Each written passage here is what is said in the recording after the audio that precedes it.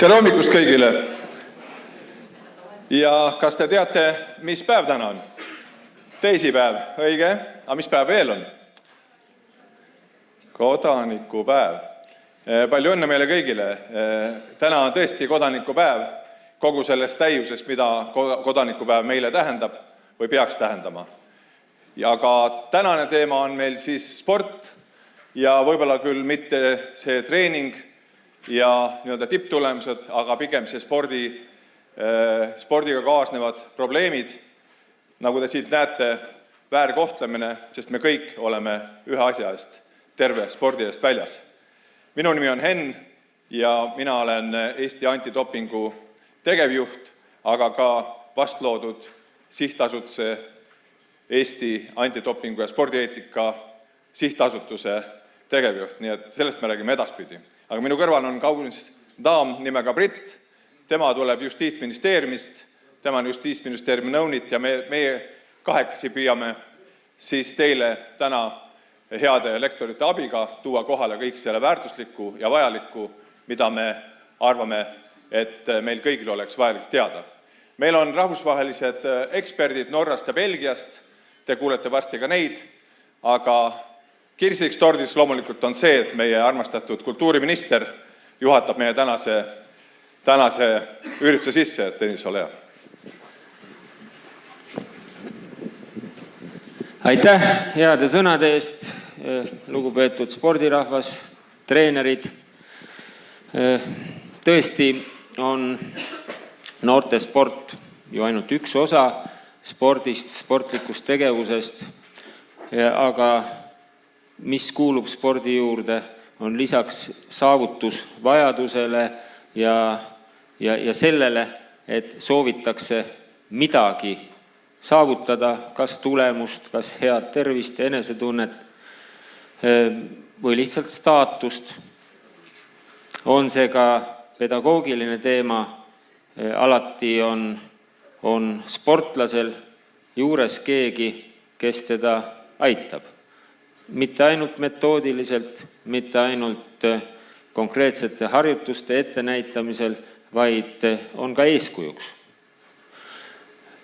Treenerid, spordijuhid on väga suurele osale ühiskonnast eeskujudeks, seda mitte ainult noorte ja laste spordis, vaid tegelikult ju läbi kogu elu tsükli, sest pedagoogika on spordi osa, juhendamise osa, ükskõik millises vanuses sul need juhendatavad on.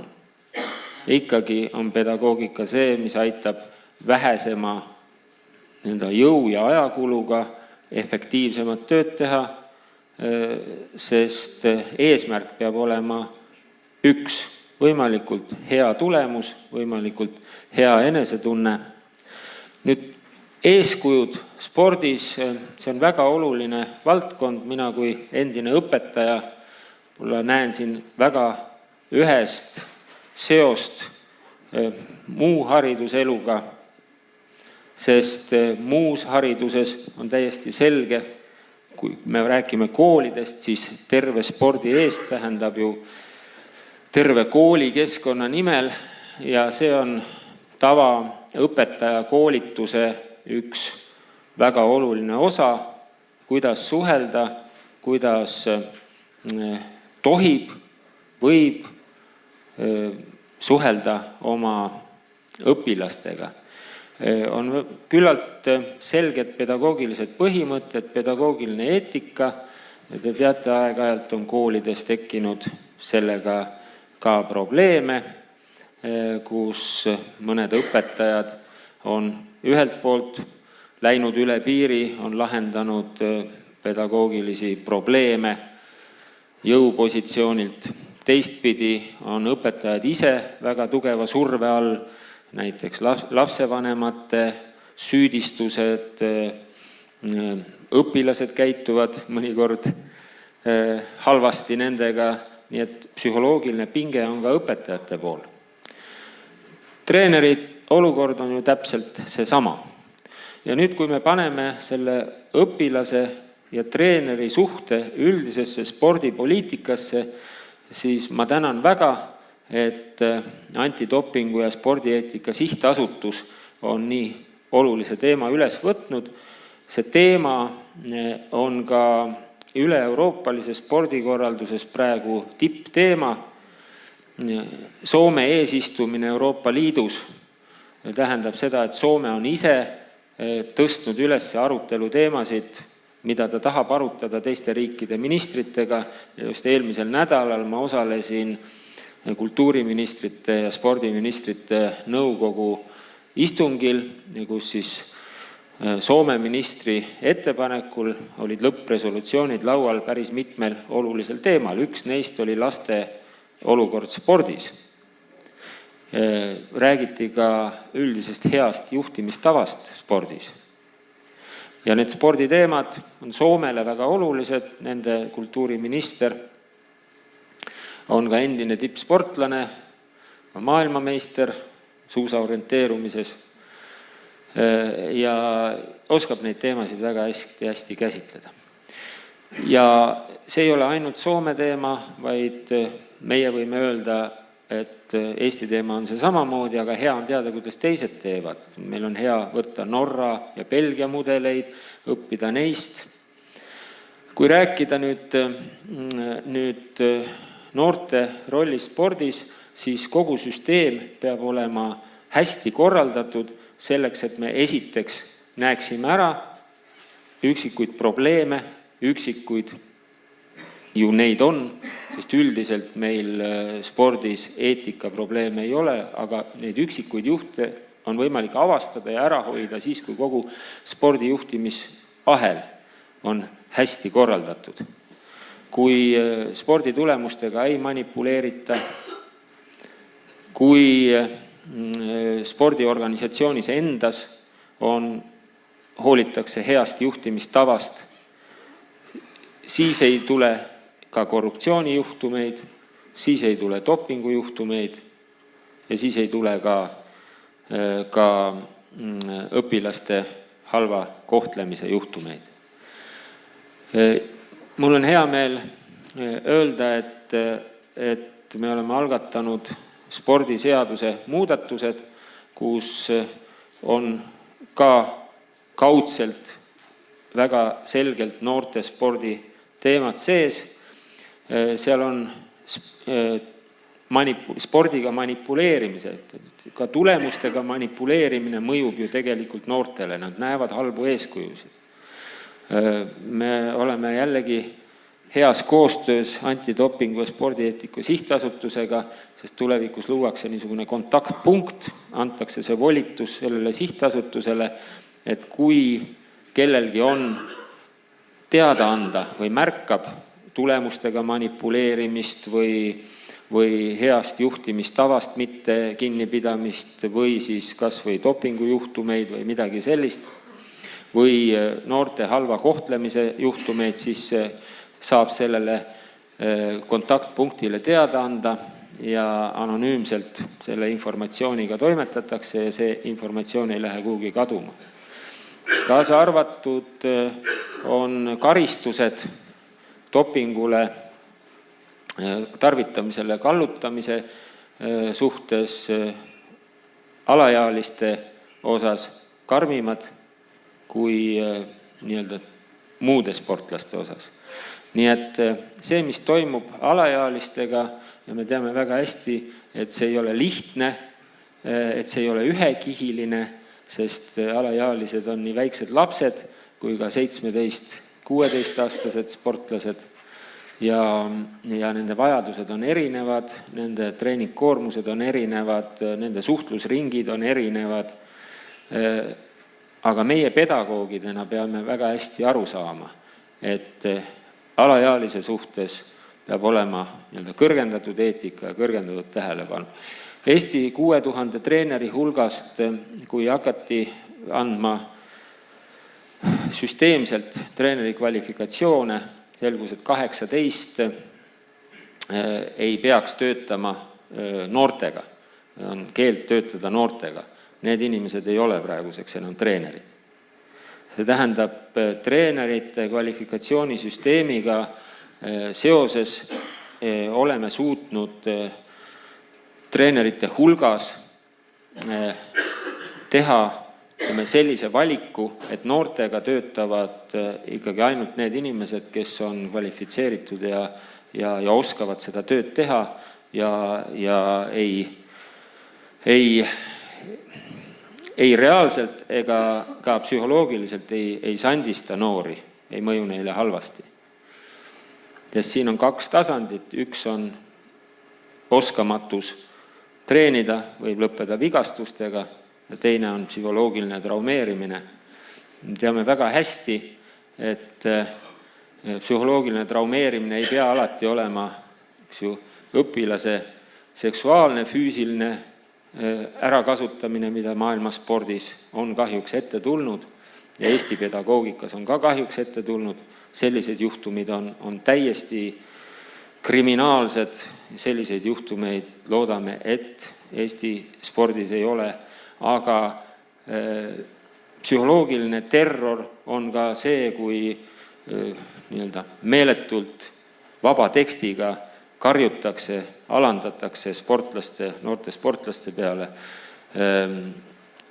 Olen ise viibinud paljudel võistlustel, jalgpallivõistlustel, kus näen, et metoodikad on erinevad eri piirkondades.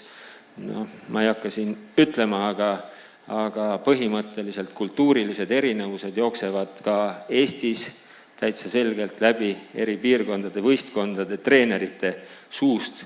Kuuleb ikkagi väga erinevat juttu ja ma loodan, et suudetakse ka oma sportlasi motiveerida, ilma et peaks nende peale karjuma ja vandesõnu tarvitama ja võib-olla veel hullemaid sõnu tarvitama.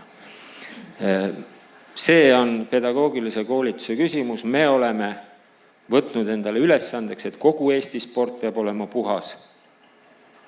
Et kõik noored ja lapsed peavad olenemata, mis kultuurikeskkonnast nad tulevad, aga Eestis peavad nad saama rahulikult treenida ja treener saab olla neile eeskujuks. Aitäh teile, et te olete selleks eeskujuks olnud ja võtate seda teemat väga tõsiselt. Aitäh spordi või antidopingu ja spordieetika sihtasutusele, et väga tõsise teemaga konverentsi olete korraldanud.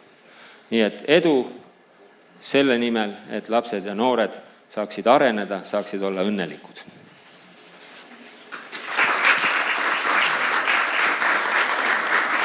Aitäh! Lugupeetud minister Tõnis Lukas. Läheme nüüd oma päevakavaga edasi, aga enne seda mõned tähelepanujuhtimised tänase päeva korralduse poole pealt. Te nägite, et ukse taga oli meil kõrvaklapid, ehk siis täna on meil ka sünkroontõlge siis inglise keelest eesti keelde, sest 2 ettekannet tuleb meil ingliskeelsetena. Samuti on meil siis inglise keelest ka vene keelde tõlge ettekannete osas. Aga kogu päeva osas on siis ka eesti keele tõlge inglise keelde. Ja need kanalid on siis, ingliskeelne kanal on siis inglise-eesti kanal 10 ja inglise-vene kanal 9.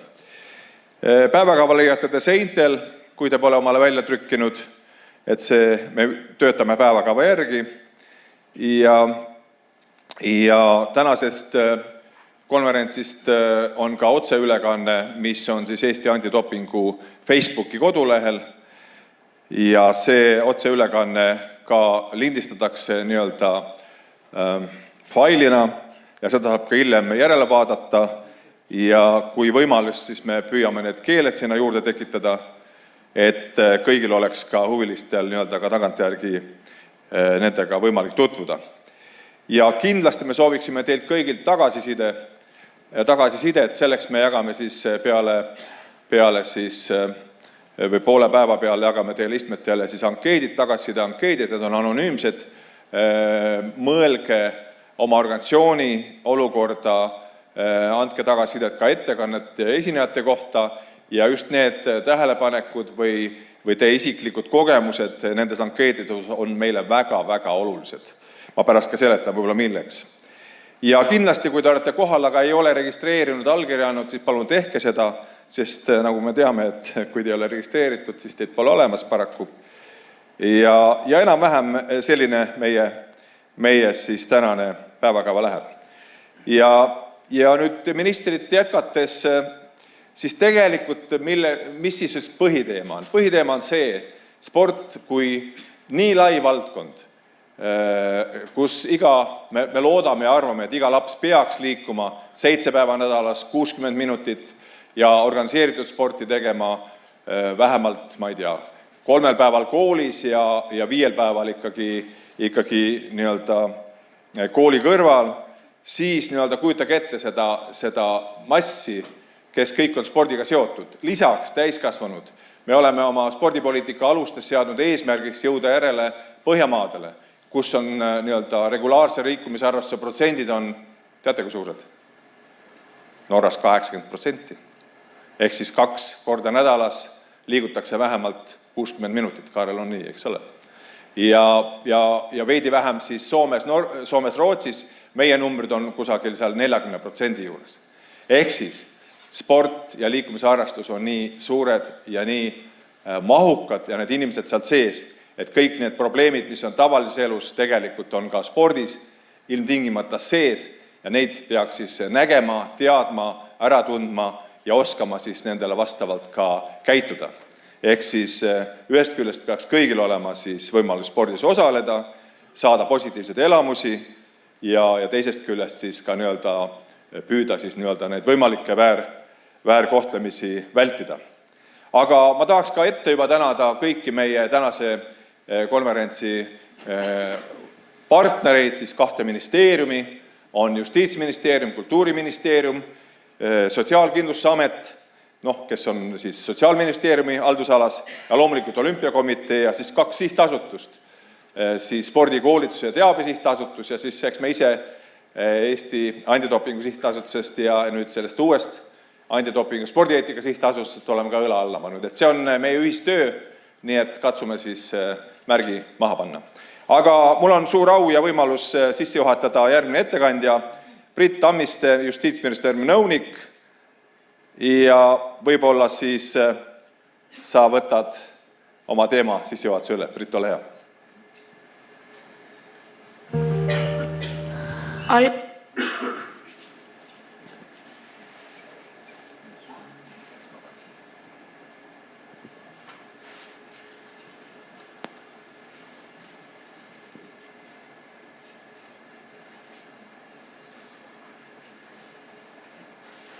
Ootame ühte videot, mis viiks meid siis paremini laidele.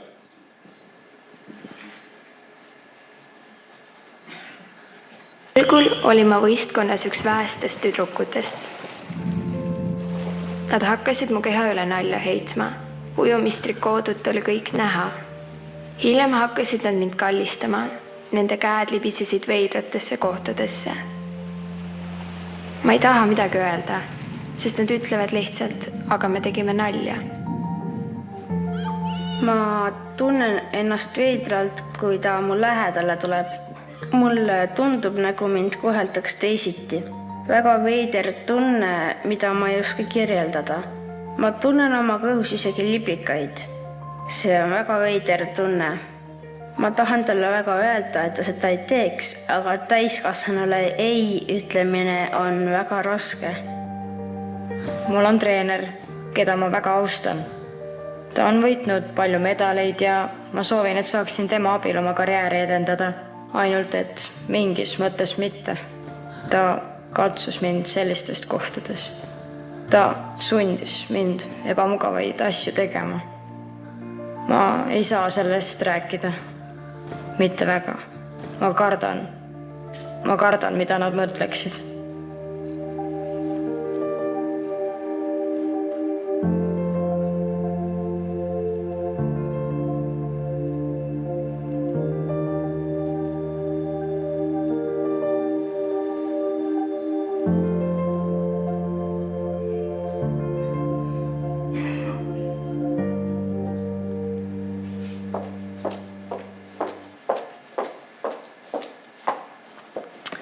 Tere hommikust!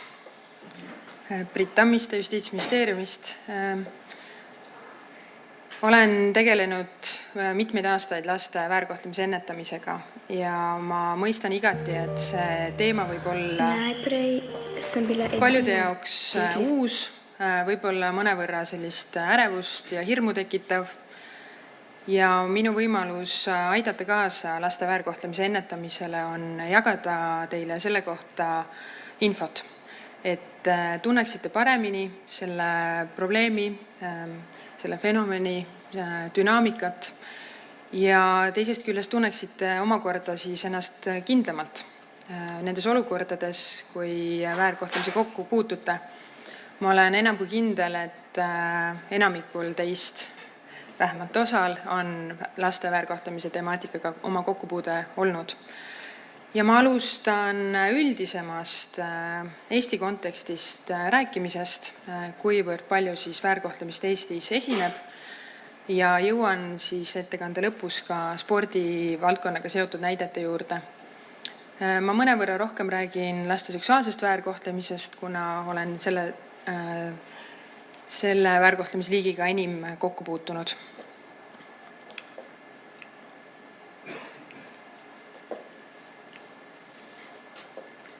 Ja tuginen siis eelkõige mõningatele uuringutele, et need on teile ka hiljem kättesaadavad, saate põhjalikumalt hiljem tutvuda. 2015. aastal meie enda tellimusel viis Tartu Ülikool läbi laste seksuaalse väärkohtlemise leviku uuringu, kus siis muu hulgas küsiti laste käest ka vaimse ja füüsilise vägivallaga kokkupuutumise kohta. Ja samuti on viidud läbi laste hälbiva käitumise uuring. Ma selgitan, miks ma tuginen 2 erinevale uuringule. Ja lõpuks siis mõningad näited väärkohtlemise spordis. Et enne kui rääkida sellest, et milline see levik on, siis mis on see õigupoolest, millest me räägime. Et seinal on mõningad definitsioonid. See aitab meil veidi paremini lahti mõtestada, et mis see väärkohtlemine on. Me sageli enda töös ka kasutame väärkohtlemise mõistet, aga on täiesti arusaadav, et inimesed ei vii sageli väärkohtlemise olukordi nende definitsioonidega kokku. Ehk siis seksuaalse väärkohtlemise puhul, laste seksuaalse väärkohtlemise puhul on tegemist olukordadega, kus last sunnitakse tema tahte vastaselt mingit laadi seksuaalseks toiminguks, millest ta ka oma ea tõttu ei ole võimeline aru saama või selleks nõusolekut andma. See võib aset leida nii päriselus kui veebikeskkonnas ja väärkohtlejaks võib olla ka teine laps, kes siis kas oma vanuse või ka arengutaseme poolest ei ole selle väärkoheldava lapsega samal tasandil. Füüsiline väärkohtlemine, siin võib selliseks piiriks olla valu tekitamise moment ja ta tekitab siis nii kergemaid, raskemaid või ka siis eluohtlikke füüsilisi tagajärgi, aga ka psühholoogilisi kahjustusi. Et mõni selline väiksem nügimine, kui see toimub korduvalt, omab kindlasti oma sellist kahjustavat mõju lapsele. Ja vaimse väärkohtlemise või psühholoogilise väärkohtlemisega siis tekitakse lapses selline pingeseisund. Iseenesest väärkohtlemine, et me võime seda näha kui sellist juriidilist probleemi või õiguskaitseasutuste probleemi, aga iseenesest laste väärkohtlemine on eelkõige selline sotsiaalne probleem, aga ka terviseprobleem. Seetõttu, et ta omab kas lühi- või pikaajalisi mõjusid lapse vaimsele ja füüsilisele tervisele. Ja ta takistab lapse arengut selliselt, nagu see võiks toimuda. Ehk sisuliselt lapselt võetakse justkui võimalus areneda iseenda parimaks minaks.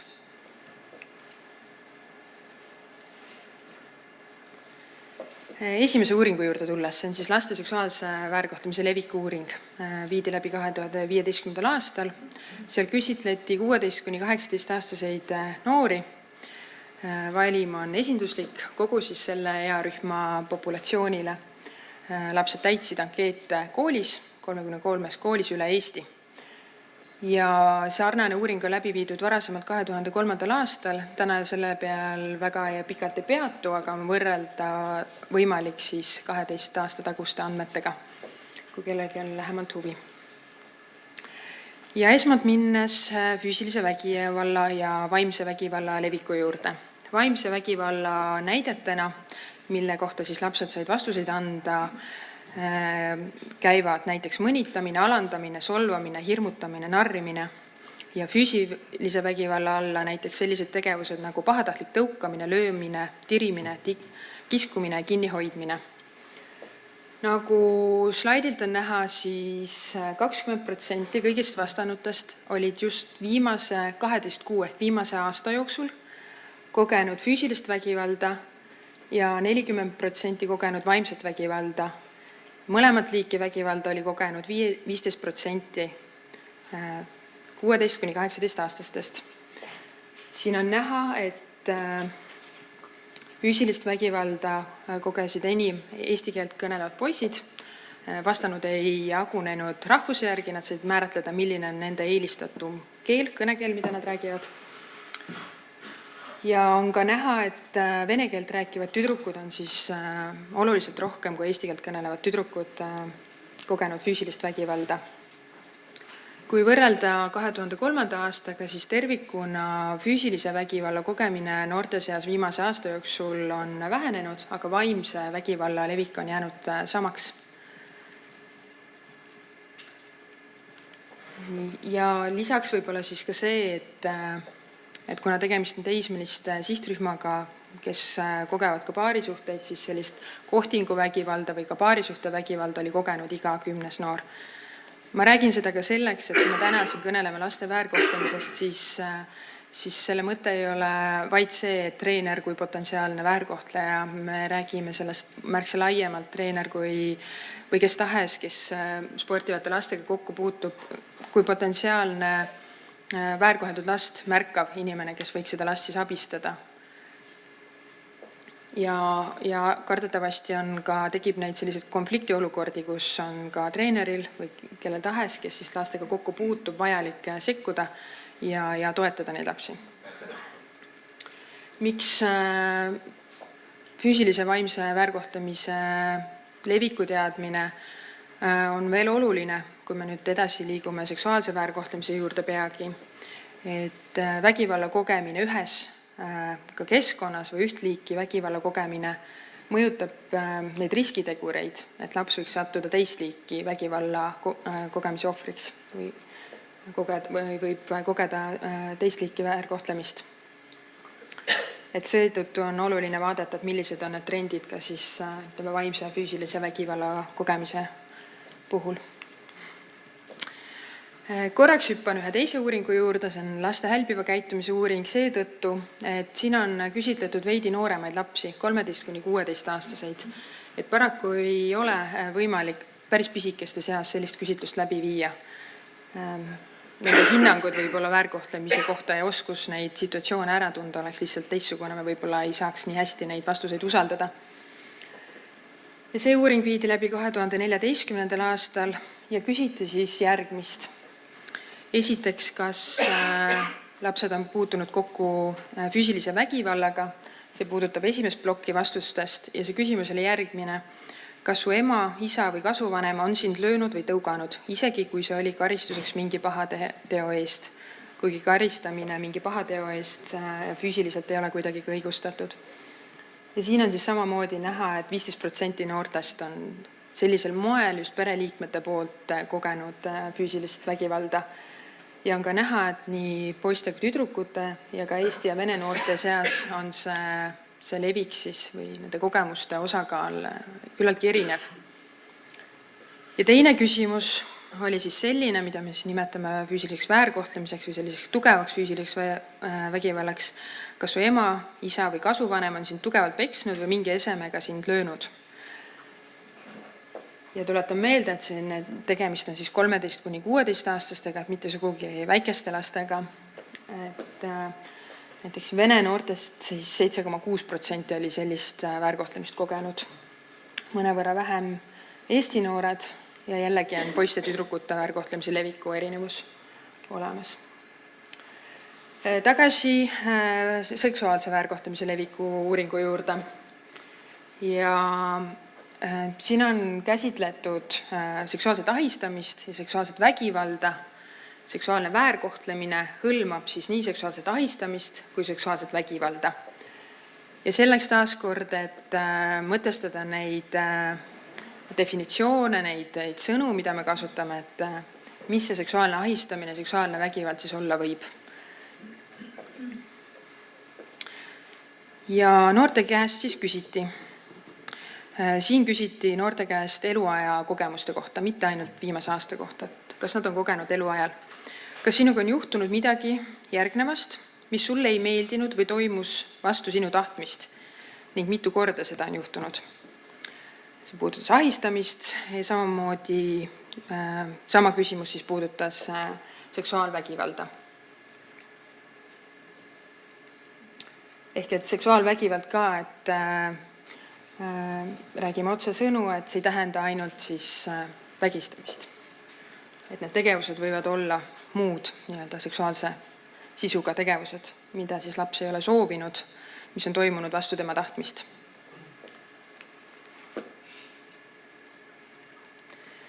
Ja tulemused on siis sellised, et Eesti noortest 16–18 aastastest on elu jooksul seksuaalset väärkohtlemist kogenud 32%.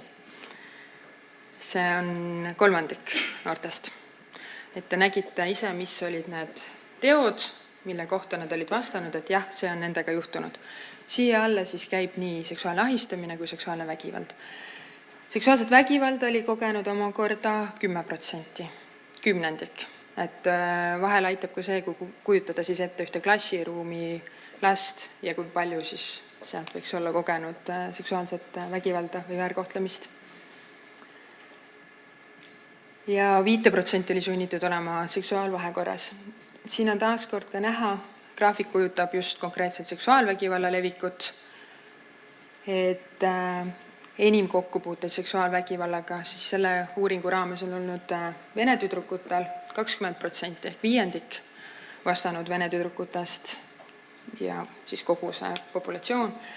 Eesti tüdrukud 13%, 15% ja siis vene ja eesti poisid mõnevõrra vähem, aga et ka siin on see selline keeleline seos, mis muidugi ei tulene otsesest keelest, vaid paljudest teistest teguritest. Ja siin on eraldi siis veel seksuaalvägivalla kohta ülevaade, et mis liiki vägivalla tegudega konkreetsemalt on noored kokku puutunud. Neid liike oli omakorda veel, aga siin tabelis siis mõned sellised enim levinunud, et neid on siis sunnitud nendeks tegevusteks, et see kindlasti ei ole selline vabatahtlik tegevus olnud. Ja on ka näha siis, et on neid vastanud, kellega seda on juhtunud rohkem kui ühe korra.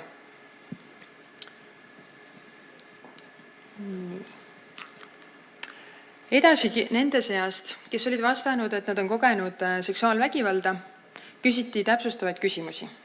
Et me selleks, et oma ennetustööd paremini teha, soovime selle juhtunu kohta täpsemalt teada. Kus see juhtus, kuidas see juhtus, miks see juhtus, kas sellest kellelegi räägiti, kelle poolt seksuaalvägivald toime pandi. Seksuaalvägivalda kogenud noored, nad võisid olla seda kogenud siis elu jooksul. Osa neist oli kogenud nii lapseeas kui siis teismeeas seksuaalvägivalda. Lapseeas on siis alla 14-aastasena. Kõige sagedamini oli ohver kõige ebameeldivama seksuaalvägivalla juhtumi ajal 15–16-aastane ja kõige sagedamini oli siis see toimepanija tegelikult selline 17–18-aastane või noor täiskasvanu ehk mõnevõrra vanem eakaaslane. Nendel juhtudel, kui tegemist oli alla 12-aastase või alla 14-aastasega, oli toimepanija pigem siis vanem. Ehk see on selline pöördvõrdeline seos seal, et mida noorem laps, seda vanem väärkohtlemine, mis tuleneb sellest, et väiksemate laste väärkohtled pigem on siis vanemad, aga mitte alati. Ja iga 6. ohver, kes siis täiendavalt vastas seksuaalvägivalla kõige ebameeldivama juhtumi kohta, oli siis noorem kui 14-aastane. Enamasti, nii selle uuringu pinnalt, kui me vaatame ka registreeritud kuritegusid, ohver ja teo toimepanija tunnevad teineteist. Et see ei ole kuidagi Eesti spetsiifiline, et see on selline üldteada, aga uuringu kaudu siis leidsime sellele veel täiendavat kinnitust. Et 3/4 juhtumitel on siis tegemist kas lähiringi inimesega, igal juhul ohver ja toimepanija tunnevad ennast. See on tegelikult ka täiskasvanute puhul nii. Ja enamasti siis see vägivald leiab aset kas siis ohvri või toimepanija kas kodus või mõnes sellises ruumis, mida nad nagu mõlemad tunnevad, et kuskil tänaval seda juhtub harvem. Ja sageli siis kasutatakse sellist veenmist, mõnel juhul ka kinnihoidmist, aga seksuaalvägivald ei tähenda sugugi alati, nagu siin näha, enamasti ei tähenda füüsilist vägivalda ja sundi. Ja kui me räägime lastest, siis kindlasti on minu poolt vaja edasi anda see sõnum, et sellist miinimum iga väärkoheldajatel lastel ei ole, et registreeritud kuritegude puhul näiteks on ohvrid olnud ka alla aastased ja antud uuringu puhul siis lapsed ise vastasid, et noorim koges enda kõige ebameeldivat seksuaalvägivalla kogemust 4-aastasena.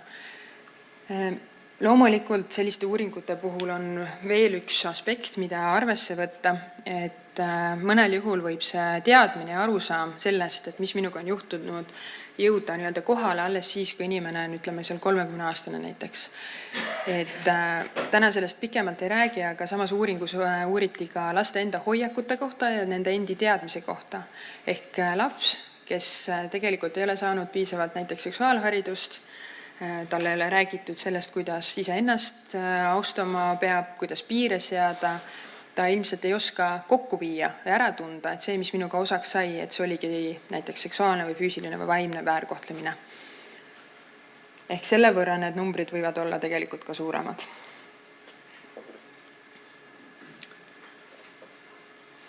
Nii, selles samas uuringus, mis meid loomulikult väga huvitab nende suurte väärkohtlemise levimuse näitajate puhul, on see, et kas lapsed räägivad juhtunust kellelegi.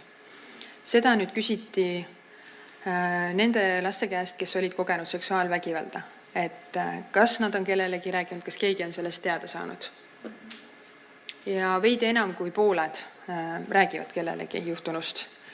Ehk siis peaaegu pooled ei räägi sellest kunagi, vähemalt siis selle küsitlemise hetkel. Ja isikud siis, kellele räägitakse kõige ebameeldivamast seksuaalvägivalla kogemusest, on eelkõige siis sõbrannad, sõbrad. Ehk et kunagi, kui keegi tuleb teile rääkima võib-olla väärkohtlemisest ise lapsena, et see võib olla siis selle väärkoheldu sõber hoopis. 14% räägiks vaid oma emale või kasuemale. 11% mõnele teisele täiskasvanule, õele, vennale ja väga väike on siin see protsent, kus lapsed siis on rääkinud kas nõustajale, koolipsühholoogile või psühholoogile väljaspool kooli, ehk tegelikult need spetsialistid, kes peaks olema siis laste jaoks olemas. Et on võimalik, et nendele spetsialistidele on siis rääkinud omakorda edasi keegi teine, aga vahetult lapsed meil Eestis siin hetkel seda sidet seal hetkel võib-olla nii palju ei ole.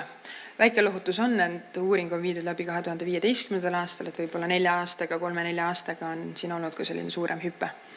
Ehk et võib-olla üks selline sõnum meie poolt, et see kindlasti leiab siin täna ka kordamist, et lastel iseenesest on keeruline rääkida, et see, et on hästi oluline osata märgata neid juhtumeid ja olla siis ise lastele lähemal. Ja kindlasti sellisel rääkimisel, mitterääkimisel, nagu ma juba mainisin, on seos sellega, et millised on laste esiteks hoiakud, teiseks need hirmud, mis neil on, ja kolmandaks ka see, et milline info on. Need, kes olid kogenud ahistamist ja mõned siis ka, kes olid kogenud seksuaalset vägivalda, nad ise hindasid, võib-olla ka oma sõprade mõjul, et see, mis minuga aset leidis, et see ei olnud piisavalt tõsine. Ja see on nüüd see sama koht, kus laps või noor võib saada kunagi hiljem aru, et see, mis minuga aset leidis, ongi see väärkohtlemine. Mis on selles mõttes kahetsusväärne, et mida varem sekkuda, seda paremini on võimalik abi anda. Et see positiivne pool seal sellisel varasel sekkumisel on ka täiesti olemas. Lisaks võib-olla mainin veel seda, et kui väärkohtlemine leiab aset sellises lähemas pereringis näiteks või ka tuttavate või keegi, kes on nii-öelda sellises mõju, sõltuvuse, usalduspositsioonis seoses lapsega, et seda kauem läheb aega selleks, et see väärkohtlemine kuidagi välja tuleks, et laps sellest ise räägiks, et mida usaldatavam on see inimene, kes seda toime paneb. Jah, et seda kauem see võtab aega siis, et sellest rääkida. Seda kauem ta on varjatuna. Ja peamiseks takistuseks tegelikult rääkimisel on ikkagi selline häbitunne. Ilmselt ka see, et nendest teemadest üldse, kui on vähe räägitud, ka sellises positiivses kontekstis võib olla, mitte nüüd, kus just otseselt väärkohtlemisest on räägitud, aga näiteks seksuaalharidusest kui sellisest või suhetest või heast läbisaamisest. Et jah, selline häbi või tabu looritab seda teemat. Ja paraku ka siis soov oma vanemaid mitte kurvastada.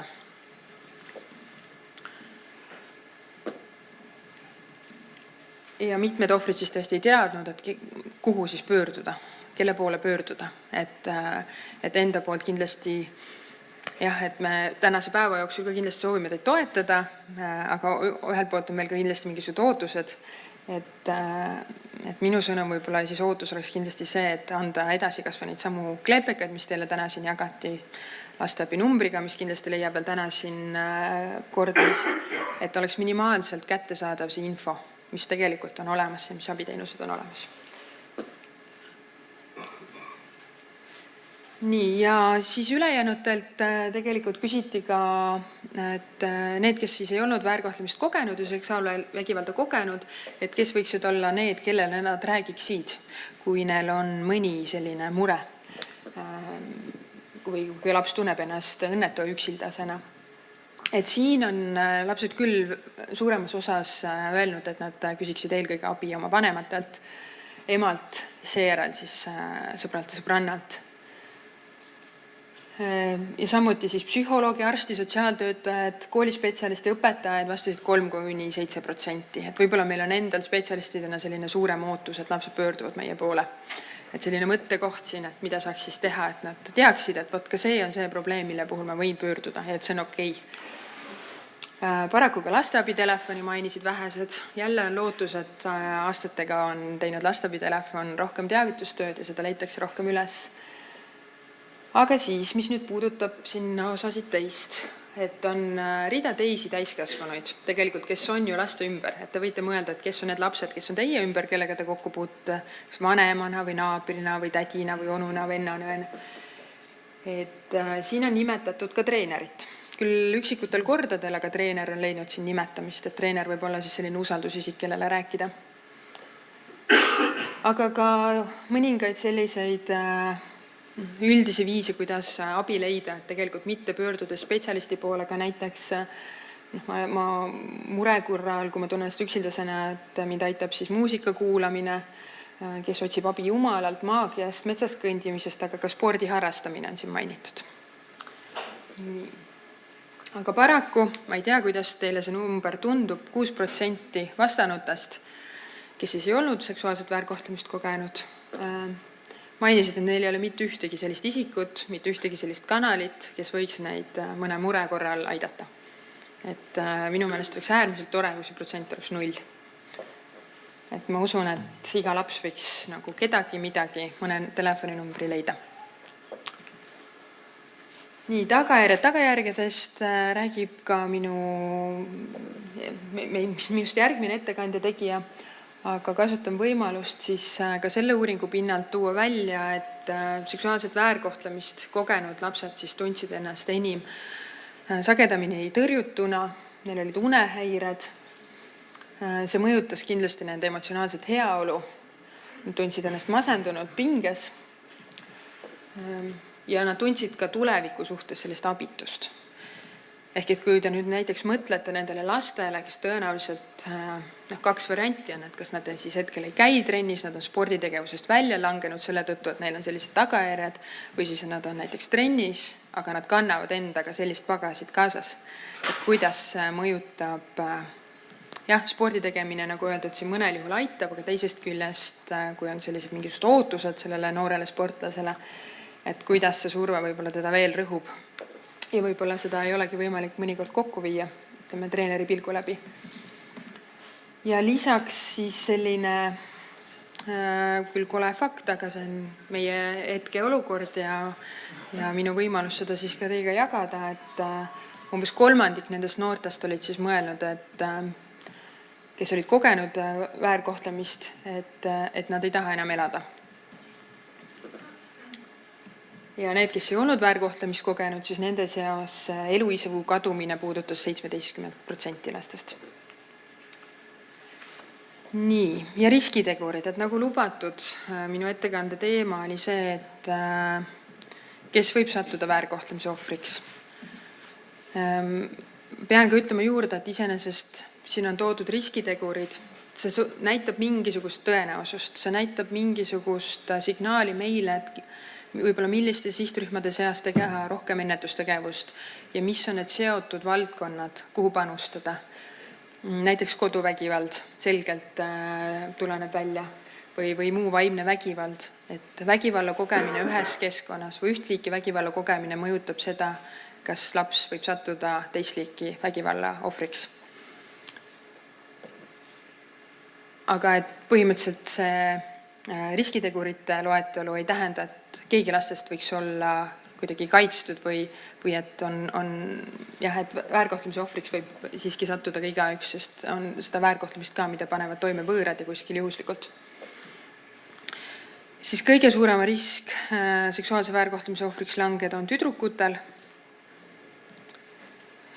Perekeskkonnaga seotud teguritest on väärkohtlemise ohvriks langemisega statistiliselt oluliselt seotud just perekonnatüüp, vanema kasvatusstiil, vägivalla kogemine kodus ja ka vanemate vahel vägivalla esinemine. Ligi 1/4 ohvritest olid kodus kogenud vaimset ja füüsilist vägivalda ja umbes poolte ohvrite vanemad käitusid siis üksteise suhtes vägivaldselt. Et see on jällegi selline koht, kus on võib-olla teil märgates lapsi, et vaadata sellise avatuma pilguga. Ja need siis, kes pidasid enda vanemaid mõistvateks, hoolivateks, kui vanemad sageli suhtlesid lastega ja mitte sellisel moel, et kontrollivalt, vaid pigem soojalt, osavõtlikult, sisuliselt huvitundvalt, et need noored olid siis oluliselt vähem kogenud seksuaalset väärkohtlemist.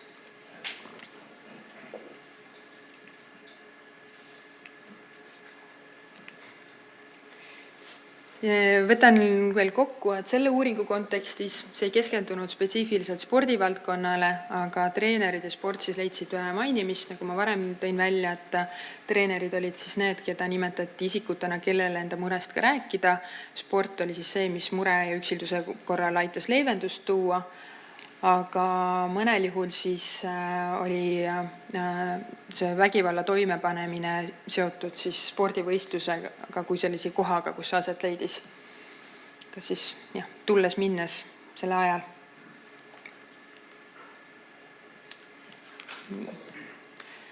Nüüd veel viimases ettekande osas mõningad siis näited registreeritud kuritegudest, mis on siis ühel või teisel moel seotud spordiga, treeneritega, kehalise kasvatuse õpetajatega. Need on võetud 2012. kuni 2018. aasta registreeritud kuritegude hulgast ja on sellised episoodi kirjeldused. Ja esmalt siis mõned juhuslikult valitud füüsilise väärkohtlemise näited. Naisterahvas teatas, et spordikeskuses korvpallitreener haaras tema poja, 14-aastane kaela ja vasaku käe piirkonda ning tõukas last ja oma tegevusega tekitas kannatanule füüsilist valu ja kehavigastusi. Meesterahvas avaldas, et jäähallis lõi treener hokikepiga tema alaealisele pojale vastu pead, tekitades talle füüsilist valu.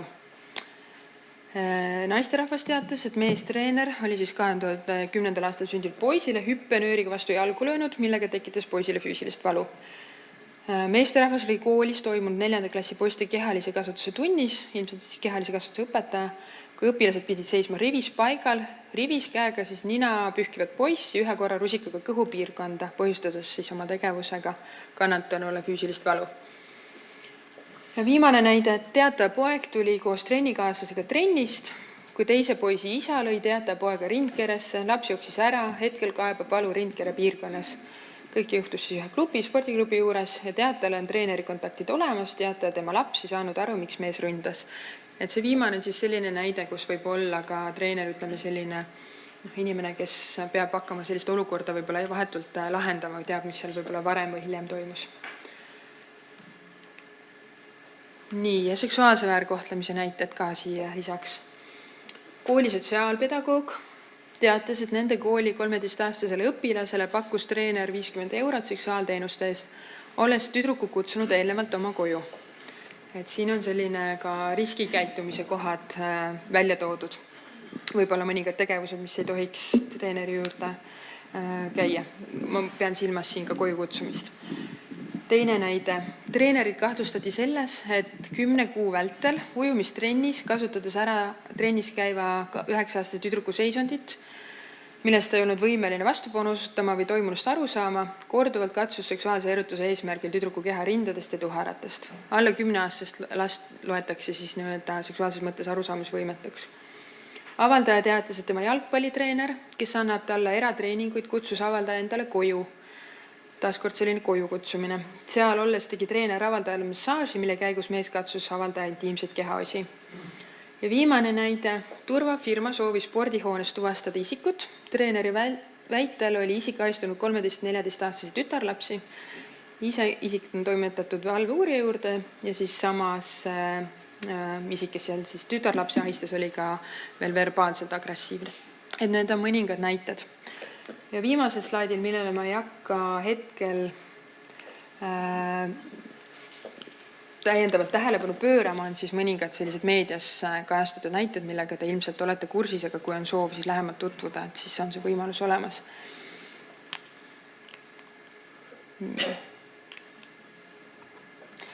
Ja ma lõpetan siis sellise mõttega, mis tuleneb laste õiguste konventsioonist, mis tähistab sel aastal oma 30. sünnipäeva. Ja see mõte on lühidalt see, et igal lapsel on õigus olla kaitstud igasuguse vaimse, füüsilise vägivalla, hooletusse jätmise, julma kohtlemise ärakasutamise eest.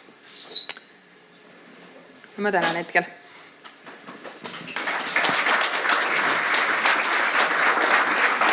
Aitäh, Brit!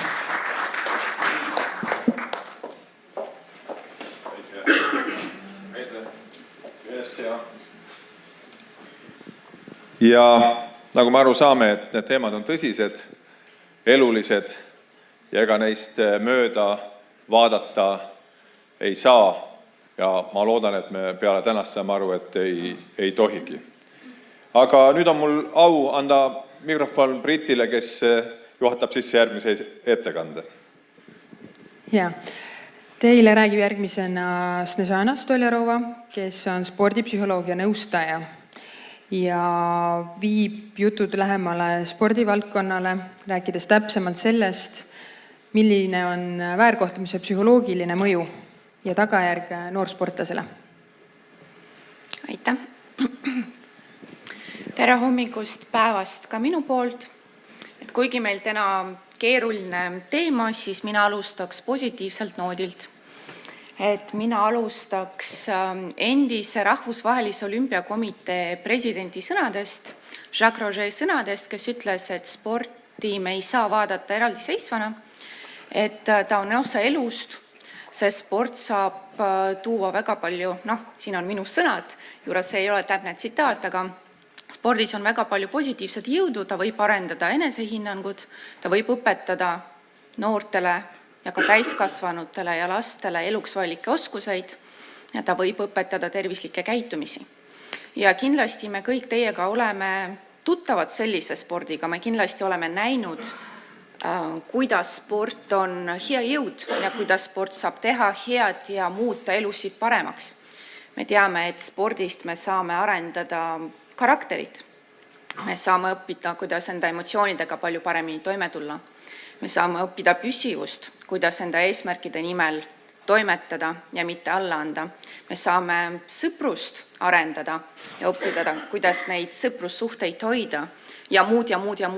Ja siin kindlasti on väga suur roll kõikidel, kes on spordiga kaasatud, nii treeneritel kui ka lastevanematel, kui ka meeskonnakaaslastel, treeninggruppil ja nii edasi. Aga küsimus ongi selles, kas sport on iseenesest, spordi kontekst ja sport kui tegevus on iseenesest positiivne jõud. Kas meil piisab sellest, et meil on saal, me anname noortele palli, ütleme mängige ja kõik need head asjad, millest ma just ütlesin, juhtuvad. Mina väidaks, et mitte, et sport iseenesest vahendina ei ole ei hea ei halb. Spordi kontekst võib tekitada meil võimalusi saada kõiki neid positiivseid asju, aga samamoodi, ja see on tänase päeva teema, sport võib olla ka selleks kontekstiks, kus on väga palju riskifaktoreid sees, mis võimaldavad ka vägivalda, mis võimaldavad ka väärkohtlemist. Nii et minu põhiline mõte on selles, et see, mis spordis saab, sõltub sellest, mida me sellega teeme ja kuidas me seda konteksti ja vahendit kasutame. Selleks peame mõtlema ka riskidest. Et spordivaldkonnas siis Brit kindlasti defineeris juba väärkohtlemist, aga mina natuke siis toetudes ka tema sõnadele näitan, kuidas spordis sellest mõeldakse. Et siin vaadatakse väärkohtlemist kui füüsilist väärkohtlemist või siis emotsionaalsed, seksuaalsed ja ka hooletuse jätmine käib väärkohtlemise alla. Füüsilise väärkohtlemise all me võime mõelda igasugust füüsilist karistust, löömist, peksmist ja nii edasi. Füüsilise vägivalla alla või väärkohtlemise alla läheb ka see, kui sportlane on sunnitud sooritama edasi, treenima edasi, vaatamata vigastusele näiteks. Ja ka füüsilise väärkohtlemise alla võivad minna ka sellised karistuse meetodid, kus sportlane peab tegema mingit füüsilist harjutust ja ülesannet nii pikalt ja nii intensiivselt, et põhimõtteliselt süda läheb pahaks ja pilt läheb eest ära, et see läheb ka juba füüsilise väärkohtlemise alla. Emotsionaalne väärkohtlemine on väga paljus verbaalne, solvamised, röökimised, karjumised, alandamised, kiusamine, kõik need on emotsionaalse väärkohtlemise näited. Seksuaalne väärkohtlemine, nagu on juba öeldud, see on nii ahistamine kui ka seksuaalne tegevus. Ja hooletuse jätmine on siis olukorrad, kus sportlast ignoreeritakse näiteks, kui temale ei anta tähelepanu, kui tema eest ei hoolitseta ja see ka mõjutab tegelikult psühholoogiliselt päris tugevalt. Et neid definitsioone on erinevaid, aga mida tuuakse välja tavaliselt on sellised ühised jooned. Üks ühine joon väärkohtlemise puhul on see, et see on tahtlik tegevus.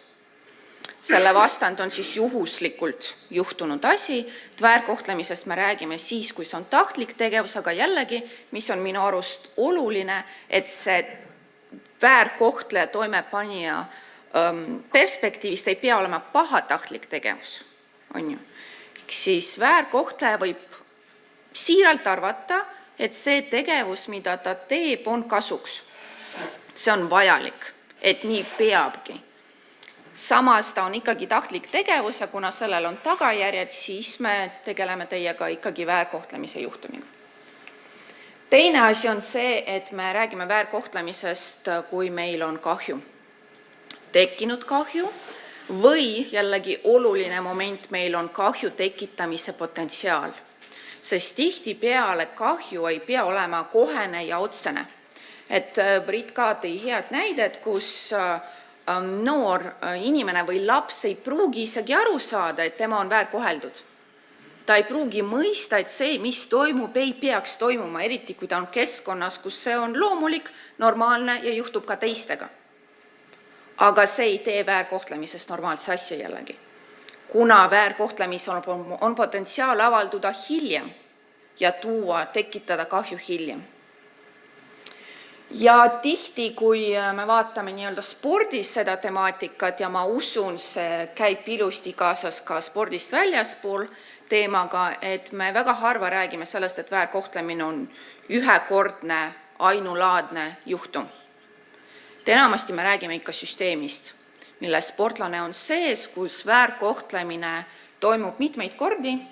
See on protsess, jällegi see on üles ehitatud, kuni juhtub see sama ühekordne juhtum võib-olla, aga siis ta on ka korduv. Et vaadates selliseid uuringuid, mis on sportlastega tehtud, siis enamasti nemad on kogenud seda perioodi jooksul, mitmete aastate jooksul isegi.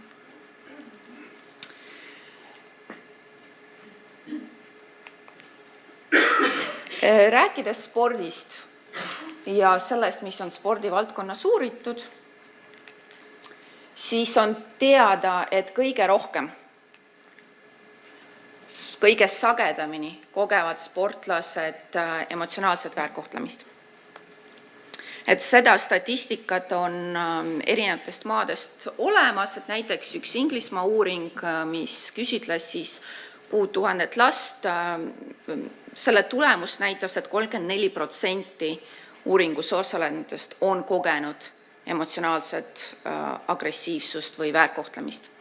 Hollandi uuring leidis, et iga 5 laps, alla 12-aastane laps on kogenud siis vaimset väärkohtlemist või agressiooni.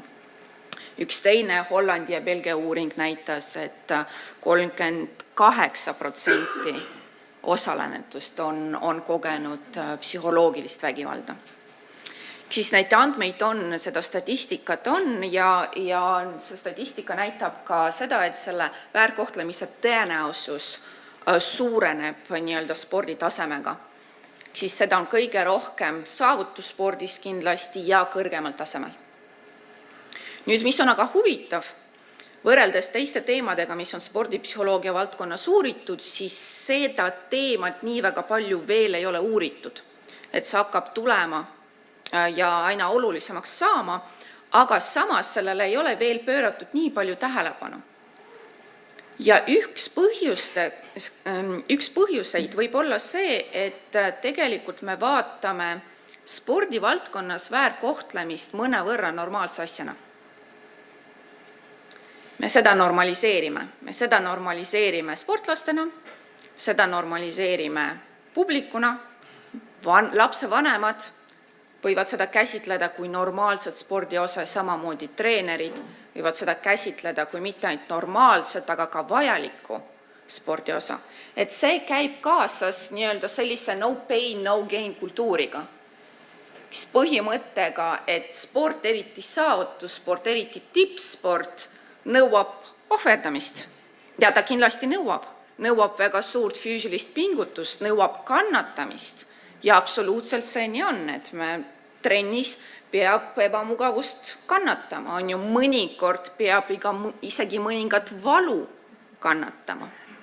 Mõnikord tuleb isegi vigastusega edasi sooritada. On ju, aga samas selle juurde käib, selle põhimõttega kaasas käib ka see põhimõte, et ja samamoodi emotsionaalne kannatamine on spordi osa. Ja see on lausa vajalik tulemuste saamiseks. Ehk siis see on selline kultuur, kus me mõtleme, et tulemus iga hinnaga ongi õige ja ongi vajalik. Et ma ei tea, kui paljud teist on näinud sellist filmi. Et seda on vist eelmisel aastal või üleeelmisel.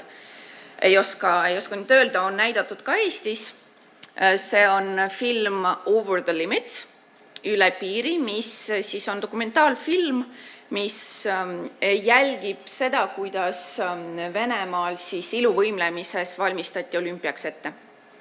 Ta vaatab siis ühe noore võimleja lugu.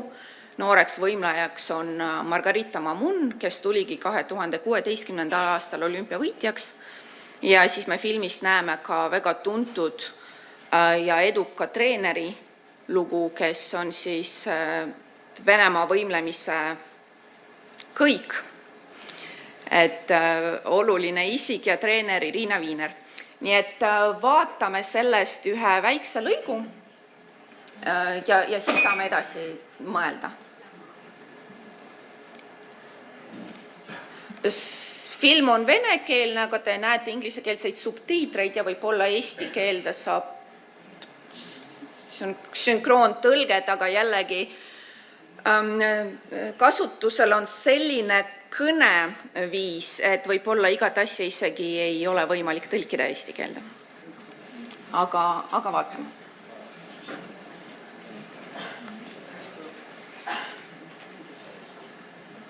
Kuni me siin videoga natuke tegeleme, siis...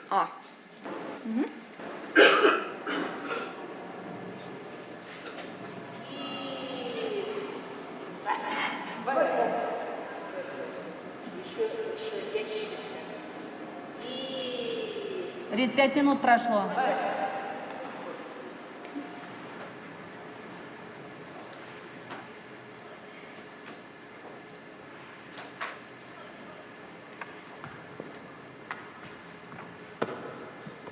Обволакивание. Вот так. Потому что ты из потока, сука, выходишь. Рита, как ты мне надоела. Ты из потока выходишь, когда ты делаешь этот финал. Ты делаешь элементы, ты подохнешь. Ты подохнешь. Посмотри, ты сделал 2 прогона, ты сделал с ошибкой с выходом за площадку. Потому что ты из потока выходишь, ты думаешь об элементах. Я же тебе говорила, что это не твое. Но ты не слушаешь меня. Ты вроде такая хорошая, добрая, такая вся хорошая, такая вся нежная. Пошла ты в жопу со своей нежностью, тварь. Скотина такая.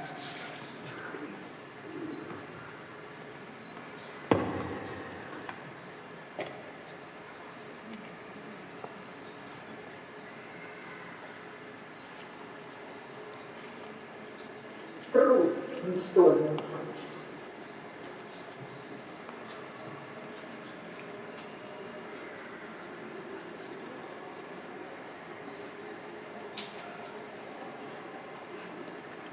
Так, будет она делать или нет? Я вижу, что я здесь не нужна. Не слушаешь меня?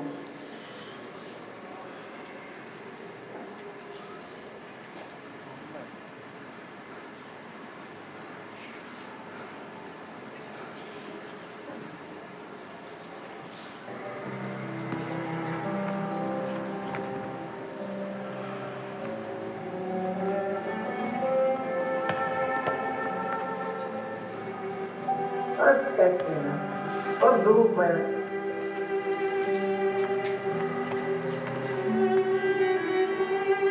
Вот, пожалуйста. Есть что говорить? Это что? Это работа? Это не работа. Это не прогоны. Это ее внутреннее состояние. Это твое внутреннее состояние. Это совершенное отсутствие морально-волевой подготовки. А это Олимпиада, жестокая игра. Будете в платочек оба сюсюкаться после Олимпиады, когда она обострится. А я брошу. Еще плюну по дороге, если не сделаю то, что нужно.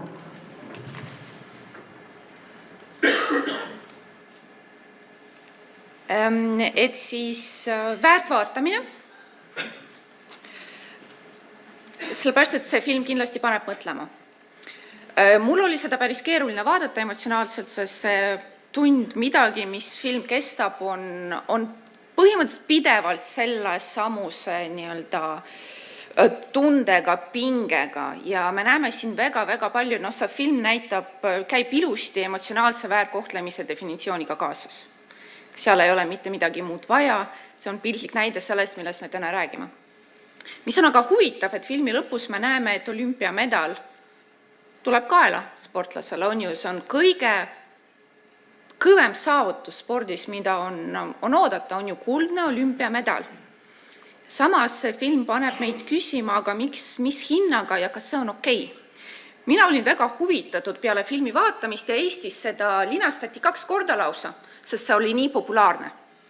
Jällegi Eestis võimlemine on päris populaarne, see on ka minu endine ala, nii et mul oli ekstra huvitav, mis siis on vastukaja. Ja ma natuke vaatasin, et mul nii endal sotsiaalmeedias on päris palju võimlemisega seotud inimesi, kui ka ma natuke lugesin foorumeid, lugesin ka venekeelseid foorumeid, ehk siis vaatasin, mis on vastukaja Venemaal sellele filmile. Ja ikka oli nii-öelda 2 gruppi. Üks grupp inimestest ütles, kui õudne, kui kohutav, kui raske vaatamine, ja teine grupp inimesi ütles, aga mida te ootasite? Nii peabki olema. See ongi tippsport, kui te ei taha sellist asja, ärge andke enda lapsi tippsporti. See teeb noorest tugeva sportlase. Ehk siis selline käitumine, selline suhtlus sportlasega teeb teda tugevamaks. Ja me teiega kahjuks ei ole filmi jätku. Kahjuks ei ole seda lugu ja võib-olla on veel vara filmi jätkuks, mis siis selle sportlasest sai, mis on tema tänapäeva elu ja kuidas ta ennast tunneb, et sellist lugu meil ei ole. Meil ka teiega kahjuks ei ole neid filme, neid lugusid, mis näitab, kuidas teised tüdrukud ja ka poisid sarnases süsteemis ei saa olümpiamedali kaela. Kuidas nad kukuvad spordist välja ja mis tagajärjed siis on sellisel protsessil. Ehk siis seda spordipsühholoogias seostatakse päris tihti sellise kontrolliva süsteemiga, kus on põhiliseks kontrolliv juhtimisstiil, kus ütleme, uuritud on väga palju treeneritega, nii et mina praegu räägin enamasti treeneritest, aga kindlasti nagu eelnevalt öeldud, väärkohtlemine ei ole ainult nii-öelda sportlaste treenerite teema, see võib olla ka treeningkaaslased, vanemad, muud isikud, kes on seotud selle süsteemiga. Ehk siis aga treenerite puhul seda on seostatud kontrolliva juhtimisstiiliga, kus treeneril on väga tugev võim ja autoriteet ja sportlane on selles süsteemis justkui vahend, mida siis tuleb vormida õigeks. See on süsteem, kus sportlase käest ei küsita tema arvamus, kus temaga ei arvestata, kus temal on õigust arvamusele ja sõnale. Sellises süsteemis need riskifaktorid on veelgi suuremad, mis võivad tekitada väärkohtlemist. Mis on siis selle tagajärjed? Et jällegi erinevate uuringute tulemused on üpris sarnased, mis ütlevad, et kas see asi mul siin töötab? Mis ütlevad, et on nii psühholoogilised kui ka füüsilised tagajärjed, mida tuuakse välja, et esiteks sellised mitmed, paneme siis kohe siia kõik seinale, siis ei pea sellega tegelema. Et on mitmed sellised emotsionaalsed tagajärjed, et see sama tõrjutuse tunne, häbitunne, süütunne võib seal juures olla ja väärtusetuse tunne. Ja see on tihtipeale seotud hilisemas elus ka probleemidega suhete loomisel ja suhete hoidmisel teiste inimestega ja teistes eluvaldkondades. Mõnes mõttes selline väärkohtlemine võib olla traumaatiline juhtum, mis ka paneb inimest ennast hindama teistmoodi, tekitab inimesel mudeli sellest, milline tema on, mida ta on väärt ja kas ta on üldse väärt armastust, tähelepanu ja ka mõjutab seda, kuidas inimene hakkab nägema teisi.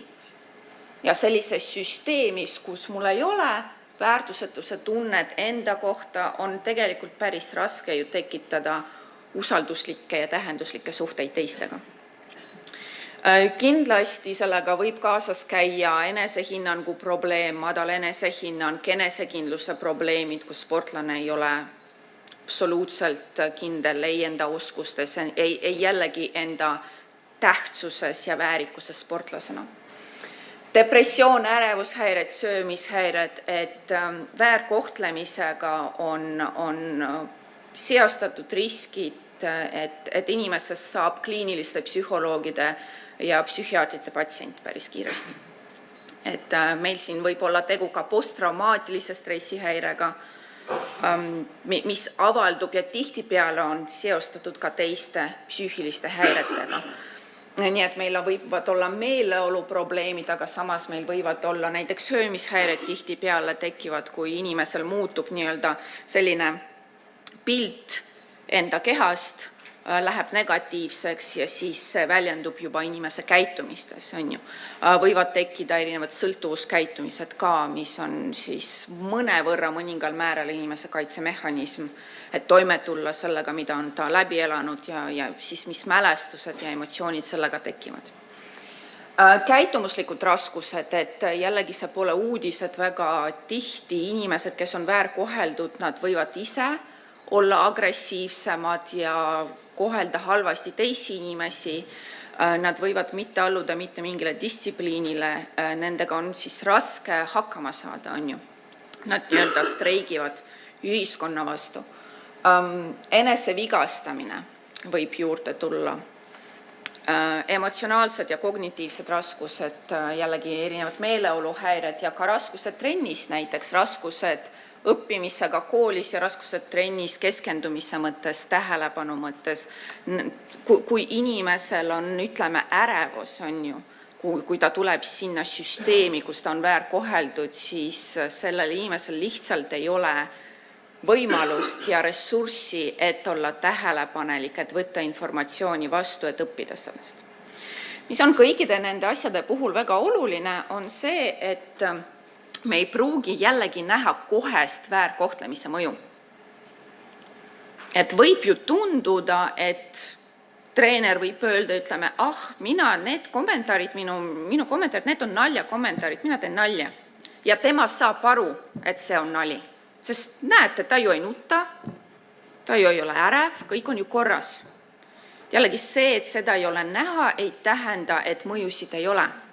Ja teine oluline asi on see, et mõjud on kas lühiajalised ja või pikaajalised. Ehk siis see, mida me ei näe koheselt, ei tähenda, et sellel väärkohtlemisel, sellel teol või siis mitmetel tegudel ei ole mõju hiljem. Tihtipeale väärkohtlemise mõjud avalduvad hiljem elus muudes olukordades ja võivad isegi inimese jaoks mitte olla seostatud tema kogemusega spordis, aga samas seal võib olla seos. Kindlasti, millised on väärkohtlemise mõjud ja millised on tagajärjed, sõltub ka erinevatest faktoritest, mis on seotud inimesega endaga, kui palju toimetuleku ressursse tal on, ehk siis inimesel võivad olla ka leevendavad faktorid. Siis üks ja sama väärtegu ei pruugi mõjutada kahte inimest samamoodi, sest meil võivad olla erinevad stressitaluvuse tasemed, meil võivad olla erinevad toimetulekustrateegiad. Jällegi väärkohtlemisel on tugevam mõju, kui inimesel on vähe ressursse, vähe sotsiaalset tuge või siis tema on väärkoheldud ka muudes eluvaldkondades. Kindlasti me räägime siin vanustelistest erinevustest, et on teada, et mida noorem on laps, keda väärkoheldakse, seda suurem on põhimõtteliselt normaalse arengu, taandarengurisk. Et normaalsest arengust siis me võime mõnes mõttes unustada, kui laps on väga-väga noor. Ehk siis siin on väga mitmed faktorid ja nende koosmõju mõjutab lõppkokkuvõttes seda, et kuidas see tegu või kuidas see süsteem mõjutab inimest. Ma näitan teile veel ühte uuringut, et mis oli tehtud siis eliitsportlastega, retrospektiivne uuring, kus neid intervjueeriti emotsionaalselegi väärkohtlemise kohta nende trennis, mis oli seotud treeneritega. Ja siis esimene huvitav tulemus, mis püüdis minu pilku, oli see, et päris mitmed sportlased ütlesid, et see sama väärkohtlemine oli hea. See toetas nende motivatsiooni, sa pani neid pingutama rohkem. Ta ei olnud meeldiv ja nad ei tahaks seda soovitada kellegile teisele, aga samas nemad nägid, et sellel oli väga konkreetne kasutegur nende jaoks. Ja see on jälle see koht, kus meil on lihtsam normaliseerida väärkohtlemist, sest me ütleme, et aga see ju toimib. Aga see on ju vajalik, aga sportlane seda ju tahab mõnes olukorras. Et sportlased on rääkinud, et nad võisid tunda suuremat motivatsiooni selleks, et esiteks vältida karistust, pahameelt või siis, et teenida treeneri austust juurde. Ja spordipsühholoogias me räägime nendest põhjustest kui kontrollitud motivatsioonist. kui me teeme miskit selleks, et kas vältida midagi ebameeldivat, mis võib tulla teistelt inimestelt, või saada nende heakskiitu, aga see heakskiit on tingimuslik. Kui mina käitun nii, nagu on vaja, kui ma olen tubli laps, siis treener minust hoolib. Ja kui ma ei käitu nii, nagu vaja, siis treener minust ei hooli ja see hoolimine on see, mida ma väga tahan, eriti noore inimesena, noore sportlasena. Ja siis ma muidugi tunnen, et ma tahan teha rohkem. Samas me teame spordipsühholoogias, et kontrollitud motivatsioonil on omad suured riskid. Ta toimib aga suure hinnaga ja see hind on tavaliselt inimese sisemine motivatsioon, inimese sisemine tahe ja nauding, mis on seotud spordiga. Ja teised sportlased jällegi rääkisid sellest, et nendel oli vähenenud motivatsioon ja vähenenud spordinauding seoses emotsionaalse väärkohtlemisega. Mul on siin üks isiklik lugu ka, et tegu ei ole siin ainult noorsportlastega, et mul oli kokkupuude ühe täiskasvanud tiimiala sportlasega, kes siis ka rääkis sellest, kuidas tema emotsionaalne treener siis suhtles vahepeal, kui platsilt ära sai, siis ikka sai korraliku peapesu. Ja siis ma küsisin selle peale, aga kuidas see sind mõjutas, kas sellest said sellise emotsionaalse boosti, et kas tuli selline tahe juurde, et nüüd ma lähen ja võitlen edasi ja täiskasvanud inimene ütles mulle absoluutselt mitte. Kui ma jälle sain platsile, mina juba mitte midagi ei tahtnud. Mul oli mingit soovi enam mängida ja mingit nautimist sellest protsessist. Räägiti ka sellest, et on keskendumise probleemid ja uute oskuste õppimise arendamise probleemid ja see on jällegi seotud sellega, et kui me oleme keskkonnas, mis meid emotsionaalselt väga mõjutab, tekitab nii-öelda erinevaid läbielamisi, siis meil ei ole teiega ressurssi keskenduda sellele ülesandele, mis on oluline ja vajalik tol hetkel. Võib ka mitte olla motivatsiooni selle tegemiseks jällegi. Soorituse langus ja mõne puhul soorituse paranemine. Mõni sportlane jällegi rääkis sellest, et see oli abiks, sest tema siis sai sooritatud paremini. Me jälle jõuame kohta, kus aga toimib ju. Ja teate, kui rääkida sellest, kas toimib, siis kindlasti toimib. Emotsionaalne väärkohtlemine soorituse mõttes võib toimida lühiajaliselt.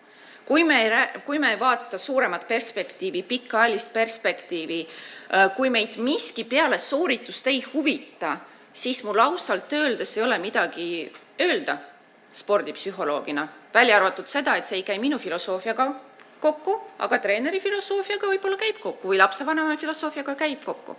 Siis seal argumente eriti ei ole, ta võib toimida. Argumentid tulevad siis, kui me vaatame pilti laiemalt. Kui meid hakkab huvitama, mis sportlasest edasi saab, kui meid hakkab huvitama see, kas sportlaskarjäär on pikk või mitte, või lühiajaline, kui meid hakkab huvitama see, kas sportlane naudib seda, mida ta teeb, kas ta on mitmekülgselt arenenud ja areneb korrapäraselt mitmekülgselt või mitte, kui me kõiki neid küsimusi võtame arvesse, siis argument on päris palju. Ja tänapäeval spordipsühholoogia kindlasti on liikunud sinna, et meid huvitab sportlase heaolu. Mitte puhtalt eetika pärast, meid huvitab sportlase heaolu ka sellepärast, et on piisavalt juba andmeid, mis ütlevad, et psühholoogiliselt heas korras sportlane on ka parem sportlane. Psühholoogiliselt heas korras sportlasel on pikem ja edukam sportlaskarjäär. Ja see on see põhiline argument, miks see võiks huvitada meid kõiki. Ma lõpus siin näitaks veel ühte sportlase lugu, et jällegi Eesti on väike, nii et ärme võib-olla nii väga erinevaid Eesti lugusid vaata, aga jällegi välismaalt meil on ka väga häid näiteid, nii et see on üks südamlik lugu, kus me näeme ka väärkohtlemise elemente jooksja puhul.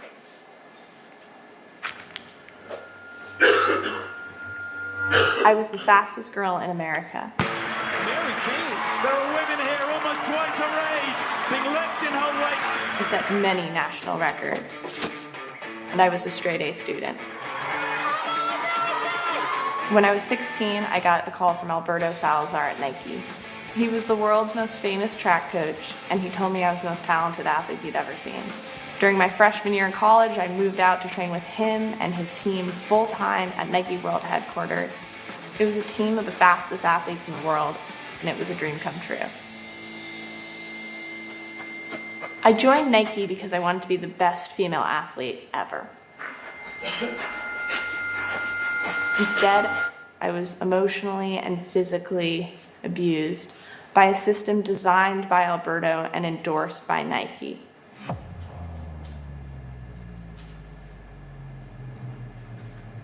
This is what happened to me. When I first arrived, an all-male Nike staff became convinced that in order for me to get better, I had to become thinner and thinner and thinner. This Nike team was the top running program in the country. And yet we had no certified sports psychologist, there was no certified nutritionist. It was really just a bunch of people who were Alberto's friends. So when I went to anybody for help, they would always just tell me the same thing, and that was to listen to Alberto. Alberto was constantly trying to get me to lose weight.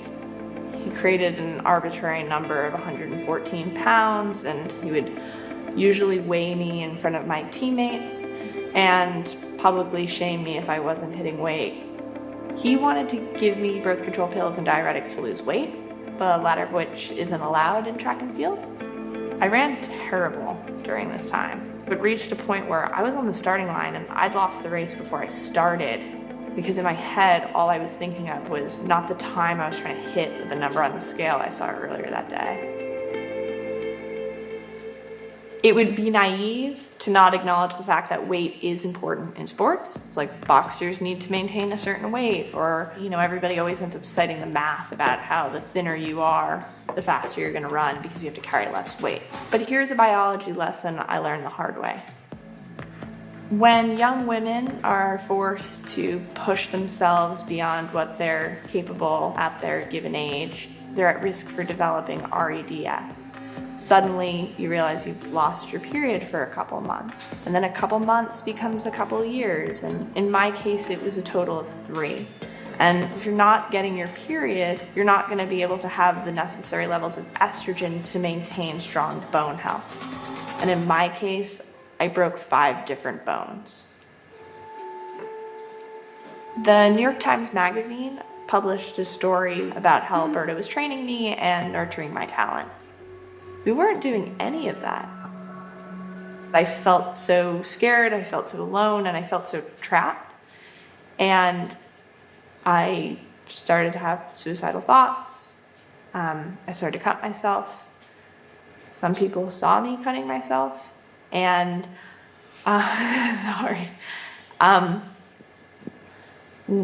nobody really did anything or said anything.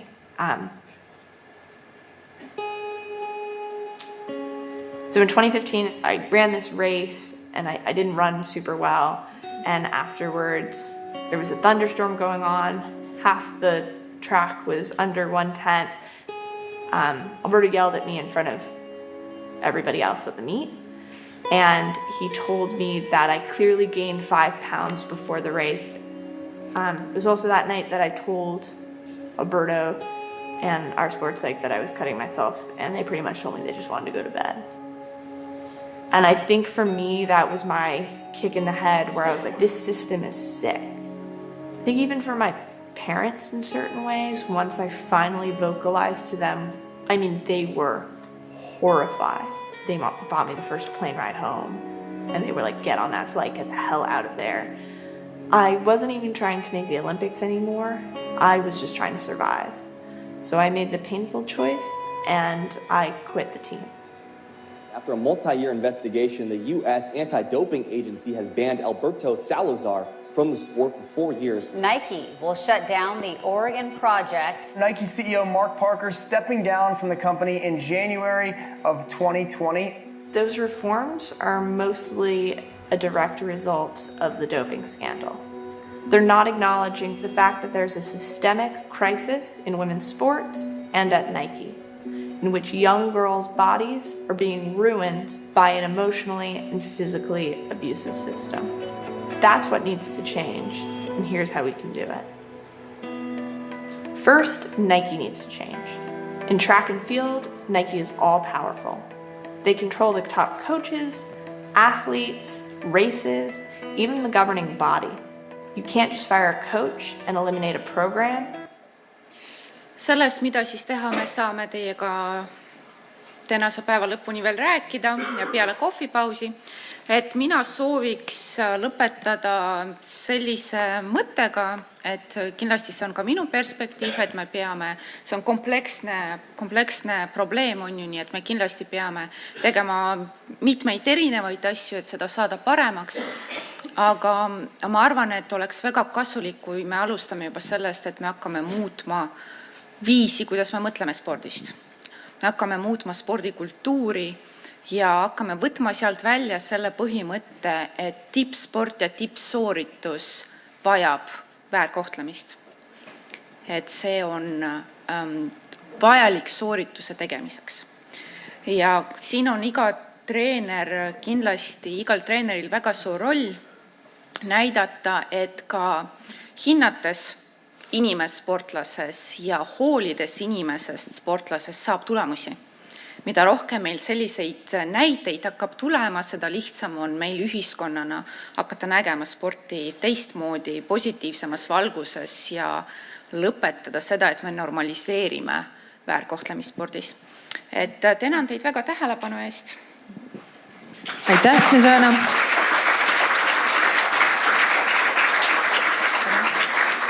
Ole hea, jää korraks veel siia, kas meil on aega üheks küsimuseks, kas kellelgi on mõni küsimus Snežanale ja siis palun esitada seda mikrofoni, mille ma teile kohe toon, kui keegi soovib midagi tagajärgede kohta täpsustada. Tundub, et hetkel mitte, aga enne kui me teid kohvipausile laseme, me vaatame veel ühe värske ennetusvideo, mis võib teile olla sellel teemal kasuks.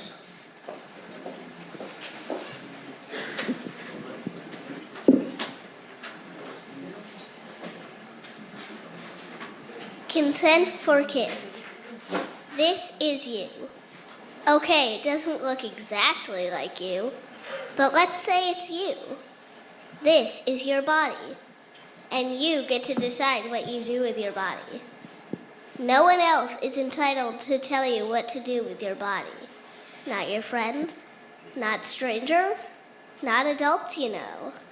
No one is entitled to decide what you do with your body. Except you. That's called bodily autonomy, by the way. And that's what consent is all about. Everyone is different. Some people love to hug, and some people hate hugs.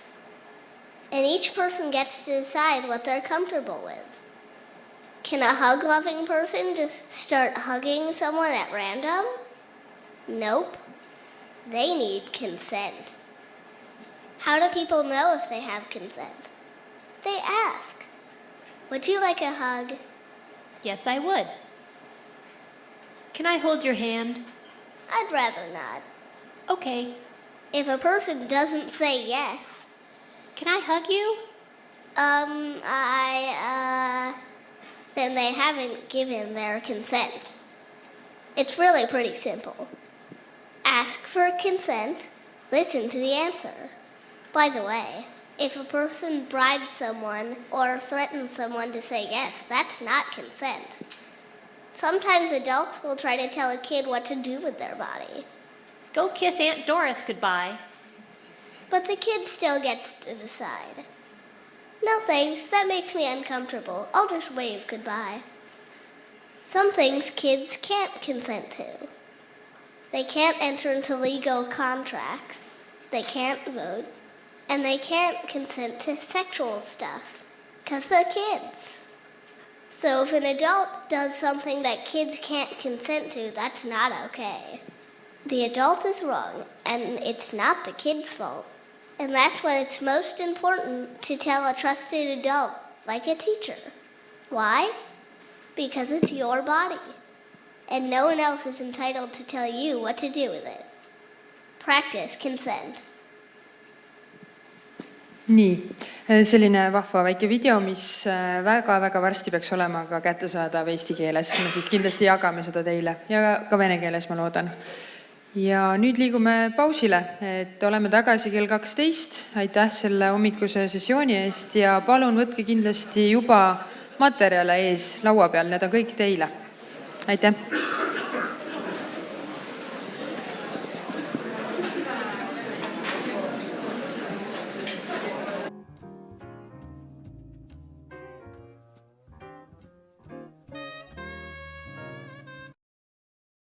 Kogemusi Karoliin Jannes, kes räägib ja annab meile praktilisi tööriistu just spordiorganisatsioonidele, kuidas hinnata olukordi, kuidas reageerida erinevates olukordades ja milline võiks olla spordiorganisatsioonide sisemine töökorraldus.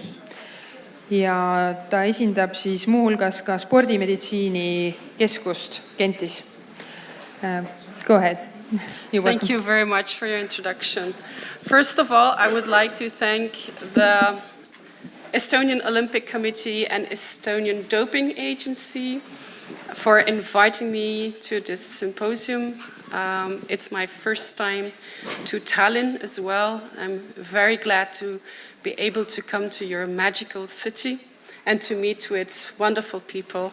I was actually invited because I'm a sports psychologist and I'm also a safeguard officer. I will explain you what this means.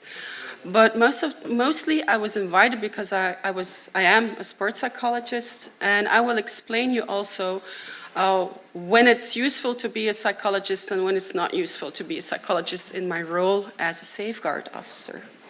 So today I'm going to talk first about the organization of ethics in Flemish sports. I am from Flanders, that's a region in Belgium. I'll show you in a minute. Then I will talk about the ethical commissions. Some of our federations have ethical commissions. And all the federations have safeguard officers, and I am one of them. So I'll explain what safeguard officer has to do. Then I'll continue and show you some specific tools that we use as a safeguard officer, and I will end with some lessons learned from Flemish judo and Flemish gymnastics. These are the two federations I work for as a safeguard officer. But first I want to show you a person. Her name is Anne Simons. She is a bronze medalist from the Olympic Games in 2000. She's a judoka. And she's one of the ambassadors from the Voice Project. Now, the Voice Project is a research project in Flanders, research project on victims of sexual abuse. The Voice Project has contacted several Olympic medalists, and she's one of them, to become an ambassador to promote the idea of enhancing ethics in sports. So here she is on the panel of a television program on national TV, and she explains that she herself had experienced physical, verbal abuse in judo. And this news was a shock in Belgian sports.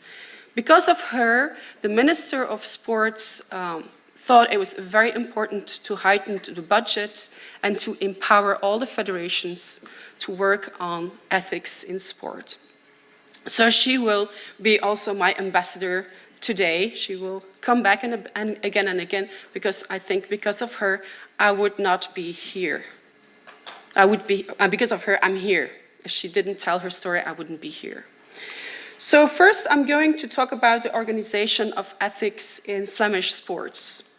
I don't know, who went to Belgium already? Raise your hands. Who visited Belgium? Okay, so this is Belgium, and you see it has different colors because we have different communities. You have the yellow community. This is, try to point. Well, the yellow community is Flanders. The red community is Wallonia. They speak French in that part. And you also have a blue community, which is German-speaking. So I am from the Flemish part. And it's very important to know that we have a Belgian Olympic Committee, but the money and the budgets are not a federal thing. It's not a country thing. It's a regional thing. So the Flemish have a Flemish Minister of Sports, and the budget goes to Flanders, or there is a budget in Wallonia, and there is also a budget in the German-speaking community. So I'm also only talking about the Flemish situation. Okay, so we have a Minister of Sports. I already told you that he thinks this issue is very important, and he actually gave extra budget to the big institution Sport Vlaanderen. Vlaanderen is Flanders, so they are in charge for the budgets for all the projects and also the budget for ethics in sports. Sport Vlaanderen is in contact with all the sports federations, and every sport federation has a safeguard officer now 2 years.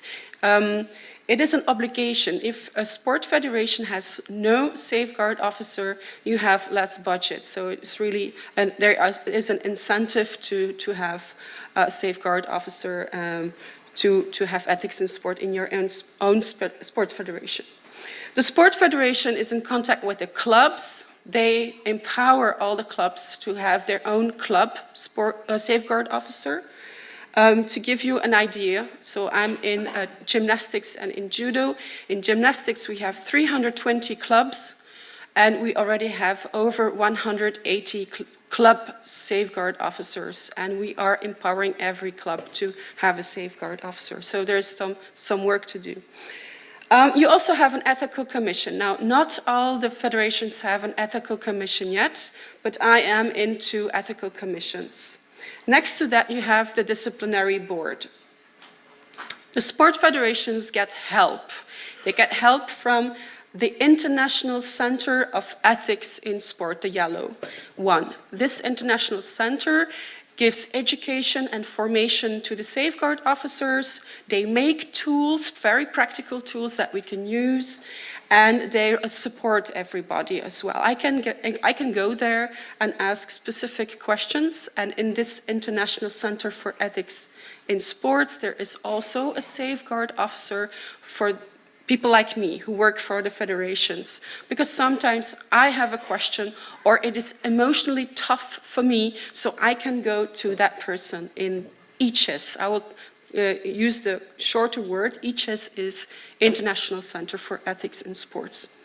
They have information from the universities, from the academic people, for instance, the Voice Project, and they have also support from a law office in Brussels, who is specialized in sports law and who can help us, for instance, with the code of conduct for everybody and with the new disciplinary conducts that are currently made for every federation.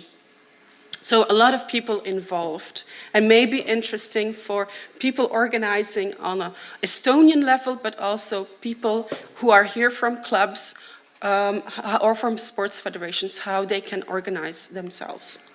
So how do we work? There is this one person, a reporter, who files in a complaint. He writes, she calls to, for instance, the club safeguard officer. This person is within the club and is in contact sometimes with the board of the club. Most of the time, the club safeguard officer is not a member of the board of the club. It's someone who is independent. The reporter can also call me, the federation safeguard officer, or can go straight to police, justice, a psychologist to get help. So the reporter has different people he or she can contact. The club safeguard officer, when he or she has a serious case, most of the time, these people will also call me, the federation safeguard officer. And I myself am in the ethical commission, so I can immediately talk with the people within the ethical commission and discuss the question or the issue. And sometimes we will also take contact with either the board of the federation or with the disciplinary board of the federation. Myself, I am also in contact with the people from EHS, like I just told you. So when you want to organize as a federation and even as a club, you first have to think why you want to do this. What are your values? What is the need in sports? I think the need is big. So you have to make that clear. You want to do something about it and you want to do it good. So go for it. Then you can look first for a responsible for ethics. This person can be in charge for ethics in general, also for the promotion or prevention around ethical issues. This person has a broader perspective and sometimes can be a member of daily management.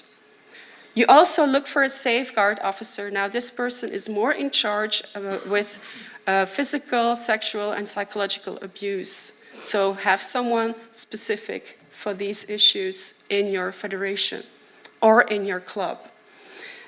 Some of the federations are able to have an ethical commission. When you have an ethical commission, you can, for instance, look at a judge who can be a chairman of that ethical commission. People who work for universities, psychologists like me, and maybe one person who is in daily management. So you have this link with the prevention and promotion within the federation. You have to have a code of conduct. Maybe you have it already. Just check it out, make it better. Then you also need to screen what the problems are for your federation and write an advice about this, and then you take actions. When you make actions later on, you have an evaluation if things go well or not. So that's how you can organize ethics in your federation or in your club. So let's look at those ethical commissions.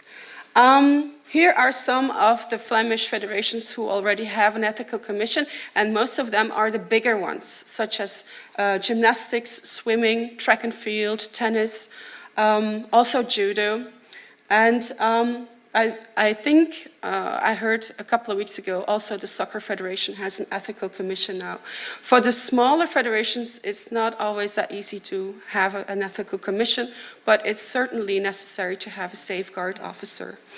We are a permanent board, also an independent board. Like I explained, we look for people who are not in the board of management of a federation, maybe are not even connected with that specific sport, are not a member of the judo federation, but they have to know the sport or have to know about sports.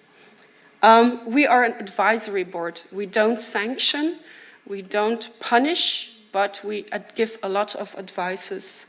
We try to be accessible, and we will follow up on all the questions, all the complaints that come to us.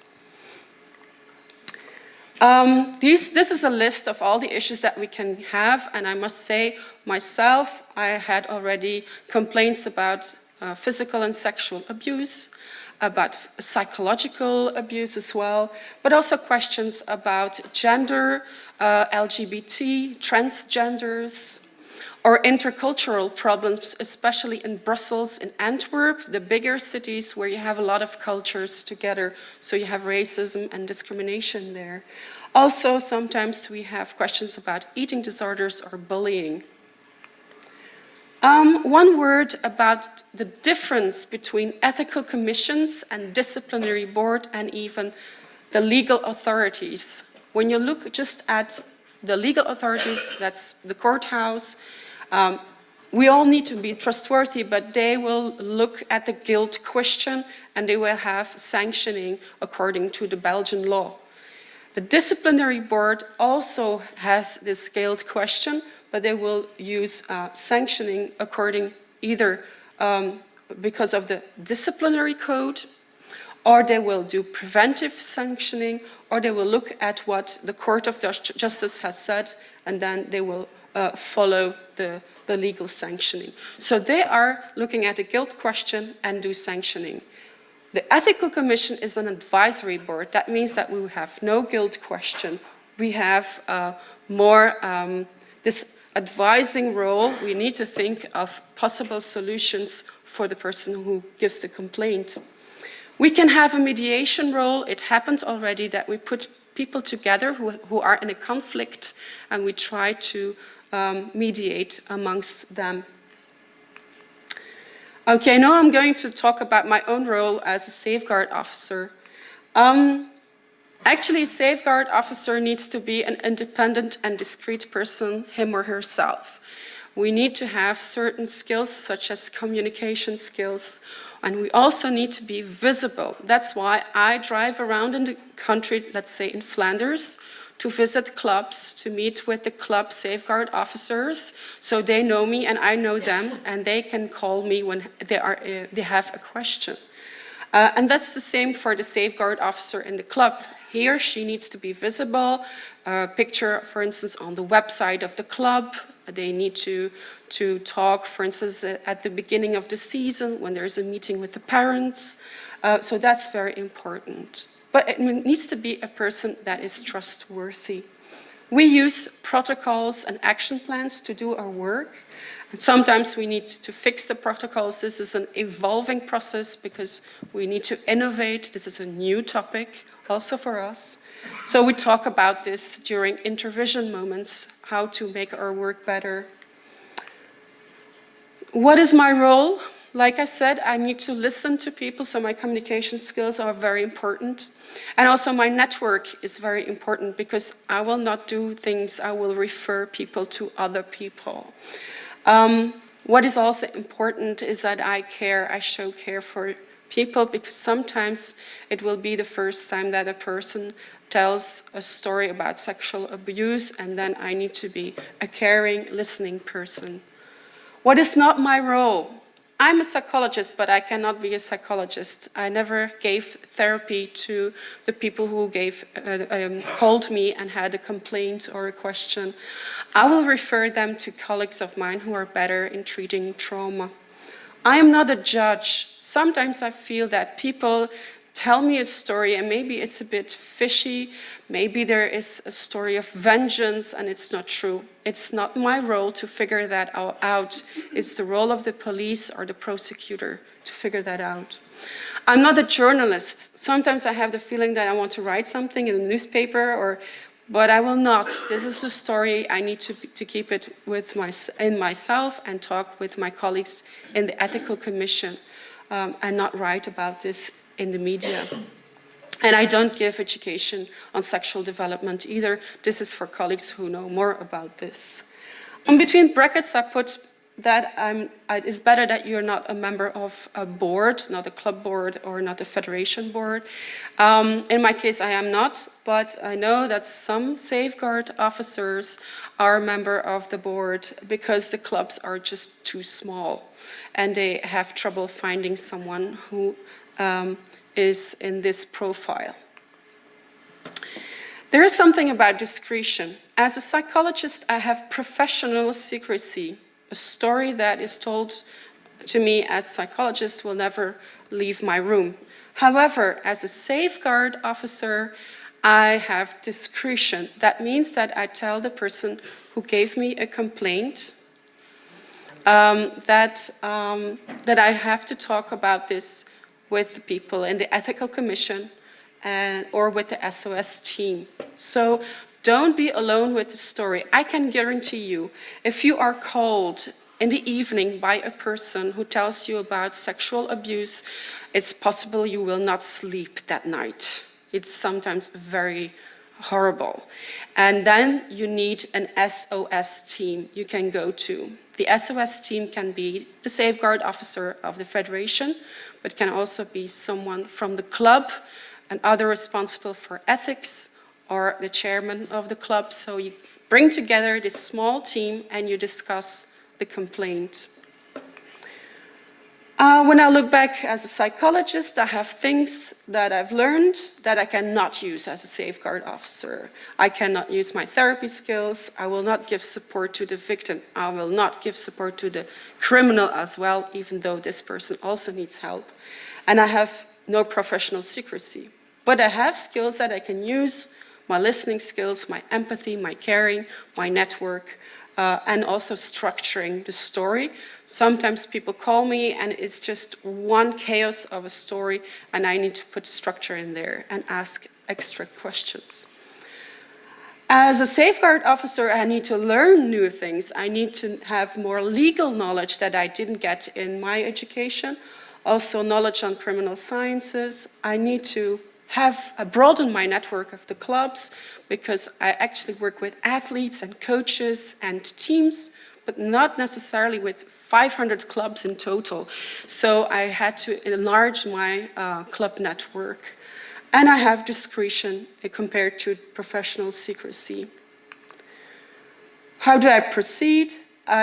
Someone comes to me with a story, I listen, and then I go to the ethical commission.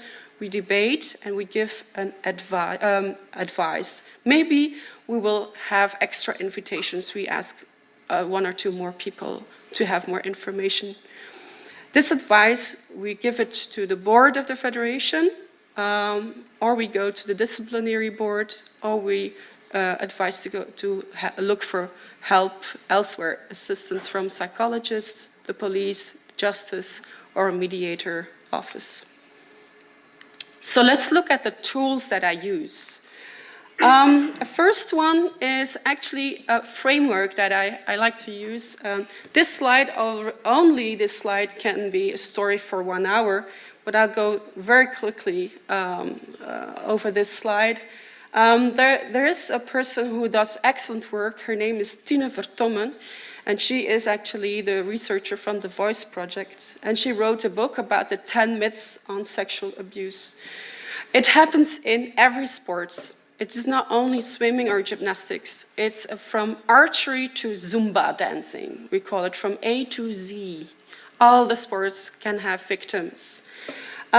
It doesn't happen only in elite sports. It happens to all kinds of levels, all kinds of ages.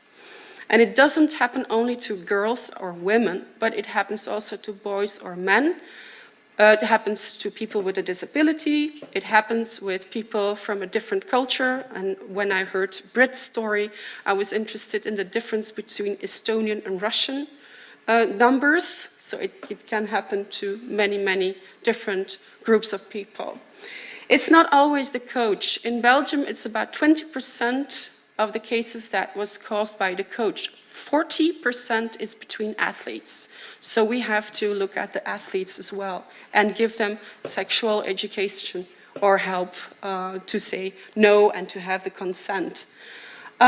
It's not only physical or sexual, it's also verbal, psychological, when you see the manipulation happening. It doesn't always happen in the dressing room or in the car. It also happens in the room, in the hall, the sport hall, where everybody's looking and nobody's reacting. Not every victim is traumatized if you act quickly, if you offer help quickly. A code of conduct is necessary. You need to have it, but you also need to work with it. You need to explain it, maybe improve it over time. It's not good to keep it to yourself. It's best that you talk about it, and I was also interested in the people you talk about it, your peers in the first place, but then other people. The sooner you talk about it, the better your prognosis is for mental disabilities. But in general, in Belgium, it takes on average 2 years before people talk about this because there's a lot of shame and maybe not the people they need.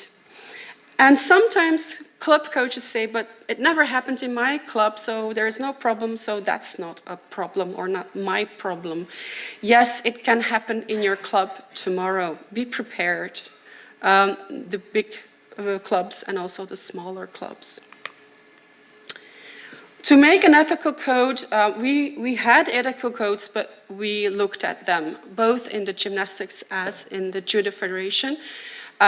We improved them and we looked around. That's also important, an important tip for you. Look around to other countries, look to the British, look to the Dutch, the Scandinavian people, United States, Australia, and a little bit Belgium. So we looked at the British, for instance. They are the most extensive when they are writing ethical codes. These are manuals of ethical codes. So we got our inspiration there. But 3 words are very important for us, and that is safety, health, and well-being. Being happy as an athlete, being healthy as an athlete, and being safe. So we introduced this in our ethical codes. A second thing is that you don't write a code only for your coaches, but also for your athletes and your parents. And we made the exercise for club managers, referees, volunteers, and even the public and the media. For judo, we really worked hard on that. So just to give you an example for the athletes, I'll try another time, yes. Well, you see a lot of information there. I'm not going to talk about all the information, but for instance, athletes, they should never start the training when their trainers are not there. It's just not safe. For health, just talk about medication, for instance, if you need to take some medication, that your coach knows this. Also when you go to summer camp or other camps. And well-being, and that's the important one, do not bully, do not insult, do not touch each other, don't cross the line with other people, with the other athletes. For the trainers, for instance, one important one is don't drive alone or don't give training alone. Have a colleague driving with you. So don't be alone with athletes. That's the message. And that can be hard because some of the coaches tell me that they help out friends who are poor or don't have time, so they pick up their children. And so that's a hard conversation I have with a couple of trainers. Health, no. First aid rules, maybe you forgot about them, go back to the Red Cross, refresh your memory. Also take care of age and maturity. Don't give exercises to a 10-year-old that actually are exercises for 20 years old or for adult athletes. Also try to treat your athletes with parental care. The word is care, not don't be a dictator in the room. Be caring about all your athletes. And in general, and that's also an important one, I'll try it again, the penal clearance certificate, that's the last one. This is a document that you can ask in the police office. For instance, I work at a hospital, university hospital. To work in a hospital, I need this paper for the hospital. So on my paper, there's nothing written because until now I didn't do anything bad in my life.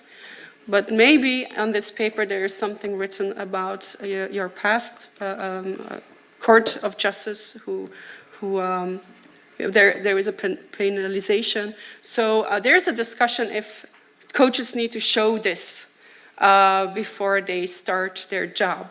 When they are paid for, yes, they have to, but when they're volunteer, and many trainers and coaches are volunteers, that's another discussion. So this is something that is still going on, this discussion. Okay, for the parents, first of all, introduce yourself that the trainer knows you. Don't be this stranger in the corner of the room. You have to take care of healthy behaviors at home, so healthy food, healthy sleep, and healthy values in your child.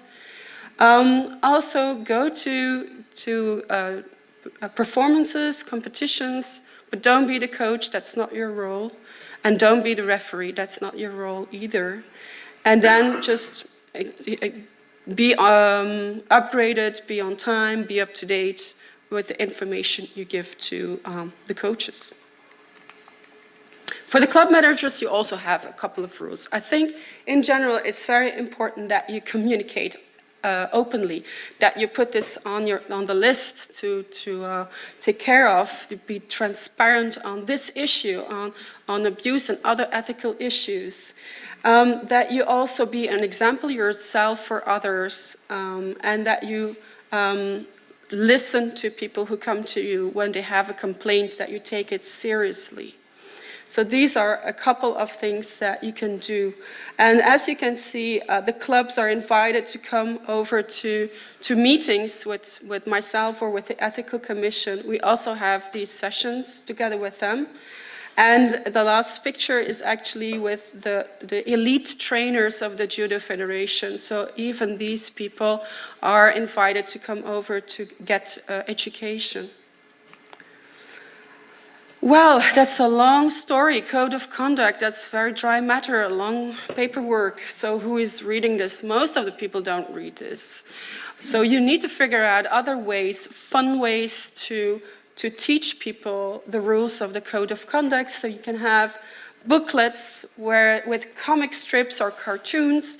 With every rule you have a drawing, or you have posters in your room with the drawings, so you can actually show a rule. When you see athletes doing something wrong, you can go to the poster and point them at a rule and say, okay, what is this about? What should we do next? So try to figure out in your federation how you can make this more funny and more available for everybody. Also, try to write about this in your newsletter. In Judo, we have every 3 months a newsletter, so we integrated every 3 months a topic on ethics. And for instance, Judo, I don't know how many people from Judo are in the room? Or other martial arts? Nobody. Well, in martial arts you have an ancient code which is called Bushido, and we also picked this up and explained it for the readers, for the coaches, and for the athletes. How to organize in your club. You can go for basic and have the code of conduct, maybe some additional rules that are very typical for your club. Broaden your network, and also think about who you are recruiting as new sport coaches, if these people are integer. Advanced, then you go for the flag system. I'll explain this in a minute. You learn the flag system, you have a club safeguard officer, and you have a reaction plan in place. So what if there's something happening, then you can react on that one. And if you want to become an expert, you go to the intervention groups and you have a thorough action plan. So this is the flag system. Now the flag system is a very important tool. It's a box with 30 cards, and every card has a situation. It's a story and also a drawing, a comic strip. So the goal is that you look at this story and you think, is this serious or not serious? So you try to estimate the seriousness, and then you try to figure out what kind of solutions you can offer as a club. This helps us because everybody of you, and me included, we all have a framework how we look at the seriousness of a problem. Some people, from their personality and their experiences, will say, oh, this is horrible, we need to put this person in jail immediately. And another person will say, no, it's not that bad, he can continue. So we all have our framework, and this tool can help us to discuss the situation and come to a clearer result. And then we also can discuss possible solutions. There are 4 flags, so 4 colors. The green flag is positive, it's acceptable, sexual behavior, it's normal. The yellow flag is an occasional, light, unacceptable behavior, occasional because it only happened one time, or happened something, but it's light. That's a yellow flag. Red flag is worrying, unacceptable behavior, and it happened more times. And the black flag is sexual abuse, so alarming, unacceptable behavior. How do we get to these flags? We have 6 criteria. Consent, like we just saw on the video. Person needs to say yes and also fully understand what is asked. It needs to be voluntary. It's a very important criteria because some people will say yes because they feel enforcement, manipulation, the other person just has too much power. Equality, sometimes this equality is not there because you have difference in age. We look at more than 4 years of difference in age between two people. Or the people are the same age, but one person is very capable, has a lot of knowledge, is very strong, and the other is not. Development, sexual development, some behavior is very common for the age of 13, but it's not common anymore for the age of 16, so you need to know sexual behavior in all the age categories. The context in sports, so you have the dressing rooms, you have summer camps, you have driving to and from the training. And self-respect, now that's actually the self-respect of the person who commits something. This person can do something without knowing that he or she did something bad, but he or she can lose respect from the others. If a boy touches a girl in the wrong place, that girl can say to her girlfriends, oh, this boy is really bad, and nobody talks to him anymore. So that is a loss of self-respect. This is an example. You see this boy, he's 13 years old, he takes a picture of the girls who are showering. They don't know about this. And then he sends these pictures to his friends. Later on, the girls discover this and they are shocked. So this is actually one situation. And you see the drawing, you always have to look good at the drawing. What is he doing? What is the facial expression of everybody? Here the girl walks away, she doesn't know about it, and the boy, he likes what he's doing at that moment. So now I'm going to ask you, what kind of flag are you going to give to this situation? Who goes for green? I hear some people a bit laughing, so no green, okay. Who goes for yellow? One person, two. Okay. Who goes for red? Get up with your hands so I can see everybody. Okay, these are more hands. Who goes for black? I see one hand. Two. Okay, so the majority here says red. And the color of this flag, according to this box, is red. So most of the people have a correct answer. But I must admit, because of our society and the Me Too movement and everything, we are discussing this topic often because this seems to us like dark red, but not black yet. Because black would be that the police comes and he will have to go to the Court of Youth Justice. And this is quite a big step, but it's a very important issue because this picture that has been sent, when you take a picture and you send it, it's gone. You don't have any control over it, and this is a very important situation. You can ask Facebook, well, it's not Facebook. He didn't put it on Facebook. This is not a story. But you can put it on Facebook and then remove it, but the picture is forever somewhere there. So these are very important issues. There are other tools. I sum up a bit. You see the doping, but you also see, for instance, TOP is one project about bullying in sports. Or you see Eat Expert, and Eat Expert is about eating disorders. So people with an eating disorder in sports can contact these people and go to a specific psychologist specialized in eating disorders in sports. You can also call a number 1712. When you call this number, you can have all kinds of information about violence, sexual abuse, sexual violence, etc.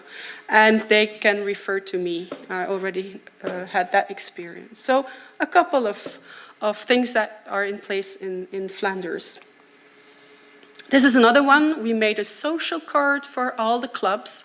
In this social card, there are links, website links and telephone numbers from many different people. Centra for child abuse and also for adult support, the university hospital care centers at our university hospitals. You have these units where you have doctors, nurses, psychologists, lawyers who can help people who had sexual abuse. But you have a lot of information in one social card. So when you have a telephone number, you can also look in the social card and call someone for information. Okay, let me go to some lessons learned in gymnastics and in judo. And I'll start with Flemish judo, because remember, this is Anne Simons, and she talked about her experience on national television, and suddenly all the journalists were calling the Judo Federation, and a lot of things needed to be done. So what is a couple of specific things for judo? First of all, we see the power of the coach. This is a hierarchical sport. You have this master, sixth dan, and everybody's looking up to this person as if he were a god. And this person can actually abuse his or her person. For instance, a coach can ask sexual return to have a selection in the team on a competition, even at the highest level. Another case was that the coach actually was grooming and seeking love with minors. So you had this issue of power of the coach. Also, judo is a contact sport, and you also have randori newaza. That's the part where you lay down on the ground and do all kind of elements and tactics. And this is an opportunity to grasp the other person, to go into the clothing, the kimono, and touch. So this is one of the issues we really needed to deal about and talk about with our coaches. And when we go to Anne Simons, you also have these abusive remarks about the development of the body. When they are a girl, small girl, and they grow to a woman, and they develop breasts, then they have these terrible remarks from their coaches, or laughing from the coach. Another thing was the media. So we had a lot of calls from the media. It was a scandal, and it was quite tough. I can say the Judo Federation had a trauma itself because of this issue. When you look at the media, either they ignore it completely, they don't write about it because it's normal, or they talk about other issues. The match between Barcelona and Madrid is more important, or other political stuff is more important, so they don't talk about this. But on the other hand, when they start talking about it, we see sometimes they exaggerate a lot. They talk a lot about personal, private details without the consent of people. Maybe they don't like this coach, and now this is the opportunity to take revenge on this coach. So you see that the media is not always clear, but the media is a partner sometimes, and we need to be prepared when the media calls us.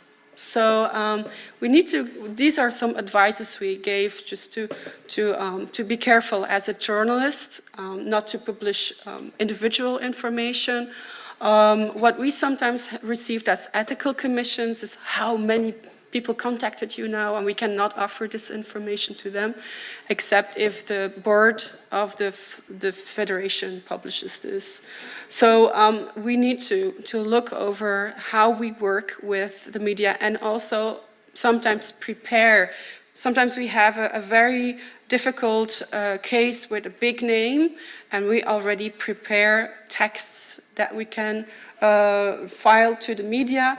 If the media knows about it and starts calling us, we are prepared.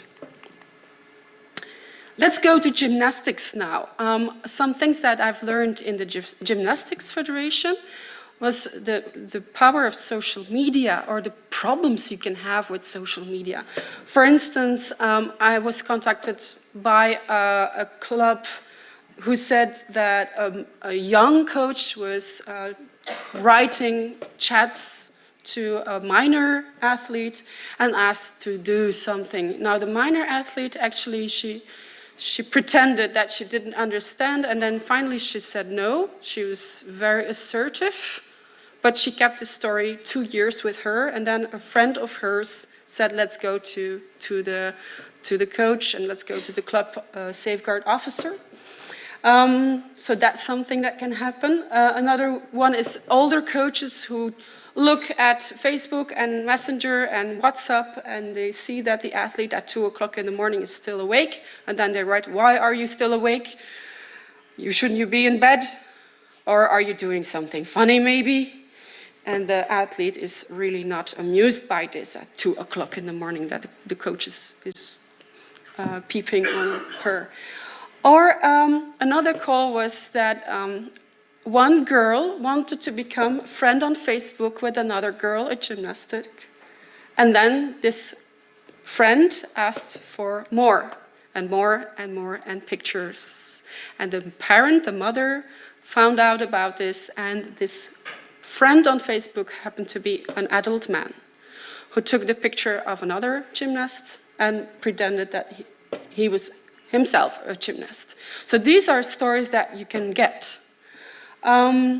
So it's important that you have some rules for social media, and I'll just give you some rules that we're working on right now. We're looking at colleagues again, we're looking at Canadian information, Australian, UK. Very important is that you have your own Facebook, WhatsApp group. Don't communicate as one individual, but communicate within a group. Also, when you receive an SMS or a message from an athlete, respond to the athlete and the parents when they're minors. So always put in the parents. Don't ask athletes to become your friend. Don't like pictures. Stay away from that. And when you have official messages to tell, write an email. Go the official way. So these are some guidelines for social media. Another thing in gymnastics, and now I'm actually a bit going further on the story by Snezhana, is the punishment story. So the shouting and verbal aggression, and so you sometimes hear this, they really go too far. Or the physical aggression, that they need to do things, they are punished, or they need to do very painful things during a longer period, and children just drop out because of that. Or they stay as long as they try, well, they stay as long as they can, but finally they drop out, the kids. I think it's very important to know that gymnastics is a sport, a dangerous sport sometimes, and it's important to understand that the coaches need to protect the children. They need to guarantee the safety in the action, so they need to grasp and they need to touch to guarantee the safety. But here again, what's safety and what's punishment? Also, sometimes there's punishment because the coach has no patience, and it's very important to have patience to train for a longer period. Parental care is very, very important. Not parental punishment, not hitting with a hockey stick, but not hitting with also with the hand, what sometimes happens. In this case, some countries have laws that even the parents cannot hit their children. I don't know about Estonia. You have? No? Yes. In Belgium, not, but they're making this law right now. So this might be used in your advice, or in your advice as ethical commission, that it's not possible to do it. And I want to end with all my club safeguard officers. I think it's very important to educate as many people as you can, to make with them a reaction plan, to have an SOS team, and to be able to use the flag system. Now, when I teach the flag system to the safeguard officers, it takes me 2 hours to really go over different cases and go in depth with them. Also, we have peer intervention. The picture is a peer intervention moment when we discuss cases, when we train some communication skills, and we discuss new information. Either new information because we have seen several cases are the same, like the social media, or because I got information from EHS and I want to give the same information to them. So it's a lot of work. It's also I consider us in the beginning of this story. And I'm sure that sometimes I make a mistake or sometimes I need more help. So we're in the beginning of this story, but it's very necessary to start somewhere and to build up and to innovate and to get connected like we are doing right now, to be connected over the country, more borders, Estonia, Belgium, Norway, and even other countries, so we can exchange some lessons learned, some best practices, some new technology. So I hope we can do this. I hope we will work together for safer, healthier, and happier sports, especially in all of our athletes, but also the coaches, the parents, everybody. I want to thank all the people I work with, from the ethical commissions, also from EACHES, and I thank you once again for your attention. Thank you.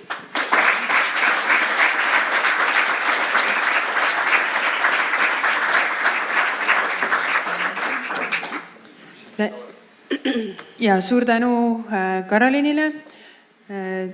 On veel väike lisainformatsioon, mida me tahame teiega jagada. It's your birthday today. Yes. Congratulations.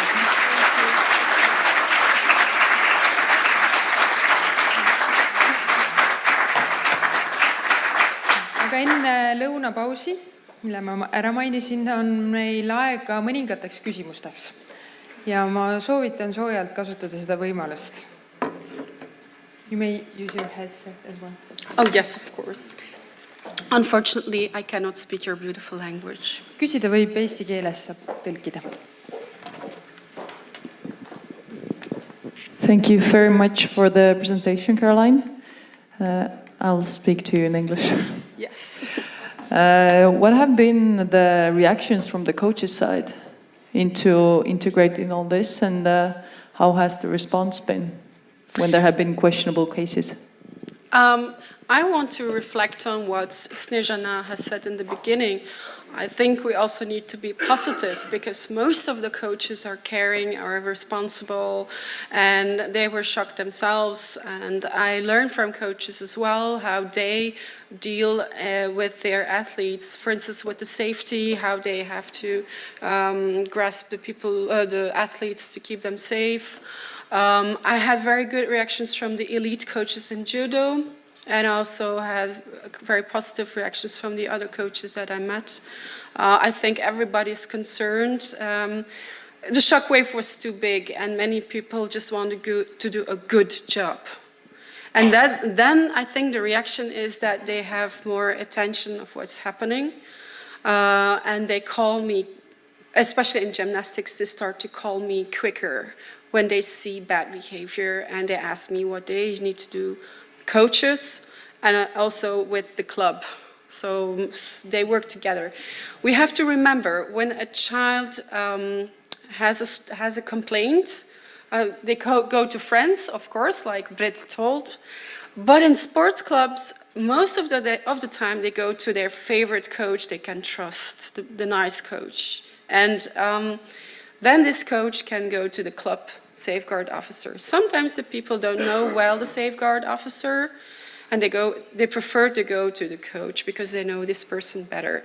So we tell the coaches to work closer together with the club safeguard officers. And last week I called the person who is in promotion for gymnastics to open up not only flag system for club safeguard officers, but for all the coaches, so that the clubs can contact me and ask me to come to their club and train their coaches. And so this is a very positive signal that I'm getting from gymnastics. Judo is a bit, we are working already for a longer time with gymnastics, so judo is following this. We're not yet there. Other questions, please go ahead. Kas on veel küsimusi? Ma toon mikrofoni. I'm a very nice person. I listen well. Võib-olla siis pausi ajal. Maybe during the break. Very good as well. Ma soovisin omalt poolt veel siia lisada, et see lipusüsteem, flag-süsteem, mida tutvustati, et Eesti on seda varsti kasutusele võtmas ja üks täiendav tööriist siis ka teile, aga hetkel on meil midagi natuke sarnast, on mureparameeter, mis on ees laual kättesaadav, mis töötab samamoodi valgusfoori põhimõttel. Et on vanusegruppide järgi võimalik erinevaid väärkohtlemise märke hinnata ja pärastlõunal sellest Anna Frank-Viron ka täpsemalt räägib. Aga praegu siis on võimalus minna lõunale, oleme tagasi tunni aja pärast kell 2.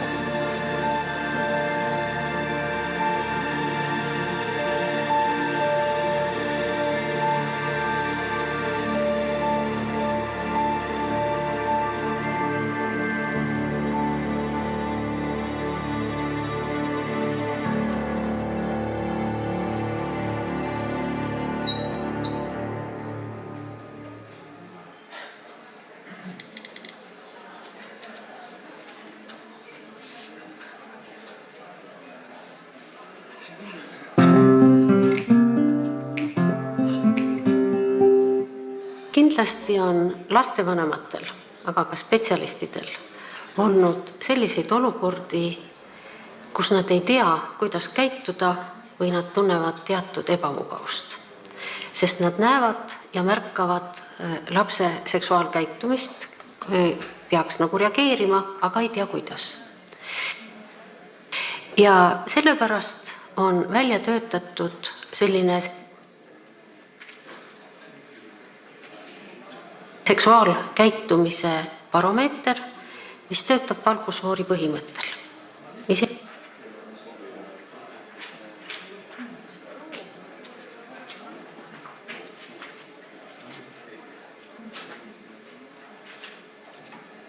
Iseenesest väga lihtne. Kui põleb roheline tuli, siis see näitab, et see lapse käitumine on heakohane, see kuulub tema arengu juurde ja see võib rahulikult selliselt just olla. Kui põleb kollane tuli, siis võiks täiskasvanu sees minna siiski põlema väike ohutuleke. Kas ma ei peaks siin?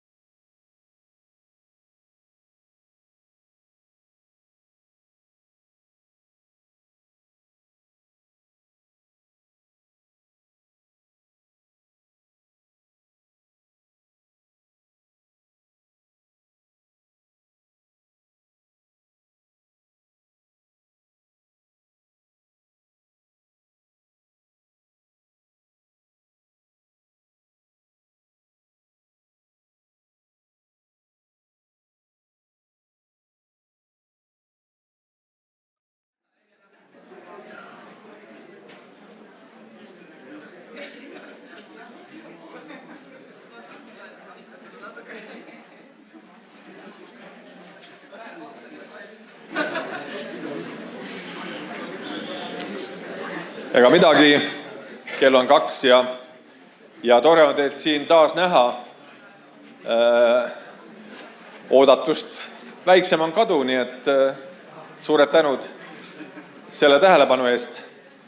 Ma ikka kui tudengitele loengus räägin ja kuskil mõne tunni vahel või lõuna ajal siis nagu vähemaks jääb, siis kõige professionaalsem muidugi viis õpetaja poolt on hakata hurjutama neid, kes kohal on. Et miks teid nii vähe on ja kuhu kõik on kadunud. Et ärme seda teeme ja pigem kiidame üksteist, et me siin oleme. Aga mõned infod võib-olla meeldetuletuseks, et see ankeet, mida te leidsite oma istmelt, olge hea, kui vähegi suudate tahate, sellest on meile väga palju abi ja me loodame saada siit väga väärtuslikku tagasisidet ka meie plaanide osas, et katsuge see ära täita. Kindlasti selle ankeedi me kordame ka tagasiside infos, mille te saate oma e-maili peale, oma meili peale siis koos linkidega või lingiga tänase koolituspäeva materjalidega. Ja käsiraamat, mis on osaliselt siin esiistmetel välja trükitud, me otsustasime, et me ei hakka kõigile seda tegema, sest me hoiame loodust, aga siiski see on meie kodulehel olemas käsiraamat. Siin on väga huvitav ja vajalik materjal ja arvestades Ida-Virumaa häid kolleege, kes on siia sõitnud kaugelt ja küllalt vara, me tõlgime sellega vene keelde, et te saate sellega peatselt venekeelsena kätte. Ma arvan ja loodan, et see võiks olla igal klubil, igal spordijuhil laua peal ja miks mitte ka treeneril selline väike juhis, et mida võiks aeg-ajalt siis kas korrata üle vaadata, et seal on väga väärtuslikku materjali ja infot. Ja samamoodi meil jookseb otse ülekanne Eesti Antidopingu kodulehelt ja nagu ma kuulsin, meie Norra kolleeg saatis selle lingiga juba oma Olümpiakomitee kodulehel, et meid vaadataks ka rahvusvaheliselt, nii et selles mõttes oleme hästi tublid. Aga nüüd on mul suur au kutsuda ettekandeks Norra Olümpiakomitee vanem konsultant. Aga tema amet on just seesama, et ta on väärkohtlemise ja seksuaalse ahistamise teemal kõneisik Norra Olümpiakomitees, seega siis kogu Norra spordis. Ja tean ka seda, et Howard on alustanud oma tegevust Olümpiakomitees 2007, ehk siis juba üle 10 aasta, aga tal on ka varasemaid samalaadseid kogemusi, nii et väga suure huviga ootame ettekannet. Howard Overgaard, ja, floor is yours, please.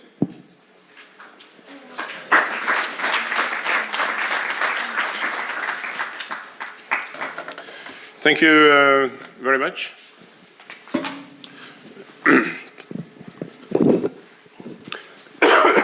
I have 2 small kids, and I think one of them brought some coughing back from the kindergarten. So I am a little bit coughing. I will try not to cough into the microphone. I apologize for that. I will talk about how to prevent and react to sexual harassment and abuse in sport.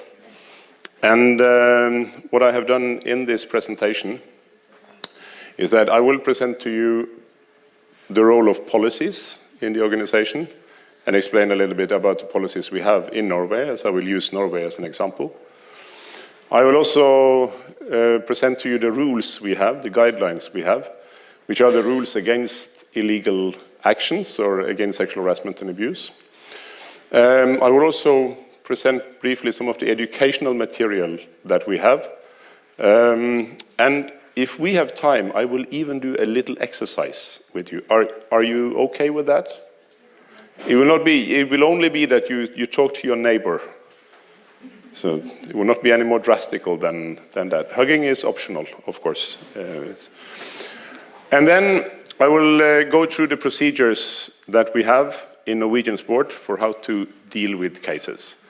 And when I present policies, rules, education, and procedures, it is because I think it would be wise of you in your sport organization, or it would be wise in Estonia, in the system that one have regarding sexual harassment and abuse, that there is both policies, rules, education, and procedures. I am the one in Norway that gets the phone calls from a sport leader who gets a case of abuse in his or her sport club, or from an athlete that has experienced sexual harassment or abuse, or from a parent of an athlete, and sometimes from the one that allegedly has done the abuse. So I'm the contact point for whole Norwegian sport. And when I talk today about this topic, it's based on, let's say, between 2 and 10 cases each month when someone contacts me for a more or less grave case. First, policy. In Norwegian sport, we have a vision. And that vision is quite important for the work on this topic as well. The vision is the joy of sport for all. So what we want in Norwegian sport is to ensure that everybody should enjoy sport and have the joy of sport. And it's quite obvious, if you experience sexual harassment or abuse, or if you experience bullying, or if you experience neglect or discrimination, you don't feel the joy of sport. So when we have the vision, joy of sport for all, that has direct consequences on the matter of sexual harassment and abuse. Because if we ignore the topic of sexual harassment and abuse, we will not follow up our vision. In addition to the vision, we have in our sport policy document, this is from the 2015 to 2019, and it is replicated in the 2019 to 2023 sport policy document. It is written that we should have zero tolerance for any form of discrimination and harassment. Zero tolerance is quite strong words. I know politicians love zero tolerance. It's very, very strong. Zero tolerance. But zero tolerance can be a little bit difficult. I will give you an example. Some years ago, there was a Norwegian member of parliament that was taken by the police because he had been smoking marijuana. Of course, it was a big thing in the media, etc. It didn't look that nice. And the chairperson of the group in the parliament of this politician's party was interviewed about the case. And the chairperson said, very, very good words. In our party, we have zero tolerance for drug abuse. Here, very good, very strong. Then he got a difficult question. What is this zero tolerance? What is the consequence of this zero tolerance for the name of the member of parliament? So the head of the party group, he looked up, he looked down, and he did, as politicians sometimes do, he just repeated what he said before. In our party, we have zero tolerance for drug abuse. Zero tolerance is easy to say. It can be quite difficult to do. And I will now give you a small exercise, and you have to discuss 2 and 2. Can you just, look at each other in a way that I see that you have found someone that you can discuss the next topic with, okay? You can be 3, it's okay, but everybody has to find someone. I will describe to you a situation, and I want you to discuss how we can ensure zero tolerance for sexual abuse in this case. The case is, an athlete has reported his or her coach to the police, filed charges for rape. And the athletes say that this happened inside the arena area, the training area. The coach say that it didn't happen. The coach say that this is a lie because this athlete doesn't like the coach. There are no witnesses. The case is dealt with by the police and put aside because there are no evidence, so they cannot go to court. Let's imagine that this rape actually happened. How can we secure that this athlete feels that there is zero tolerance for harassment and abuse in that sport context? A minute from now, 2 and 2.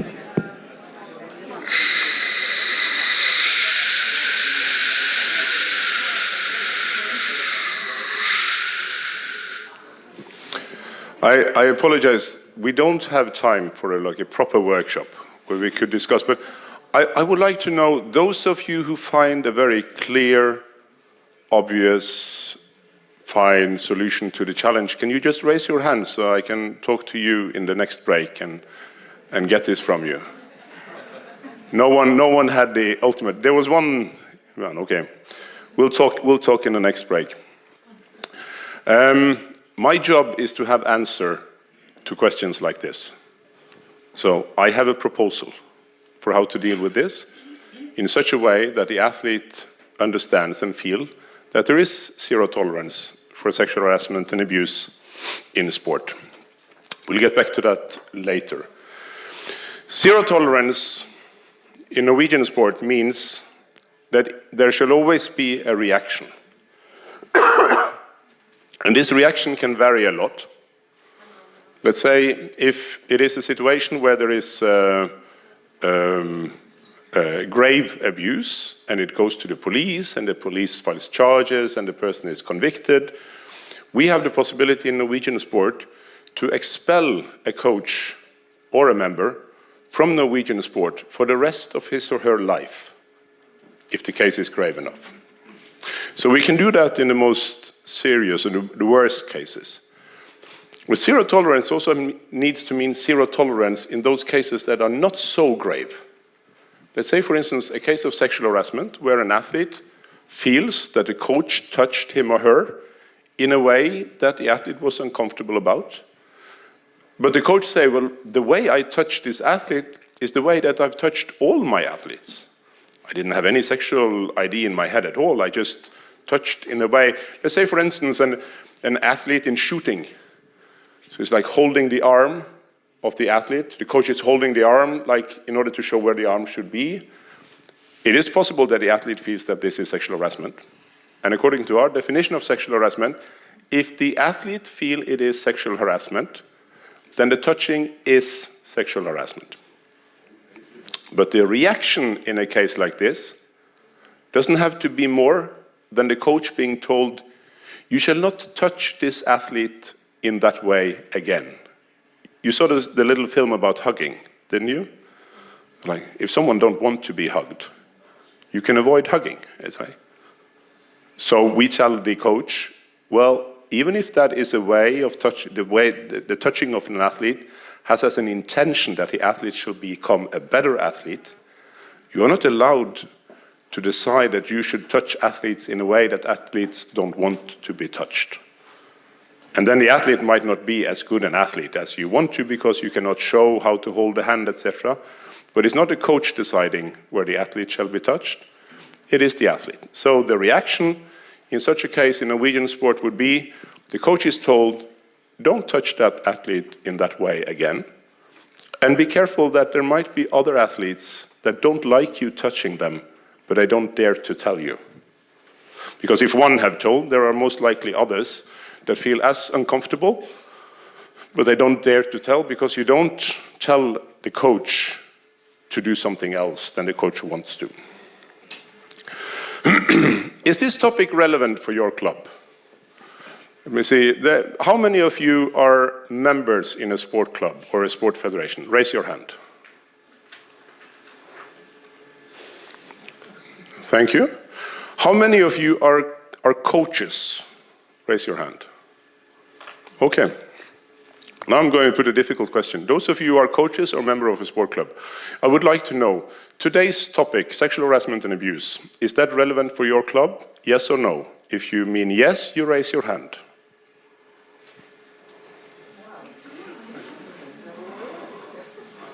So the majority think that this is not relevant in your club.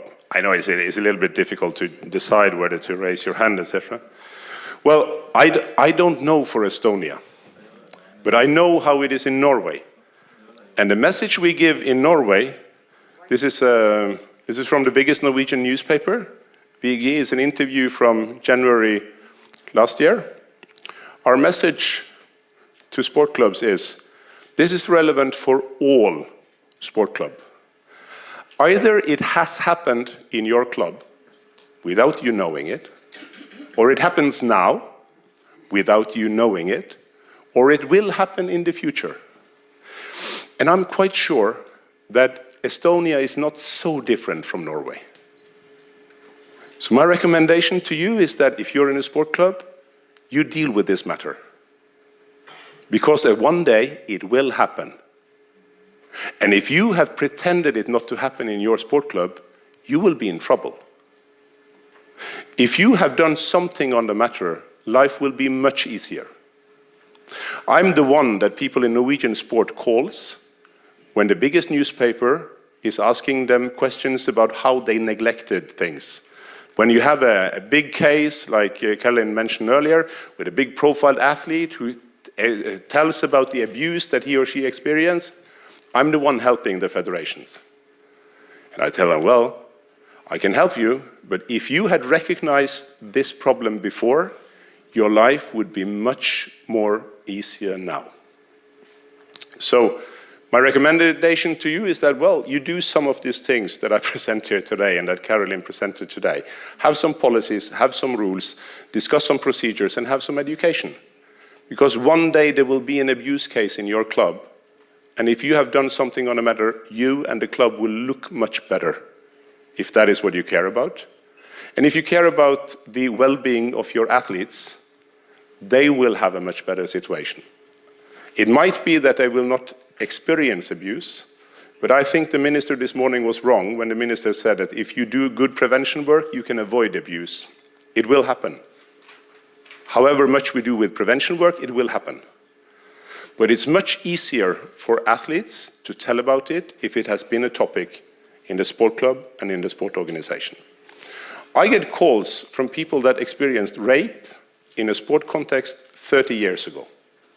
It's quite difficult to deal with a case 30 years later. It's much better if it is reported 2 or 3 years later, because then it can be a case for the penal system, etc., and it's much easier to deal with it than if it has been for a long time. And if you address this topic, you make it easier for people to tell about what they have experienced sooner rather than later. Another point, you cannot be neutral in cases like this. And I will explain.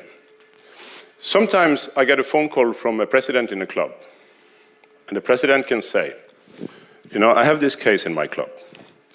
I have this athlete who say that the coach abused the athlete. But I know the coach. I mean, he's a friend of my family. I've known him for many years. He's a very nice man. And I also know the athlete. I know the parents of the athlete, and they are very nice. And I want to be neutral in this situation. I don't want to take a side. I want to be neutral. Well, listen up. You cannot be neutral in a situation like this. Because neutrality in a situation like this, that is to support the abuser and to support abuse. It is the so-called neutrality that has made a number of these cases in sport in Norway, most likely in Estonia, and loads of other countries, been put under the carpet, as we say back home. Hushed, hushed, made silent, because people wanted to be neutral. They didn't want to state that someone had done something very bad without proper evidence, so they did nothing. You cannot be neutral. What your choice is, either you follow up, if you have heard rumors or allegations, or someone has informed you about abuse, you follow it up by the protocols and the procedures that you should have decided on beforehand. Either you do that, or you support the abuse. Either you react, or you increase the possibility for abuse. Either you support the victim coming forward, or you support increased abuse in your sport organization. So, for those of you who think that you can be neutral, or who meet someone in a case in your sport club who wants to be neutral, you just have to say that you cannot be neutral. Not in a case like this. You can deal with the case in a way that respects all people involved, and I will come back to that afterwards, but it doesn't mean that you ignore the case. You have to handle the case. A last point in sort of the policy and the general principles. Sexual harassment is not primarily about motivation and intention. It is about consequence. It is perfectly possible that you as a coach sexually harass someone without having any negative thoughts, without having any negative intentions, without having any sexual thoughts, but you do something that is perceived and understood in another way than you intended. And we have to recognize that in sport. For those of us who are coaches, we touch people. We tell people what to do. You remember the film with the athlete earlier, who told about how she became one of the Nike athletes, and she experienced gross negligence. I think those coaches who pressured her in a very negative way, I think most likely they had a good intention. They had a good intention of creating a very, very good athlete. But good intentions do not free you from responsibility for the consequences of your actions. It's a little bit like when you have the penalty kick in football. You're not awarded a goal based on whether you wanted to score. You're awarded a goal whether you scored. Or if you kick down another player or take the ball with the hand inside the 16-meter, the penalty is given if you stop the ball with your hand. It's not like an examination. We need to find out the motivation. We need to examine the motivation, and if we cannot 100% sure that your motivation was to stop the ball, no, we cannot give a penalty kick. It is the consequences of your action that decides. And to have that approach to sexual harassment, that it is about the consequence, meaning that if someone feels that something is sexual harassment, it is sexual harassment. But it doesn't mean that if I'm the coach doing the actions, it doesn't mean that I'm to be kicked out of the club just because I have touched an athlete in a way that I've touched many athletes many, many times before as a part of my instruction. No, it's just important that I get a reaction saying that I had to adjust so that people don't experience bad experiences in the sport club. Now I'm going to speed up a little bit. Is that okay? The translator, give me a sign if it's too quick. A little bit of history.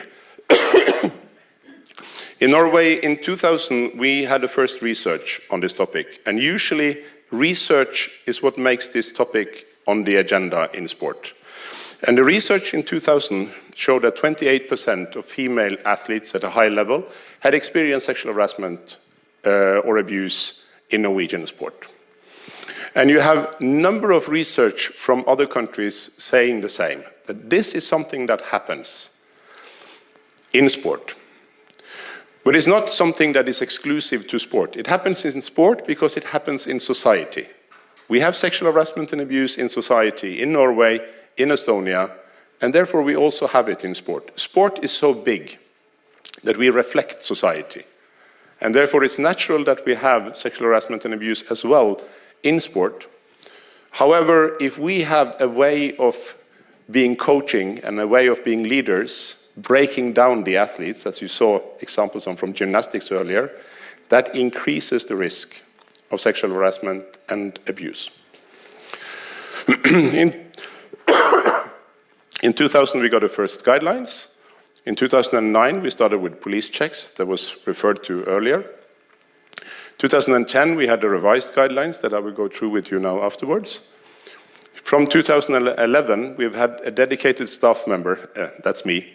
So from 2011, there has been a defined post in the Secretariat with a certain percentage of a position that's been responsible to follow up these cases. And before I started to work with it in 2011, it was a colleague of mine, Per, who worked on it as well, but it was not defined as a task with a certain allocation of time. And that was important when we got that in 2011.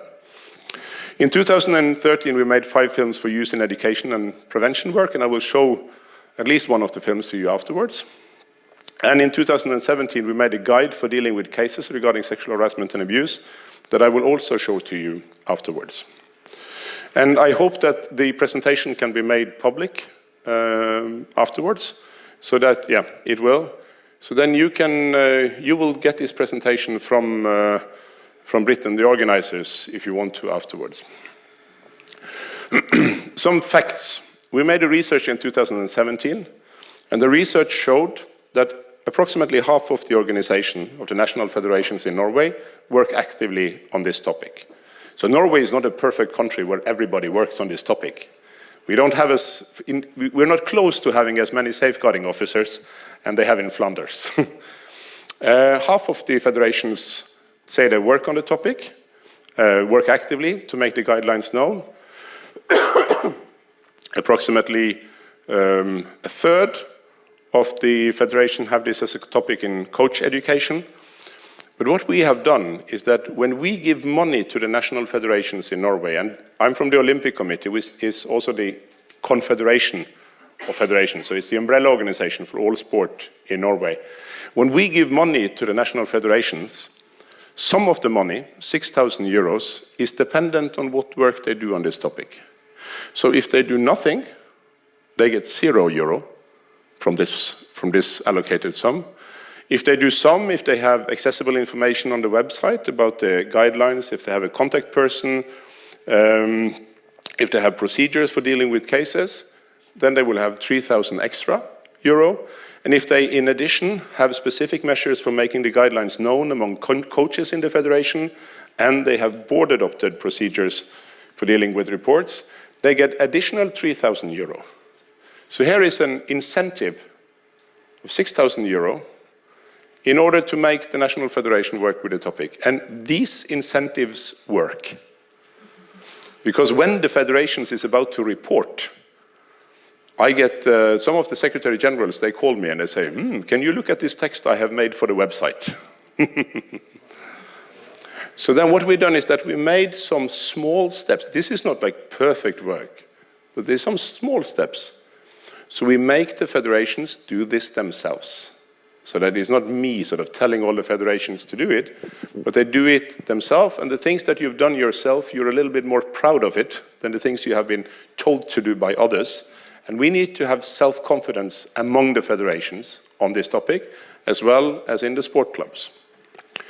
Then on prevalence, we asked in 2017 whether the federation had had a case during the last 2 years. And a third of all the federations said that they had a case the last 2 years.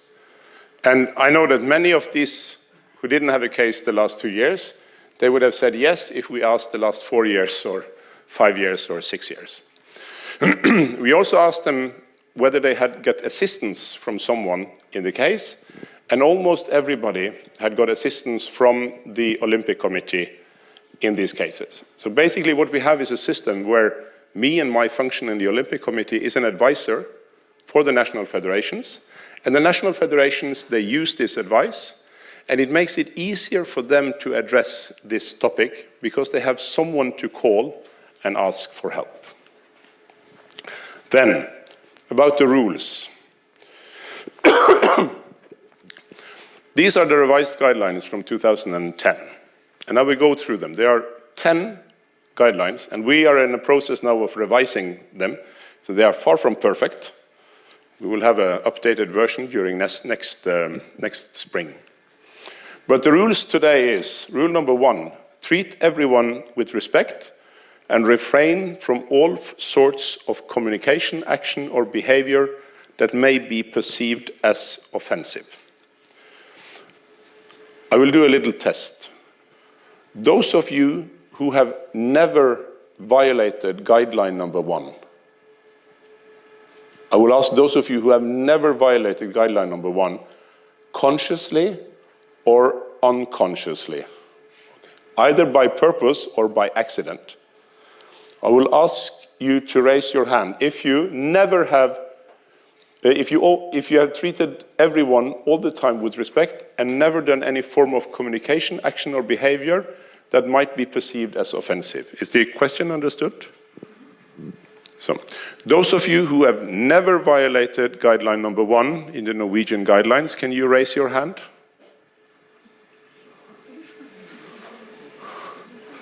I see. Well, if there was many hands in the air now, I would recommend a course in self-insight or something instead. The point being, these guidelines are easy to break. And that is by purpose. Because we don't want to have a big discussion. Was the guideline broken? Or was it not broken? And some people, coaches, bringing the lawyers to say that we can document that it was not broken. Or no, we cannot document that it was not broken. You cannot document that it was broken. We have made the guidelines so easy to break that we avoid the discussion where was this a breachment of the guidelines or not. And that has been very effective. And again, to break this guideline doesn't mean that you're kicked out of sport. It just means that you get a feedback telling you how to behave a little bit better next time, if it was an accident. Guideline, and it is not the intention, but it is the consequence of the actions. Guideline number 2, avoid body contact that may be perceived as unwanted.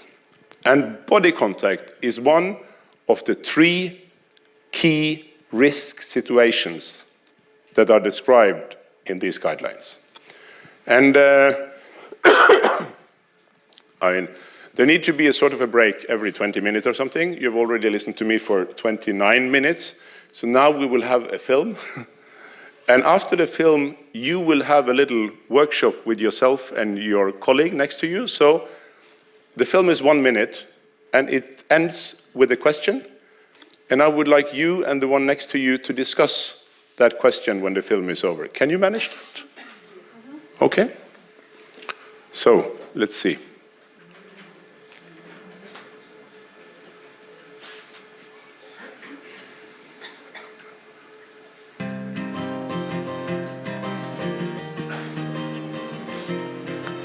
Klar?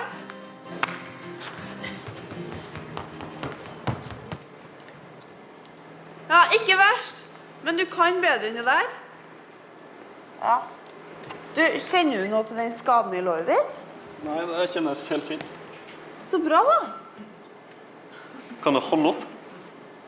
Konsentrer deg. Klar?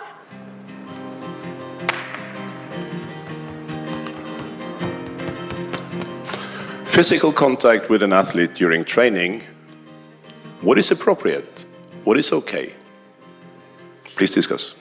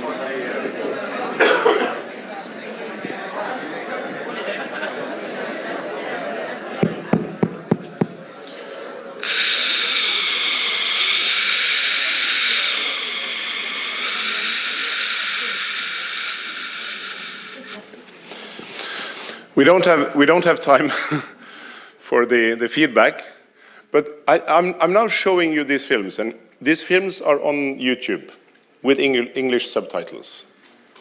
So if you want to use them, feel free.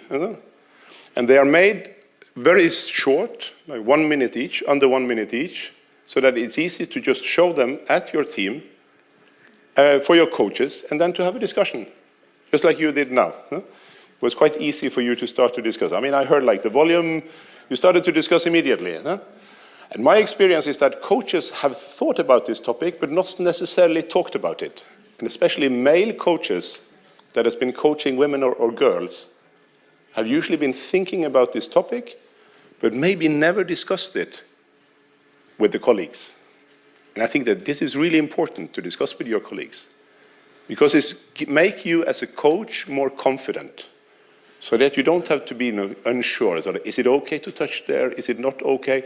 But if you have discussed with your fellow coaches, then you have agreed on what is an okay standard. And then you can change this standard afterwards if you see that the standard is not so good.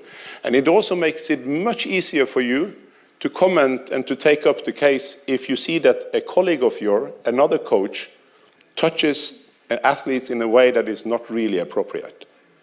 Because you can say, you remember this film we saw about touching? Maybe the way you touched her was, maybe it was not totally perfect, but because you have a basis point, you have discussed this topic in advance. And that is why we made these films, and we stole the idea from the Danish Swimming Union. So these films are originally made by the Danish Swimming Union. We stole them, and I have to admit we made them a little bit better. But if you want to steal the idea behind these films and make your own Estonian films a little bit better than the Norwegian, feel free. I will be proud that I'm copied. That was guideline number 2, avoid body contact that may be perceived as unwanted. So it's the body contact that is perceived. And you don't always know what is perceived unwanted. But this means that, as I mentioned several times already, if an athlete is touched in a way that he or she doesn't like, that is a violation of guideline number 2. Automatically, regardless what were the intention. And this is important because sometimes when it is a court case, for instance, you can have a discussion of what is the intention. So was there a sexual intention or not? And it's very difficult to get inside the head of people and find out what was the intention. So we have to draw a line that has a safety buffer for the risk situations. And this we have done with touching. We've drawn the line with that may be perceived as unwanted.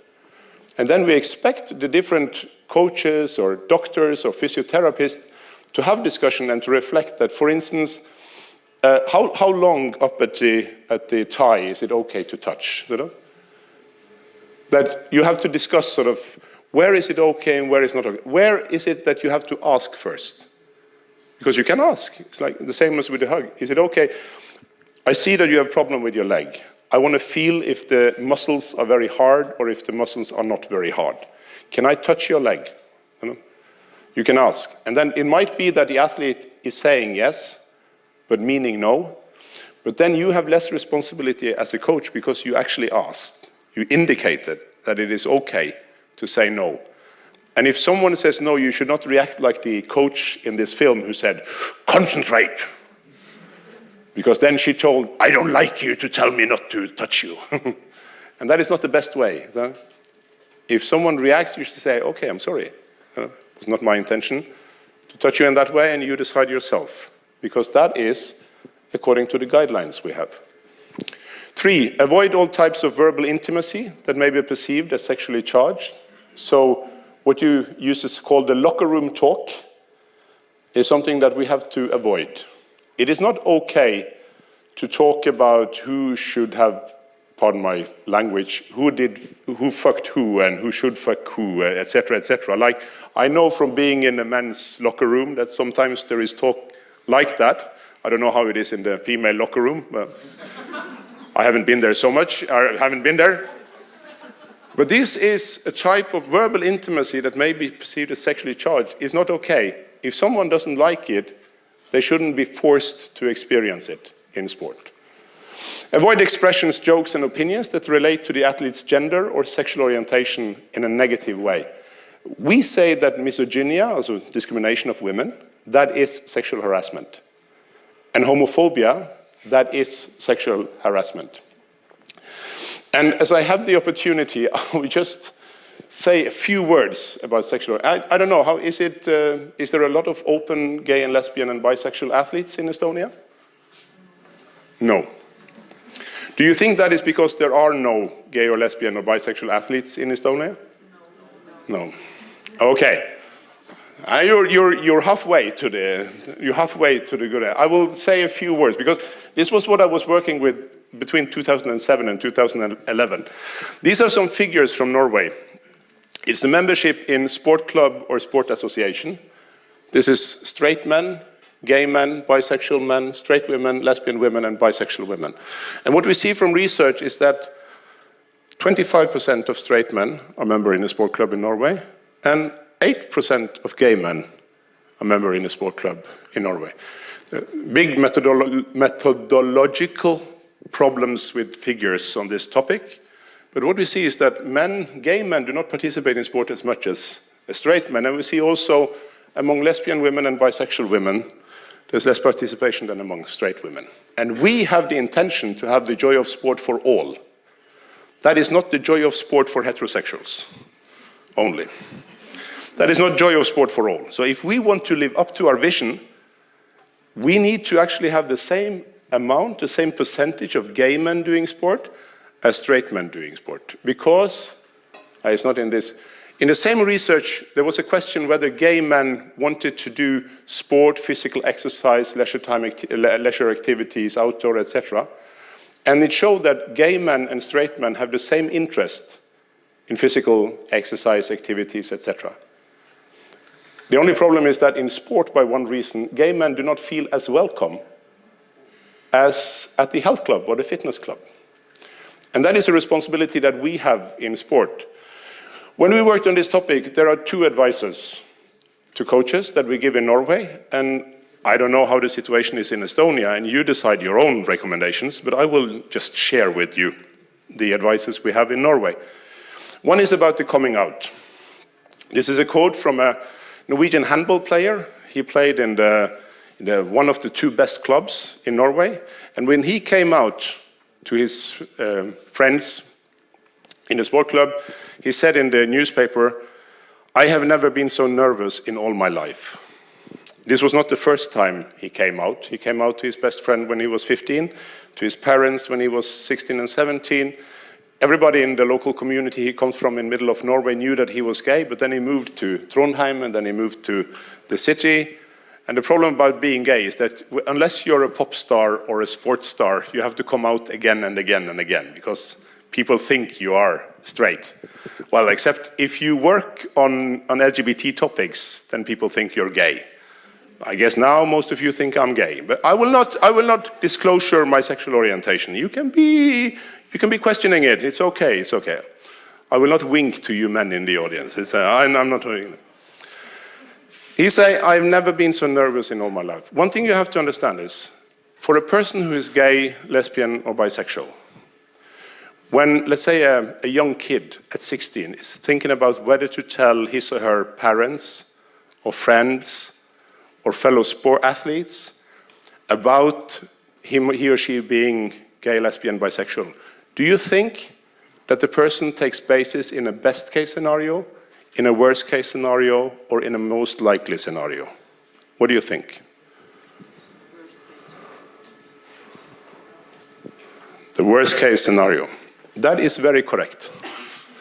This is the reason why kids don't tell their parents until it can take 4 or 5 years. It's not because they think their parents are evil people, but it's because they are afraid that the parents don't want them at home if they're gay.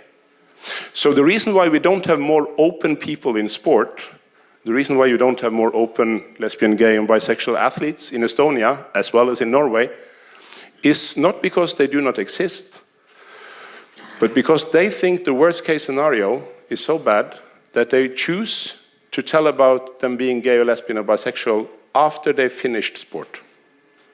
That is the usual thing, that they tell after they finished.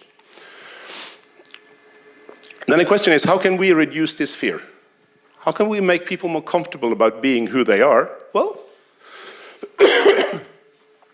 you can give a clear message in advance. And how can you give a clear message in advance? Well, the recommendation I give, and I got a question from there were some middle-aged men, and they say, Håvard, because there are a lot of middle-aged men who runs Norwegian sport, as well as, I don't know how it is in your country, but in many countries, there are middle-aged men who runs the sport organization. And they say, Håvard, we accept what you say, but we are not comfortable talking about this gay thing. So if you want us to talk about it, you have to tell us what to say, or we will say nothing. I say, okay, I can give you a sentence. First time you have a group, a training group, you can say, in this club, this team, we have zero tolerance for discrimination and harassment. If you're black or white, if you're gay or straight, everybody shall feel at home. The worst case scenario goes from down there and up there, because a person who say, if you're gay or straight, everybody shall feel at home, that is not a homophobic person who will kick you out of the team if you tell that you're gay. I am very sure that if every top football league coach in male football in Norway said this at the beginning of each season, it would just take a couple of years until we have an open gay football player at the top level in Norway. And then about the sexual harassment, if you hear a word like gay, faggot, lesbian, dyke, if someone say, are you gay, or in the locker room, our instruction to everybody in Norwegian sport is you should react immediately. And if you don't know what to say, you can ask, what did you mean by that? Because then usually people say, I didn't mean anything. Because today it's popular to be not homophobic. It's like it's unpopular to be homophobic. It's old style to be homophobic. So people don't want to be homophobic. So if you ask, what do you mean by that? They say, no, I have nothing against you people. You can do whatever you like for me. And then we say you should state that homophobic language is not accepted in a sport club or in sport club related activities. Because, and the IOC, they also have sexual orientation mentioned in their charter. The radical international organization IOC, because in the United Nations, sexual orientation is not mentioned. It's very, very difficult to mention sexual orientation. In the European Convention on Human Rights, sexual orientation is not mentioned. It was too hot topic to mention in the European Convention of Human Rights. In the IOC statutes, the radical progressive organization IOC, it was adopted unanimously in 2014. And they even have made tools like this one, sexual harassment and abuse in sport, where there are 2 cases of homophobia and 1 case of transphobia as a part of their tools. Enough IOC commercial. Let's go on with the guidelines. Seek to have both sexes represented in the support network. That is not because women are born better human beings than men. I think people have vices, both men and women. The problem is that if you have a club where it's only male coaches, you're more likely to have a negative culture than in a club where you have both men and women. And it's much easier for a female athlete, usually, to tell to a female coach or a female psychologist or a female doctor than to tell to a male. So if you make sure that you have both men and women as coaches and in the support system, you reduce the risk for sexual harassment and abuse. Avoid contact with the athletes in private spaces unless there are several persons present or in agreement with parents, guardians, or the sport management. And we don't have time to do the film, but there is a film on this as well that you will not be able to see now, but you can see it when you have a workshop in your club later. This is one of the risk situations, being alone with the athlete. You remember the challenge I gave you in the very beginning? The athletes say that the coach raped the athlete, but there is no evidence. What do you do?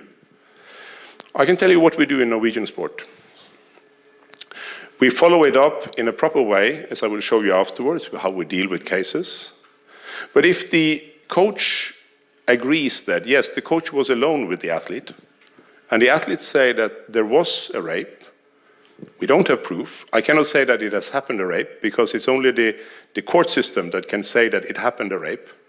But what I can say is that there is a claim that rape happened, and there is a violation of rule number 6 in the guidelines. Avoid contact with athletes in private spaces. So what I will tell to the club is that I will tell the club, my recommendation is that you finish your contract with this coach. Because the coach violated guideline number 6, combined with the claim of something far worse, and then I don't think you should have trust in this coach. And it's a human right to be member in sport, but it's not a human right to be coach. Coach is a position of trust. Trust is not something you can demand. Trust is something you have to earn. So my recommendation to sport clubs in Norway and to federation is that if you don't have trust in a coach, you have the possibility to say, we don't want to use you as a coach anymore. You need to follow the labor laws, etc., etc. But what we have done is that we have put a risk situation so that we have the possibility to have zero tolerance in this very difficult case that I showed you earlier. And it's one of the best things we've done, because it makes it so much easier to deal with these cases, but at the same time, it gives us a responsibility to educate the coaches and to tell to the coaches, you should avoid being alone with your athletes.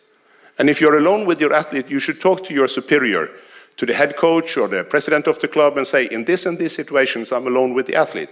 And if you have told this in advance, you will not be sacked because it happens something in those situations automatically, because it's someone else than yourself who have decided that you should be alone with the athlete then. Show respect for the athlete, coaches, and leaders' private life, and avoid dual relationships. If a reciprocal relationship is established, the situation should be raised and clarified openly in the milieu. This is about sexual relations or love relations between coach and athlete. And this guideline is too weak when we made it in 2010. So our recommendation today is that coaches shall in general not engage in amorous or sexual relations with any of their athletes. And if it still happened, our instruction to the coaches is that you should inform your superior immediately. And this is something we want referred to in the contract, the coach contract. Because then, if an athlete comes afterwards and say, I was abused by the coach, and this happened some years ago, and the coach said, yeah, we had sex, but it was consensual sex. I mean, she was over 18, I was over 18. It's not a crime to have consensual sex. And I didn't understand that there was anything wrong. Then we can say, but did you inform your superior when you had sex? Usually they don't do that, the coaches who have secretly sex with their athletes. But then we can say, well, you shouldn't have sex with the athlete. And if you did, let's say if you fell in love with the athlete, and we are not against sex and we are not against love in Norwegian sport. Sex and love is good. It just has to happen in a voluntary way where you don't abuse your position. Then we have the possibility to say, well, you didn't inform, and we have a basis to sack you. If we have this referred to in the contract, we have a labor law-based reason to sack the coach then. And this helps us a lot when you have these cases when the athletes say that it was abused, the coach say that no, it was just consensual sex. And these situations happens a lot, not only in sport, in other areas of society as well, but they happen maybe a little bit more in sport because we have not discussed this topic. And I have a lot of colleagues that are married to their coaches. I even have some colleagues who are married to their athletes. So this is an area where we have been a little bit blind. As a psychologist, Caroline cannot fall in love with the client. As a teacher, you cannot start a relationship with your student. Why should we have so much lower expectations for the profession of coaches compared to other professions? Back to the guidelines. Do not offer any form of reward with the purpose of demanding or anticipating sexual services in return. And everybody has a responsibility to take action and give notice if breach of these rules is experienced. So basically we say that you should not be punished if you inform someone about the possible breach of these guidelines, because everybody has a responsibility to inform. The key challenge we have on this topic is fear and insecurity. People are afraid. They're afraid to do mistakes. They are afraid to even come to a seminar about this topic. And a lot of the people who are not here today, they are not here because they are afraid of this topic. What do we do with that? How do we overcome fear and make people feel confident enough to address the topic and deal with cases? Well, I showed you one of the examples here regarding education. We made these videos. They're available here, English and French subtitles. They're used also now by the Finnish sport organizations. I don't know if they've made it with Finnish subtitles yet, but I know they were considering it. We're using these. They are accessible without any previous knowledge or training. They show a situation, and then they have a question in the end, what is appropriate, so that you can have a discussion among the coaches. Or you can use them with the athletes, or you can use them with the parents. I've tested all of it, and it works quite fine. Then, procedures. And on procedures, I will be very fast, because we're soon out of time. But if you want to, you will get, when you get the presentation afterwards, there are all the procedures that we have. Because we saw that people were not confident to deal with cases. And we saw that there was a need for clear-cut and unambiguous rules for behavior, what we have in the guidelines. But there also was a need for recommendations for case management, which we have in the following procedures. And in addition, there is a need for someone to call for help. It is maybe the most important thing. People need someone to call for help. And this is the website of Norwegian Sport, where you have the guidelines. Have you experienced? Have you suspicions? Are you going to deal with the case? Here is the guide, and here is my contact detail, to make it as easy as possible for someone to contact someone about a case like this. The guide makes it easier to report for victims, for those suspecting, and it makes it easier for the sport club to handle cases. Here is, I just show you, here is the guidelines in Norwegian, and here you see it in English on the right-hand side. Have you experienced, here is all the text in English. It's Norwegian, so it's about the Norwegian rescue centers, etc., and the Norwegian police numbers. But if you want, you can take this as a basis and make your own version in your club or in your federation or for Estonia. What to do if you've heard about something, what is the responsibility of the sports club, definitions of sexual harassment and abuse, what shall the sports club do, case handling, which is really easy. The case handling is the board of the sport club appoints 2 case managers, preferably among the board members, a man and a woman. These case managers, they speak with the one that has been informing about the case, they speak with the victim, and they speak with the person that has done the action. And on the basis of this, they come with a conclusion. What should be the conclusion? Do we have trust in this coach or not? What should be the reaction of this situation? Case log, handling information, take care of people involved, reactions, and contact information where people can ask for help. It is important to define who is responsible for following up the case. So to define, is it a sport club, or is it a national federation, or is it the safeguarding officer, or is it maybe the National Center for Ethics, etc.? And this has to be done by the sport organizations themselves. So you need to find out a structure for who is responsible for dealing with cases. And it is important that there is a possibility to contact someone. Let's say if the National Federation push it under the carpet, who can you call to get help to make sure that it is dealt with if someone tries to ignore it? What is to be solved? Well, the police decides whether there is a crime. Sport decides whether the sport rules are violated, and if that should have consequences for the person's trust. We have to consider risk for future sexual harassment and abuse. We have to consider whether the victim wants to continue in sport. If you say to a victim and a perpetrator, okay, this was not so bad, you just continue. Usually the victim finish and the perpetrator continues. And we as a general rule, if we cannot make both people continue in the club, then the one who has done the actions is the one that should leave, as a general rule.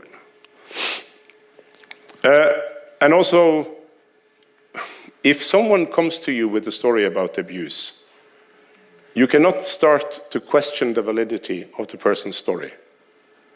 You have to show trust in the story, and you have to say, we will follow up this. What I do is that I say, what you tell me now is something that shouldn't happen in Norwegian sport. And what you have told me is something that is against the guidelines. It is something that needs to be dealt with, and we have procedures to deal with that, and we will use those procedures to deal with that. And we also do never advise a victim against contacting police, lawyer, and media. If someone wants to contact the police, it's fine. If someone wants to contact the media, it's fine. It's not up to us to decide. But the experiences in Norway is that there are very few cases who go to the media.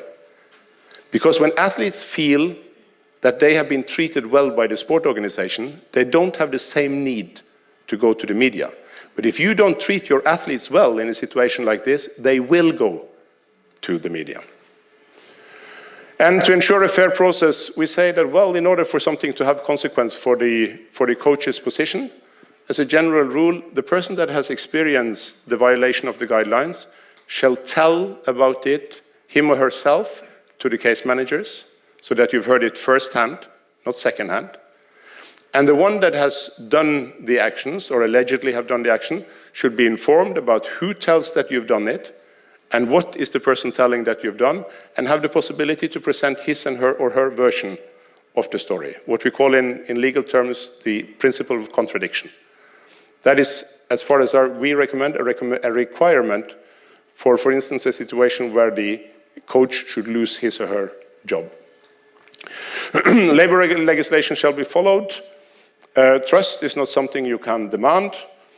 And the person, alleged perpetrator, should also be able to contact someone for advice. And the same, if that person wants to contact the police or a lawyer or a media, they are free to do so.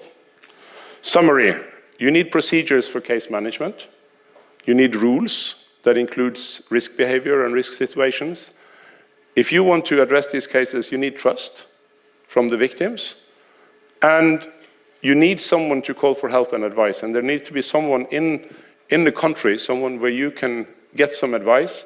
A lot of the people who call me, they plan to do the correct thing, but they just need to talk to someone, explain what they plan to do, and I said, that is a very good suggestion. You have read the guideline, you've read the guide, you should continue as you planned, but they need to get this confirmation because they are afraid and insecure. And unless you take away some of that fear and insecurity, cases will not be dealt with.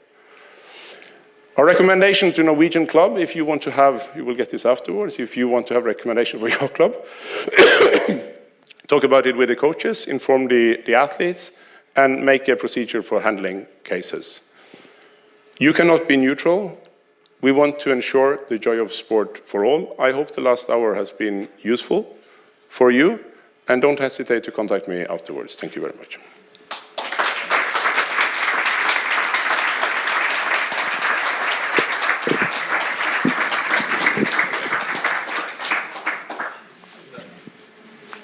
Aitäh, Howard. Kas on küsimusi? Any questions? On?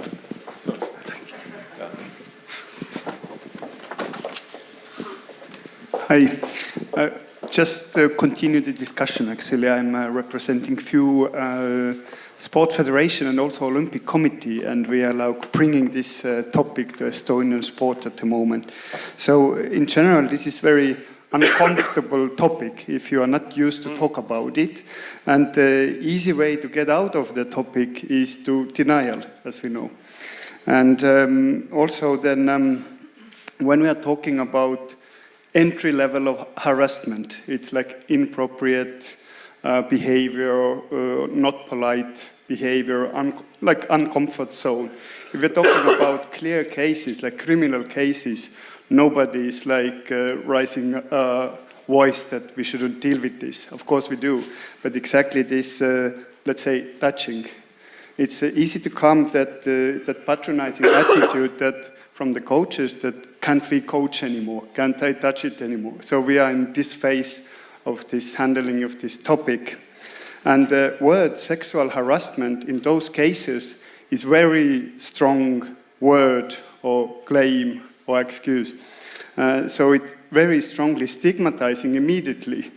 If I touch somebody inappropriate way and I'm called like I'm committed to sexual harassment, so it's a problem. So can we like, or do you, what is your experience to talk about like inappropriate behavior like against sexual harassment? To make it more easy to like start introducing this issue to sports scheme. The problem is that, you hear me? Yeah. The problem is that if you don't call it sexual harassment, you call it something else, then you still have the challenge. When does something become sexual harassment? Because sexual harassment is a term. In Norway, it's a part of the legislation. And then you have to define where is the line. And it's impossible to define where is the line, because these situations are so very complex. So we solve this by saying that it's based on the experience. Yeah. And then, yes, there is a stigma around the word sexual, and I have coaches telling me, oh, can't you call it something else? Call it something else, because I don't do sexual harassment. If you call it something else, I can follow. Say, no, we need to take away the taboo. Sexual harassment is a huge taboo in society. If you touches a person in a way that the person is uncomfortable with, you risk that this person goes to the media and talks about how you harassed him or her. I mean, you risk that, whatever we call it. And the last years now, with the Me Too movement, etc., there has been an opening of it. I have this president of a federation who asked me after a seminar, can I give a hug to the athletes or can I not give a hug? And I say, well, because you have been asking the question, you can discuss with your colleagues. And then you can decide whether this is a situation where it's okay to give a hug or not. And then, if you follow what you have decided with your colleagues, they can't criticize you. So I am very sure that the coaches are they are in a safer position. They should be more confident, and there is less risk for a coach being victim in a sexual harassment case if you have an openness about this topic. Yeah, good, because we are introducing this topic now here, and it's maybe good to mention that it's for the both parties, also for the coaches, to give the safety or comfort if you have those rules on place.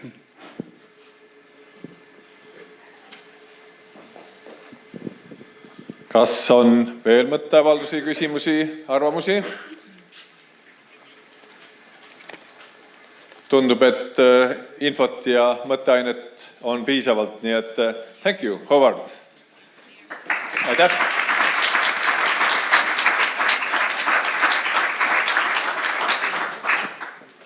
Nüüd järgneva umbes 15 minuti jooksul või 20 minuti jooksul me räägime natukene sellest, mida Eestis viimase aasta jooksul on tehtud selles vallas, et oleme kuulanud Belgia ja Norra näiteid, aga Eestis on arenguid ka. Ma kindlasti kutsuksin olijaid üles jagama oma mõtteid, võib-olla ka juba ellu viidud tegusid. On täiesti võimalik, et me kõigest headest ideedest ja praktikatest ei ole lihtsalt kuulnud veel. Et kui täna sündis mõtteid, siis te võite ka neid jagada, öelda, et me tahaksime teha seda, me mõtleme, et me peaksime tegema seda.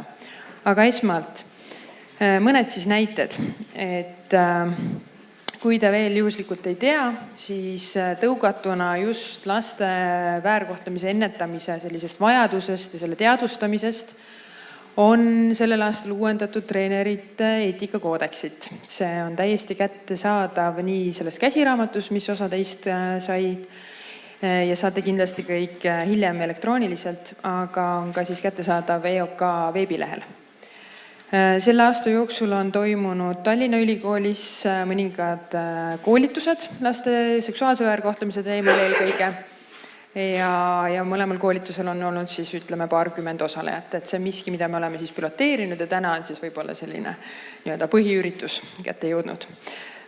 On alaliidud, kes on näidanud huvi teema vastu ja tegutsenud siis ka konkreetselt, praktiliselt. Näiteks Sulgpalliliit on kutsunud muuhulgas siis mind ka ennast, aga teisi eksperte koolitama laste väärkohtlemise teemal.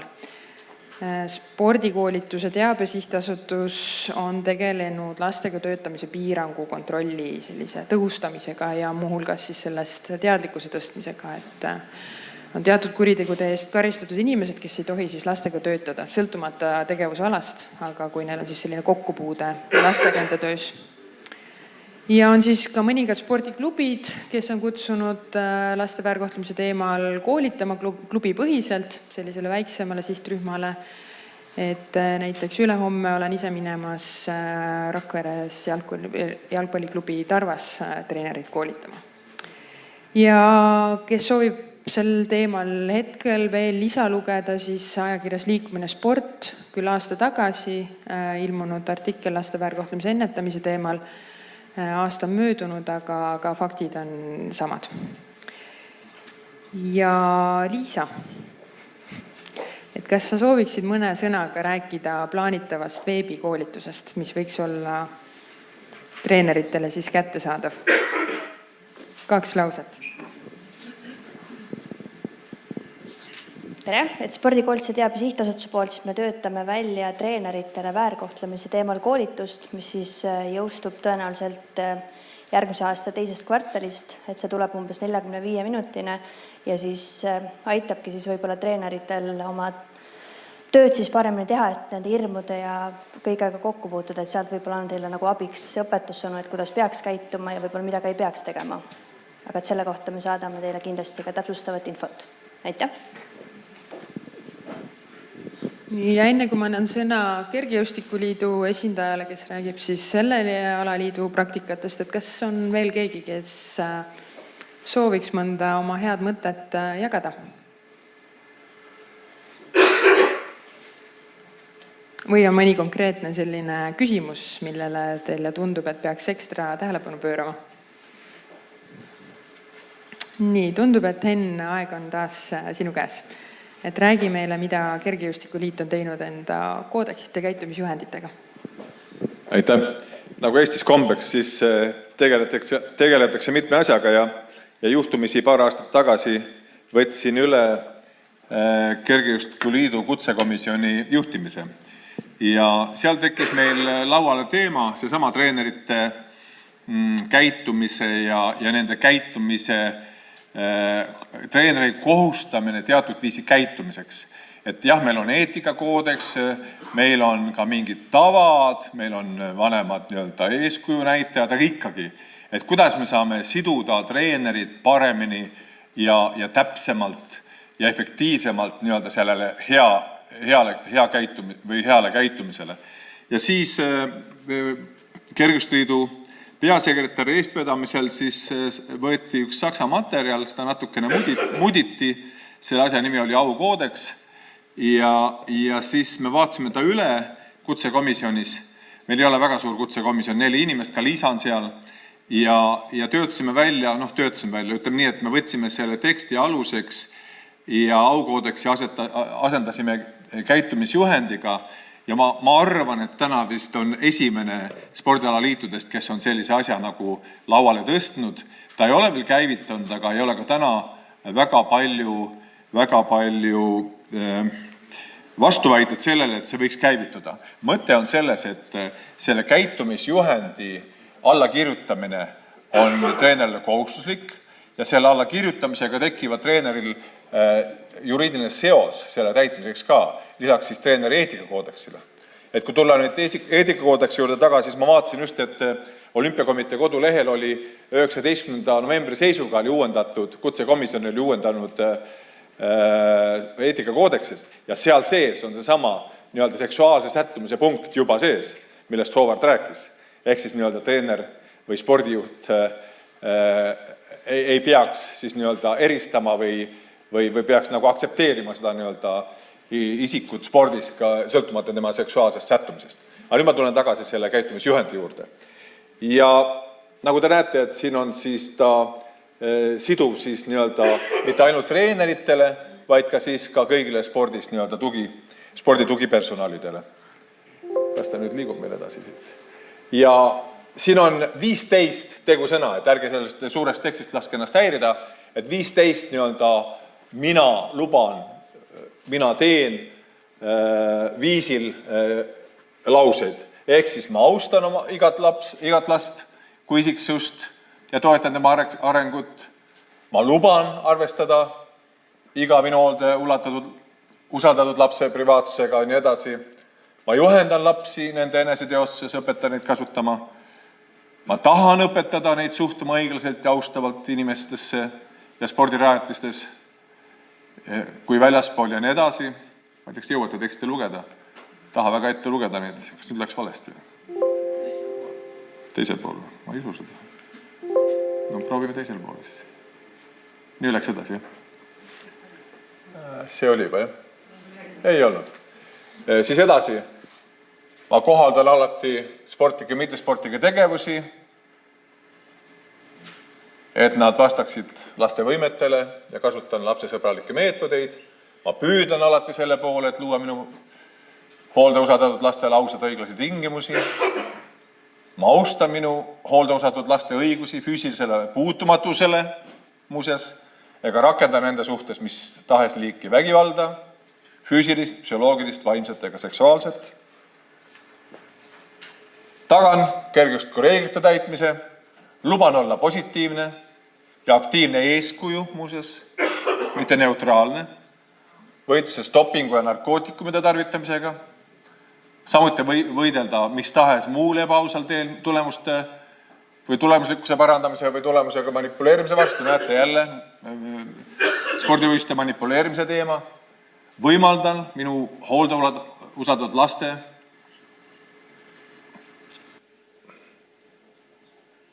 ja nii edasi. Austan iga lapse väärikust ning kohtlen võrdselt ja õiglaselt kõiki, olenevata siis sotsiaalsest, etnilisest, kultuurilisest päritolust, veendumustest, religioonist, poliitilisest, pange tähele seksuaalsest orientatsioonist. Selle teksti võtsime vastu juunikuus.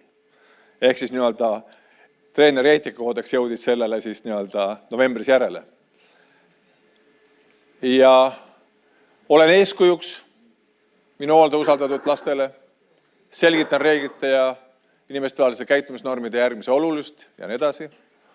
Kohustun sekkuma, kui käesolevat käitumisjuhendit minu juuresolekul rikutakse, hästi oluline.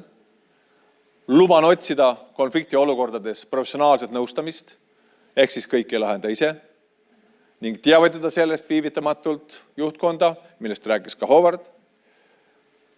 Ja alaealiste laste kaitse või alaealiste kaitse on minu olulisim prioriteet. Ja luban, et minu suhted ja kontakt ka täisealiste sportlastega põhinevad käesoleval käitumisjuhendil. Ehk siis mõte on selles, et need 14 eelnevat tegusõna ja sellega seonduvalt lubadust olid põhiliselt seotud lastega. Aga nüüd see viimane mõte on see, et me ei saa otseselt kahte inimest, täiskasvanud inimest sundima käituma viisil, laste kaitsmise viisil, kuna nad on täisealised, aga siiski treener kui jõupositsioonilt või siis spordiorganisatsiooni võib-olla või sporditegevuse tugiisik on teatud mõttes võimupositsioonil, on ta siis kohtunik või klubi mänedžer või treener, ehk siis et see mõte või see filosoofia viiakse ka suhetesse täiskasvanutega. Et selline on see dokument ja siis selle allkirja andes siis võtab siis see allkirjastaja kohustuse, et tema ebaväärikas käitumine ehk siis selle käitumisjuhendi rikkumine võib tuua kaasa siis kutse või töösuhte sobivuse menetluse. Tegelikult sama asi, millest rääkis ka Howard.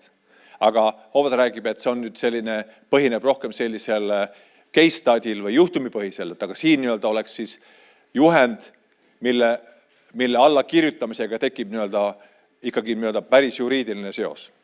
Kindlasti leiduks advokaat, kes ütleks, et siin on see ja see nõrk koht ja see on vastu, ma ei tea, kas inim- või muudele õigustele, aga siiski, kui me tuleme siia mängu sisse, meie eesmärk on kaitsta lapsi ja me peame seda kõige olulisemaks, siis siin on see koht, kus meie täna hetkel leiame, et see tekst ja selline treenerite ja tugipersonali sidumise viis võiks olla mõistlik, vajalik ja kui teised spordialad sellest arvavad, et see võib ka hea ja vajalik olla, võiks ka seda siis sellest õppida.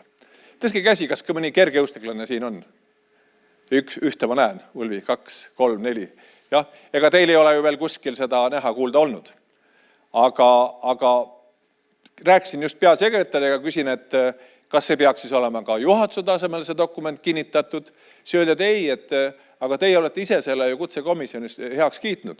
Kutsekomisjon töötab või tegutseb ju Olümpiakomitee poolt antud volitustega. Ja Olümpiakomitee on ju kinnitanud selle suure kutsekomisjoni ja siis spordialaliitude kutsekomisjonid. Ehk siis kutsekomisjon on piisavalt pädev selleks, et kehtestada ma ei taha öelda nüüd reeglid, aga ikkagi juhend, käitumisjuhendid, juhised, kuidas spordialal peaks käituma. Mis te arvate sellest? Jaa, käsi püsti.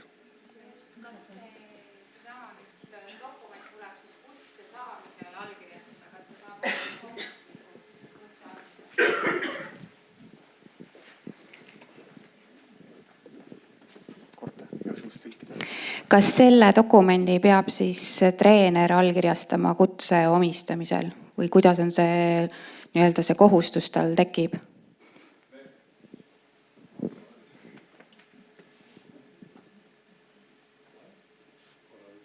Me mõtlesime me püüdsime sellele ka vastust saada.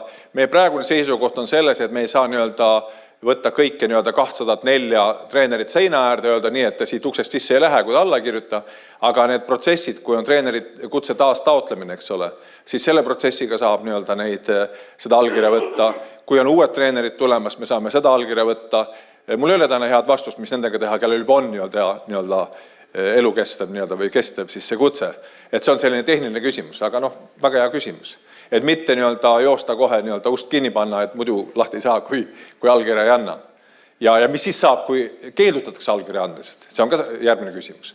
Aga siiski, kui treener mängib, me ütleb, et jah, ta on kõigega nõus ja ta täidab need reeglid, sest midagi ei ole üliinimlikku, siis see võiks olla selline tihedama sidumise viis, mille kaudu pärast saaks ka siis, ma ei taha öelda, et sanktsioneerida, aga siiski ikkagi rakendada teatud reageeringut, et mitte olla neutraalne, eks ole, siis võimalike juhtumite juhul.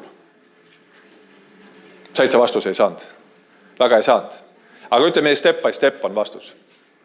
Veel arvamusi, küsimusi? Kui te tähele panite, ma pakkusin, et kas juhatus peaks seda kinnitama, siis selle peale, et ei, aga sellest kutsekomisjonist piisab. Aga juhul, kui see olukord ongi nii, et selles alaliidus otsustati nii, kui leiab aset selle dokumendi rikkumine, siis kutsekomisjon on ka see organ, kes peab menetlema, mis temaga saab. Ma nüüd tõlkijatele ütlen, et küsimus oli siis selles, et mis siis saab, kui näiteks rikutakse seda kutsekomisjoni poolt pakutud teksti, aga sanktsioonid peaksid järgnema siis juhatuse poolt, kas siis töösuhte lõpetamine või mingite sanktsioonide tekitamine, siis ütleme nii, et meil väga palju treeneri kutse peatamist või äravõtmist pole olnud. Nagu me siin teame, oli siin päris tõsisel tasemel, eks ole, suusatreeneri kutse äravõtmine ja minu teada sellised kutsekomisjoni või alaliidu sees tasemel pole neid asju olnud. Aga nagu jälle Howard ütles, et me peame selleks valmis olema. Et juhul, kui tuleb tõsine juhtum, et mis siis saab, ehk on regulatsioon olemas. Aga loomulikult ma olen nõus, et ja kõik töösuhted ei ole ka alati alaliit versus, eks ole, kohtunik, seal on sellised töövõtupõhiseid, pool vabatahtlikke tegevusi, nii et tegelikult on ikkagi võimalik anda kas siis spordialaliidu või siis ka spordialade üleselt spordis tegutsemise keeld. Kui te küsite, kas täna selline spordis tegutsemise keeld, selline distsiplinaarmehhanism on olemas, siis jah, see on olemas juhtumitel, kui tegu on dopinguvastaste rikkumistega. Seal on väga selgelt vaada koos.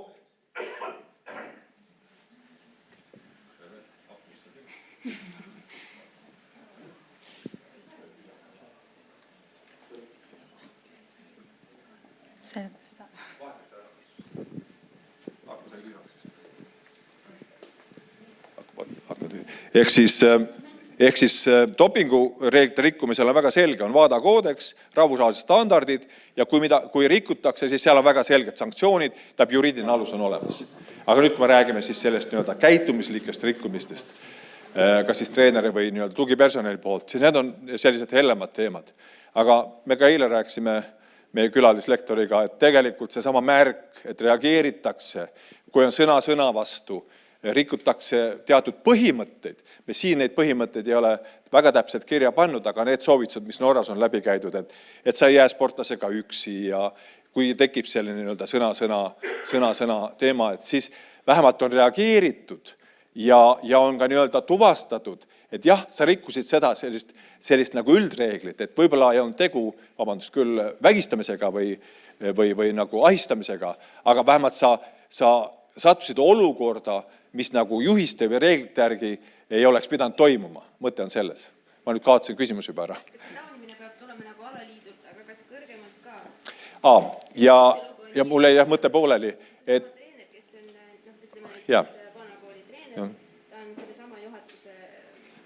okei. Sain aru, et küsimus jätkus sellega, et mis siis saab, kui nii-öelda alaliit on seotud ja treener või see inimene, kes siis on rikkuja, nii-öelda ütleme, et alaliidu ammas ei hakka või juhatus ei hakka selle peale või on mingisugune ringkäenduse teema. Ma jäingi nüüd pooleli, et see vastus jäi pooleli, et jah, dopingu puhul meil on reeglid olemas, seda me saame sanktsioneerida, aga nüüd muudel nii-öelda pehmetel teemadel või väärkohtlemise teemadel ma unistan ja arvan, ma pärast ka püüan lõpetada nende mõtetega, et me võiksime laiendada, ma ei arva, et me peaksime uue distsiplinaarmingi kolleegiumi tekitama, aga me võiksime laiendada Olümpiakomitee põhikirjas olevat nii-öelda sätet, et Olümpiakomitee asutab distsiplinaarkolleegiumi, mis lisaks nii-öelda antidopingu reeglite rikkumisele käsitleb ka muid reeglite rikkumisi, ehk siis sealhulgas ka väärkohtlemise reegleid, mida meil täna veel väga selgelt maha pandud ei ole, siiski uuendatud treenerite spordieetika, mis ta siin on, juhendis, jah? Seal on tegelikult, paar lauset ikka on sel teemal, aga me peaks nagu minema detailsemaks, eks ole, millised rikkumised siis on, kus see rikkumine siis algab, eks ole. Siin on nagu üks näide lihtsalt nii-öelda suhteliselt jõuline ja konkreetne näide, eks ole. Ja tõesti, mis siis saab, kui selle alla kirjutab? Üks küsimus veel, et kui rääkisime sanktsioonidest ja sanktsioonide puhul siis tõesti, et treeneri kutse äravõtmine või siis spordist eemaldamine, aga kas on nagu ka teised mingid astmed, et kuidas karistatakse või kuidas neid sanktsioone rakendatakse, et on sellel ka mingi norm ette antud, et mis need teised karistused võivad olla? Pöörake oma pilk natuke paremale, Brit oskab väga hästi vastata sellele, et on olemas loomulikult lastekaitseseadus, on olemas kriminaalkoodeks, on väärteod, et kindlasti lastekaitsel on mitmed erinevad tasandid. Brit, sa tahad äkki jätkata? Ma hetkel tegelikult ei jätkaks siinkohal, et ma arvan, et see vajab ka võib-olla eraldi täiendavat selgitamist või me saame selle juurde tulla siin päeva lõpus, et see avab nagu täiesti ka uusi teemasid, et võtame võib-olla hetkel viimase küsimuse ja siis lähme lõpetava videoklipi juurde ja siis juba kohvipausile. Mul on küsimus publikule tegelikult, et meie Karol Kovaden Ujumisliidust ja Sulgpalliliidust ja ka Olümpiakomitee täitevkomitee liige. Et me Olümpiakomitee, alaliidud, klubid, treenerid, me kõigi ühine kohustus on tagada laste ja noorte, muidugi ka täiskasvanute turvaline harrastuskeskkond, eks ole, selle üle ju me keegi ei vaidle. Ja nüüd, kui me siin kuulanud oleme, siis tegelikult on ju mõistlik ka selle teemaga arvestada, milleks me siin täna kogunenud oleme kuulama. Ehk siis sellised eetikakoodeks, juhendid, reeglid oleks ju mõistlik, kui alaliitudes oleks. On ju? Samas, olles nende juhatuses olnud tükk aega, siis seda ise tegema hakata on tükk tööd ja nagu Norra kolleeg mainis, palju keskealisi mehi ja võib-olla see esimene reaktsioon sellele teemale, et ärge nüüd jamage, et nalja teete, et meil niisugust asja ei juhtu, pole olemas, ehk siis see denial nii-öelda. Aga mu enda mõte on, et kui see töö ära teha alaliitude eest, et ülevalt pihta hakata, riik annab päris palju raha, mis läbi Olümpiakomitee tuleb alaliitudele ja klubidele mõistlikult läheneda, kui see starting kit, need juhendid, eetikakoodeksid, kogum oleks valmis tehtud, ega vahet ei ole ju, mis alaliit, et sulgpall või ujumine, eks teema on ju üks ja sama. Et kui see tuleks ülevalt alla valmis materjalina, siis oleks seda seal samas juhatuses oluliselt lihtsam heaks kiita ja kasutusele võtta, kui seda igaüks mitukümmend alaliitu iseseisvalt tegema hakata. Ja siin ma vaatan isegi ka Norra kolleegi poole, et koostöö teiste olümpiakomiteedega, näiteks rahvusvaheliste organisatsioonidega, et me ei pea jalgratast leiutama, et tegelikult teema on täpselt sama. Aga see on väga keeruline teema, et seda sükse 1-2 koosoleku ja jutustamisega ära ei lahenda, et siin nagu professionaalidega koostöö. Ja siis see materjal ülevalt alla, kuni klubideni ja treeneriteni välja. Et see on mu enda mõte, et kuidas see tundub. Noogutage, kui on ja. Yes. Ehk siis siit tegelikult ülesanne siis sinule tegelikult. Aitäh ja nagu ma ütlesin, et seda kõike on võimalik veel tagasisides ankeedis veel ära markeerida, aga aitäh. Ma saan aru, et meie Belgia külalislektor Caroline tahtis ka. You wanted to say something? Yes, I was listening to all your questions because they're very, very necessary, very useful, very important. I can give you some ideas that what we did with the Gymnastic Federation. First of all, we have a document for all the clubs. So the clubs need to sign this document that they will introduce the code of conduct in their own codes, because every club has its own code. So this code of conduct, for instance, from the federation, is the primary code of conduct, and they add in their own rules extra. So they have to sign first a document that everybody is going to apply the code of conduct. That's the first paper, and that's a paper that you can collect from the federation. So you have already an agreement from the club. That's already a big step. And the second step is then that the clubs introduce the code of conduct to all their athletes, coaches, and they can ask to sign them. For clubs, especially if the teacher, the trainer, the coach is a volunteer, it's not necessary, but we recommend if they are paid, they need to sign this. So that's a very important step that you can follow.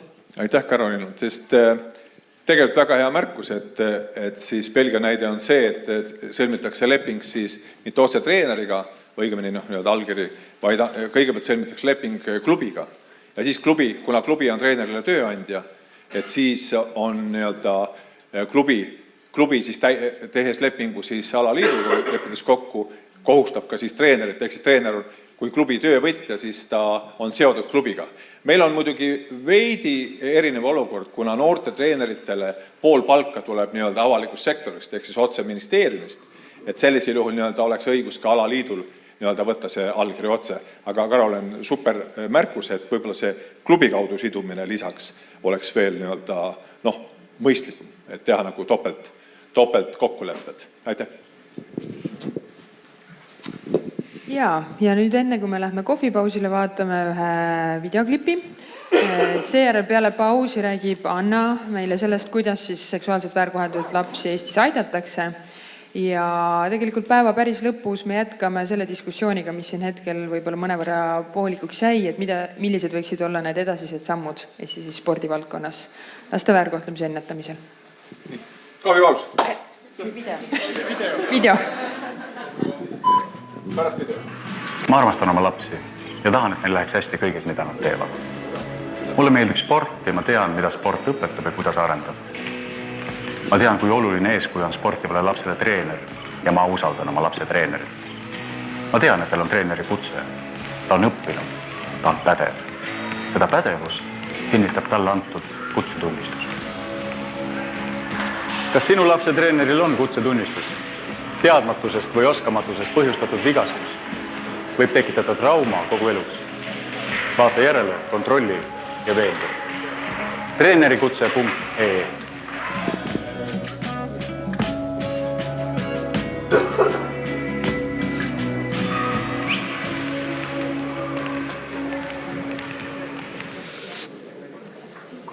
Nii, nüüd on kohvipaus.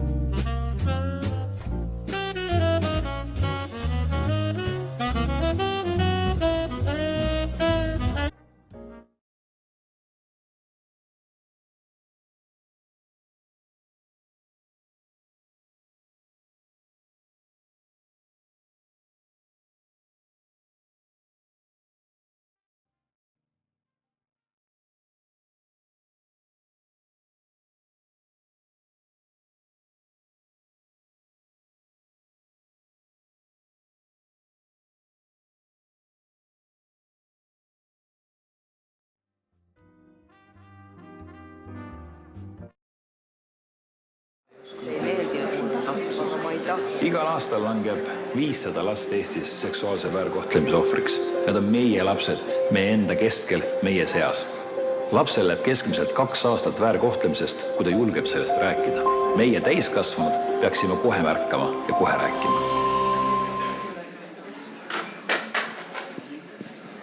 Nii, me jätkame ülevaatega selle kohta, mis laadi abi on Eestis võimalik saada seksuaalselt väärkoheldud lastele ja üleüldse, millist abi pakub ka lastekaitse.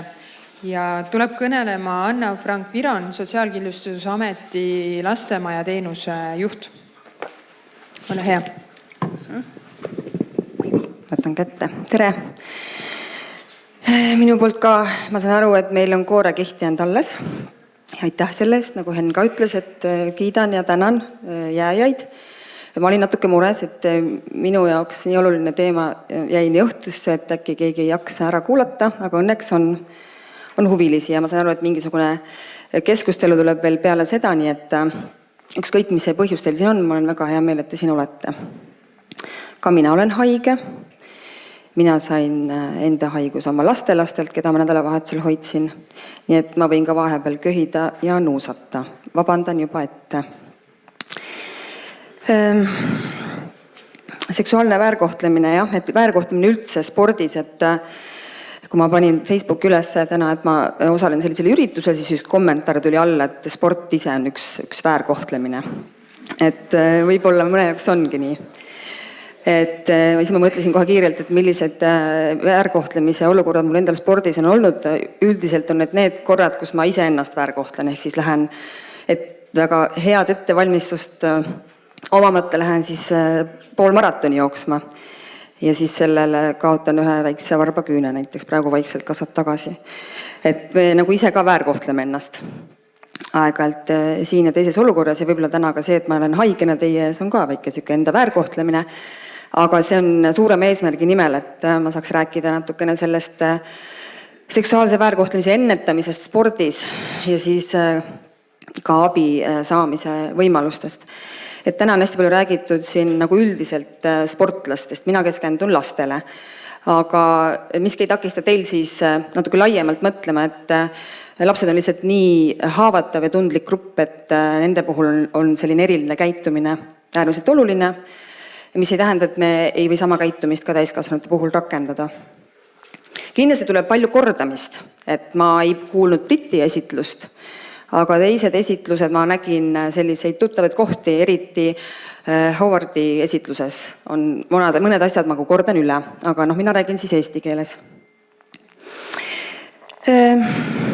Ma ei tea, kui palju Brit rääkis statistikast, aga mulle meeldib alati nagu panna kuulajaid ka sellisesse olukorda, et kui me räägime, et Eesti uuring ütleb, et uuringus osalenutest, et üks kolmandik tunneb, et ta on puutunud kokku seksuaalse väärkohtlemisega. Euroopa Nõukogu arvab, et 10–20% Euroopa lastest on seksuaalselt väärkoheldud, siis mul meeldib alati panna siia ruumi seda. Et kui me mõtleme klassiruumi peale, siis 30 lapsest 3–6 last on seksuaalselt väärkoheldud. Palju meid siin täna on? Siin on ka täna kindlasti seksuaalselt väärkoheldud inimesi. Et kui me nagu võtame selle teema niimoodi välja, et me suudame seda enda ümber nagu näha ja märgata või teadvustame seda teemat, et siis on meil lihtsam ka ennetada ja abistada. Juba tekivadki mingisugused väiksed kõrvalnähud. Et me hakkame palju Howardile viitama, et mulle meeldis, et ta ütles, et ükskõik kui palju me siis ennetusega tegelemine, siis seksuaalne väärkohtlemine jääb. Natukene nagu ärritab, et mis mõttes, et mina näiteks töötangi selle nimel, et nagu kaitsta ja hoida ja ennetada, aga nii kaua, kui me oleme seksuaalsed olevused, siis nii kaua tõenäoliselt jääb ka seksuaalne väärkohtlemine. Aga ma arvan, et ennetamine siiski aitab, ennetustöö aitab siis vältida ka seksuaalse väärkohtlemise sattumise ohvriks või siis vähemalt paremal viisil lahendada neid olukordi. Vaatame, mis mul siis on slaidid hakkavad rääkima. Jah, see sõna ka kõlas ära, et seksuaalsus üldse on suht tabu teema, et me oleme siin, ütleme, meie vabaks saamise ajal oleme natukene aktiivsemalt ja julgemalt endast teemadest rääkinud. täiskasvanute seksuaalsus on normaalne. Osad inimesed arvavad siiamaani, et seksuaalsus tuleb siis, kui me hakkame seksima, ehk siis kas siis 14 või 18 või, aga lapsed sünnivad seksuaalsetena. Et seda võiks ka nagu tähele panna või meelde jätta, et see ei ole midagi, mis tuleb mingi vanusega kaasa. Et ma natukene lähen küll tempokamalt üle, aga pisut räägin nagu laste arengust, et võib-olla, kes siin lastega töötab, on siin inimesi, kes töötavad lastega. No, väga hea. Ja kindlasti on siin veel rohkem lapsevanemaid. Nii et, no vot, et minu jutt läheb kellelegi ikka pihta. Et jah, et see seksuaalsusega lapsed sünnivad, et see mõnele on üllatus. Aga nii see on. Ja erinevad arengufaasid seksuaalsusega seotud ja seoses sellega erinev seksuaalne käitumine. Et kui me natuke oleme sellest teadlikumad, siis on meil ka lihtsam ütleme ka siis märgata või reageerida ohu korral. Et seda on hea siis teada ja endale selgeks teha ka siis vanemana või siis lastega töötava inimesena. Et see, kust lapsed sünnivad, miks ma selle olen välja toonud, et kõik need müüdid erinevates valdkondades, eks ju, müüdid, siin on ka jälle need eelnevad rääkijad rääkinud, et müüdid, et seksuaalselt väärkoheldud on ainult naised või tüdrukud. Et nad on jah rohkem, aga see ei ole tegelikult nii. Et seksuaalsuse teema ja seksuaalse väärkohtlemise teemad või ennetamise teemad, millal sellega alustada.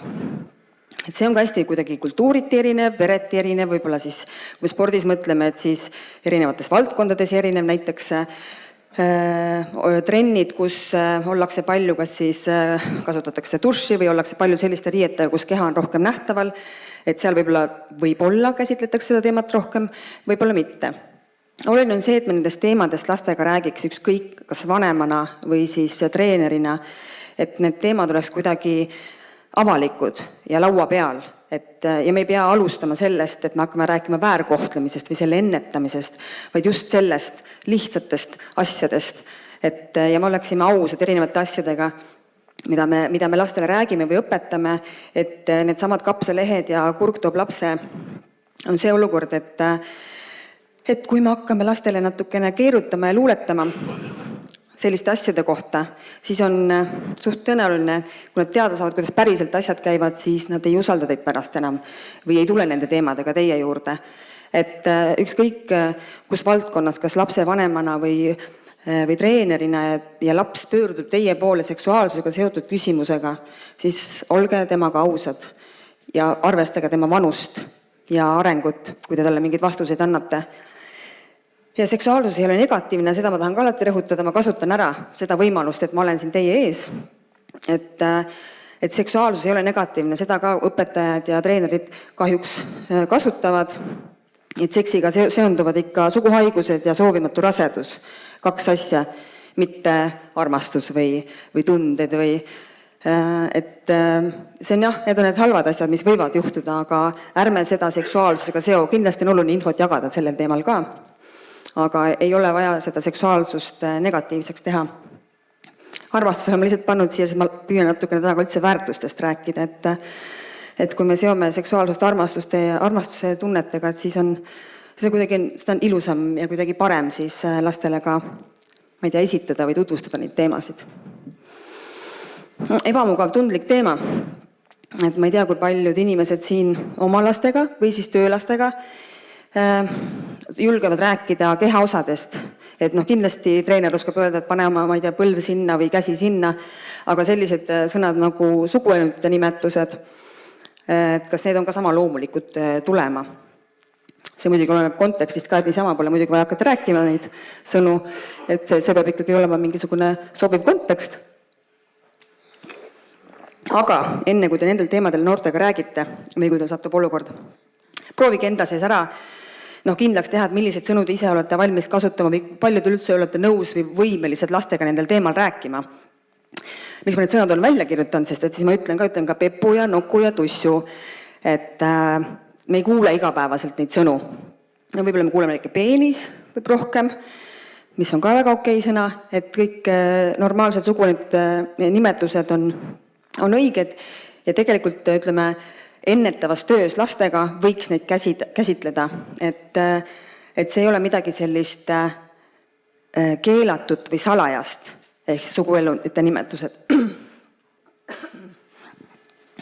Et kui te otsustate hakata nendel teemadel lastega rääkima, viige ennast kurssi, et milliseid sõnu kasutada, kas te ise tunnete ennast turvaliselt seda teemat käsitledes. Väga okei on, kui te ei tunne, et te leiate inimesed, kes sellel teemal lastega vestlevad teil. Kindlasti ei ole seksuaalkasvatus lastel ükskõik kas teie trenni olukorras või lapsevanemana ühekordne vestlus. Et ma nüüd räägin sulle, et võt, selline asi on turvaline käitumine ja selline asi võib spordis juhtuda ja kõik. Et see on selline regulaarsus ja selline, et toome selle teema laua peale, et see on üks teemadest, mida me regulaarselt käsitleme. Loodame, et me käsitleme seda ainult ennetavas vormis, aga on olukordi kindlasti, kus tuleb käsitleda siis juba, kui me peame tegelema selle teema või juhtumiga. Et teie kui täiskasvanud, nagu mina ütleks kohustus, aga õigus või võimalus on luua selline hea keskkond lastele nendel teemadega teil siis rääkima. Ükskõik, kas te olete vanem või siis treener. Treeneriga muidugi see, et treenerina või siis, ma ei tea, mis ametis te siin olete, õpetajad ka, et üks asi on üks ühele vestelda oma lapsega ja teine asi teha mingisugusele grupile sellist ennetavat tööd või rääkida nendel teemadel. Lõpupoole ma natuke ütlen, mis võimalused selleks saaks olla. Et see on nagu teie, kes selle võtab selle teema enda kanda, see on tema asi luua selline hea õhkkond või hea miljöö selle teema käsitlemiseks. Millega võib arvestada, et kui te olete nii julge, et hakkate sellel teemal mingit ennetustööd tegema ja lapsed saavad aru, et te olete julged, siis nad hakkavad küsima. Ja siis võivad sellised küsimused tulla, millele te vastata ei oska. Ja see on väga okei, et te ei oska. Et te ei pea ise arvama, et te peate kõike teadma ja ei ole üldse mingi häda lapsele öelda, et tead tõesti seda teemat ma ei tea või sellel teemal ma ei oska rääkida. Aga ma uurin sulle homseks välja ja me homme räägime sel teemal. Et kindlasti ei ole mõtet ükskõik, mida laps küsib. Erinevas vanuses on ju, mõnikord võib üllatada, ütleme 5-aastane küsib, mis on anaalseks, siis esiteks on see muret tekitav, miks nii väike küsib sellist asja. Ja teiseks see võib teid ehmatada, ta küsib seda kindlasti mingis avalikus kohas, kus on seda keeruline selgitada. Et siis ongi see koht, et öelda, et näiteks me paneme lepime spetsiaalse aja kokku, et me sellest räägime või kui ta küsib seda kuskil grupi vestlusel teil trennis, mõnikord nad tahavad manipuleerida, küsivad selle pärast, et olge niisugusteks asjadeks valmis, et nagu saate, ma ei taha isegi öelda taganeda, aga käia välja trumbi, et see on hästi oluline teema, mis sa küsisid. Et me räägime sellest teinekord ja ma uurin täpselt välja, mis asi on anaalseks ja ma räägin sulle täpselt sellest. Et ei ole kindlasti mõtet öelda, et see pole see koht, kus küsida või lapsed ei küsi selliseid asju. Et need vahest sellised manipuleerimised või sellised julged väljaütlemised laste poolt võivad olla ohumärgid seksuaalsele väärkohtlemisele. Kindlasti tuleb sellel puhul reageerida. Austa last ja tema piire, nendest piiridest on siin täna ka räägitud ja see tore video, mis Brit näitas, mul on ka hea meel, et sellel tuleb varsti eestikeelsed subtiitrid. Aga minu meelest võib seda praegu juba levitada ja lastel ka näidata ja kas või ise ära tõlkida, et mida selles videos näidatakse, et kui olulised on piirid. Ja nende piiride austamine, meie kui vanemad, meie kui vanavanemad eriti, kes ilmselt tahavad oma lähedasi lapsi musitada ja kallistada, ilma küsimata. Et proovige oma lähedastega, hakake küsima nende käest, et kas nad on nõus, tahavad nad teie musi ja kalli ja põsest sikutamist, et see on nagu suurepärane võimalus saada eitavat vastust. Hästi valus on see, raske on kannatada seda, eks emana või vanaemana, aga tunda seda nagu uhkust või head meelt, et lapsel on julgus nagu piire kehtestada, öelda oma lähedastele. Ja mida väiksematel me selliseid piire õpetame ja näitame, kuidas on võimalik teha, seda turvalisemandal tulevikus olla. Ja kui te sama asja teete näiteks treenerina, et kui te olete kokku leppinud piirid ja kokku leppinud, millised puudutused teie treeni tegemise käigus on okei ja millised mitte, ja laps julgeb teile öelda, et mulle ei meeldi see, et võta ära või midagi sellist, et siis tegelikult tasub selle üle lihtsalt rõõmus olla, et laps oskab ennast kaitsta, ise kui teil ei olnud mingisugust halba eesmärki või mõtet. Selline tore plakat on, kindlasti ma nägin juba toolide peal, osadel olid võetud sellised need rohelised plakatid, kes siin väiksemate lastega töötab, siis on ideaalne selline töövahend, et kuidas oma keha ja turvalisusega siis, või selle ütleme, teema seletamisega ise hakkama saada. kui sa ei ole näiteks ette valmistanud suuremat, ma ei tea, koolitust selleks, et kuidas lapsi seksuaalalaselt kasvatada, siis see on nagu selline minimaalne ütleme, oskus või minimaalne õppevahend, mida selleks kasutada, et lapsele piire selgitada. Eriti hea on see igasuguste ujumistreener, siin on see ongi ujumisriiete reegli põhimõttelise, et võtke kindlasti kaasa, lugege läbi ja kasutage seda, kui te lastega töötate. Et siin on head lihtsad reeglid, mida laps peaks teadma, mida oskama ja kuidas suhtuma inimese kehasse. Hästi lihtsad reeglid, sama see, et tuleb enne puudutamist kindlasti küsida lapse käest luba, et laps teab seda. Sest et ütleme, minu vanused inimesed, keegi mulle kunagi ei õpetanud, et ma ei tea, kas arst peaks küsima mu käest luba, et kas ta võib mulle, ma ei tea, mind puudutada kuskilt piirkonnast, veel vähem siis ema või vanaema. Aga jällegi ma ei tea, mis see Brit rääkis, see statistika ütleb, eks ju, kes meil on väärkohtlejad, laste väärkohtlejad on laste lähedased inimesed, kas siis lausa oma pereliikmed või siis inimesed, keda nad usaldavad. Ja üks inimene, keda nad usaldavad, on treener. Et sellepärast on oluline, et laps teaks, et ka lähedased inimesed peavad luba küsima lapse keha puudutamiseks ja lapsel on õigus öelda ei. Seda rääkis see nii väike see multifilm kui ka see sama roheline plakat. Nii et kasutage seda, hea lihtne. See on ka kättesaadav ka meie kodulehel, Sotsiaalkindlustusameti lastemaja kodulehel ja eesti keeles, vene keeles, inglise keeles ja tegelikult on seda isegi, ma ei tea, mitmesse keelde veel ära tõlgitud, kui keegi tahab veel mingis keeles seda saada. Ja see ei ole meie välja mõeldud, see on Soomest üle toodud ja toimib väga hästi, hästi lihtne.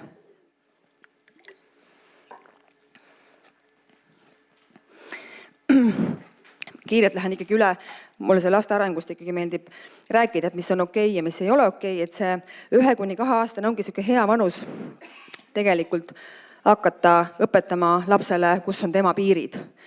Ütleme nii, et ma kujutan ette, et siin saalis ka kohe kõik minestavad ära, kui ma ütlen, et hästi tore oleks, kui me küsiks lapselt, kui ta on väike, hakkab meil potil käima, et kas me võime tema pepud pühkida. Et see on selline esimene väga lihtne olukord, tundub nii loomulik. No kes on küsinud oma lapse käest pepu pühkimisega luba? Ei küsi keegi ju.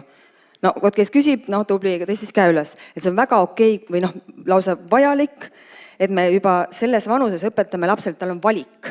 Et kas ta laseb, kelle ta laseb oma suguelundite või intiimpiirkonna, keda ta ei lase. Ja mida sinna tegema? Teinekord lapsed ise valivad ju. Sina ei tohi, tema võib. Et emme ei või või issi võib, ja seda aktsepteerige, mitte nii, et mis asja sa lollitad, et tule siia, ma pühin su pepu puhtaks, et see annab meil talle signaali, et suuremal on võim ja ta võib tema suguelundeid puudutada. Aktsepteerige seda, kui ta valib, kes võib ta peput pühkida. Ta võib muidugi ütelda, et ma ei taha üldse keegi mu peput pühiks. Siis on teie kui lapsevanema roll selgitada, miks on vaja peput pühkida. Siis on püksid kakased ja siis on paha olla ja aga see on nii naljakas, et see on nii väike asi, aga me saame nii suure õppetunni neile terveks eluks kaasa anda. Et proovige igasuguste pepu pühkimiste, kallistamiste ja musitamistega. Hakake küsima oma laste käest, kas nad on nõus sellise lähedusega. Siin need 3–4-aastased, kes siis küsivad igasuguseid asju, võt see ongi see, et ärme lükka ära, ükskõik mida nad küsivad, kuulame. See kuulamine on ka enne läbi tulnud, see on ka see oluline siis, kui on tegemist seksuaalselt väärkoheldud lapsega. See 3–4-aastane või väga huvitava küsimusega tulla välja, mis teile tundub nagu ebaloogiline, mõttetu, aga ta võib tegelikult läbi selle küsimuse tahta teile teada anda, et temaga on midagi tehtud. Et täna mina räägin siin põhiliselt lastest, aga teie tööga seoses siis sellest, et väärkohtleja võib olla treener, väärkohtleja võib olla teine laps, väärkohtleja võib olla keegi lapse kodus ja väärkohtleja võib olla keegi tänavalt. Aga teil on lihtsalt see lähedane suhe, võimalus märgata, võimalus reageerida, ka siis kolleegi, teise lapse vanema, teise lapse poolt põhjustatud väärkohtlemist. Ehk siis, kui pisike tuleb teie juurde mingisuguste erinevate küsimustega, ärge lükkake ära, ärge öelge, et see pole sinu asi, eriti kui see on väike laps, kes tuleb sellise seksuaalse teemaga, mis ei ole tema arengule vastav. Nagu ma enne ütlesin, et kui 5-aastane küsib, mis on anaalseks, siis peaks kohe hakkama üks kellukene tilisema, et miks ta sellist asja küsib. Ja tavaliselt ongi hea nagu väikest infot saada, et aga et vau, kui huvitav see küsimus, et kus sa selle kohta kuulsid. Ja tihtilugu sellise väikse küsimusega jõuame me tegelikult mingisuguste koledate lugudeni, et kus see laps on üldse teab sellist asja. Naabripoiss näitas mingit porri ja siis tuleb välja, et naabripoiss on äkki ka väärkoheldud, et see võib viia mingisuguse looni ka, et alati kuulake, kui on kuidagi seksuaalsusega seotud teemad lauale tulevad. Jah, kas või võib küsida ka, mis sa ise arvad? Kui ta küsib, mis on anaalseks ja siis ta küsib, mis sa ise arvad ja ta teile selgitab, mis see on. See on siis, kui issi paneb mulle nokku peppusse, siis te peate reageerima.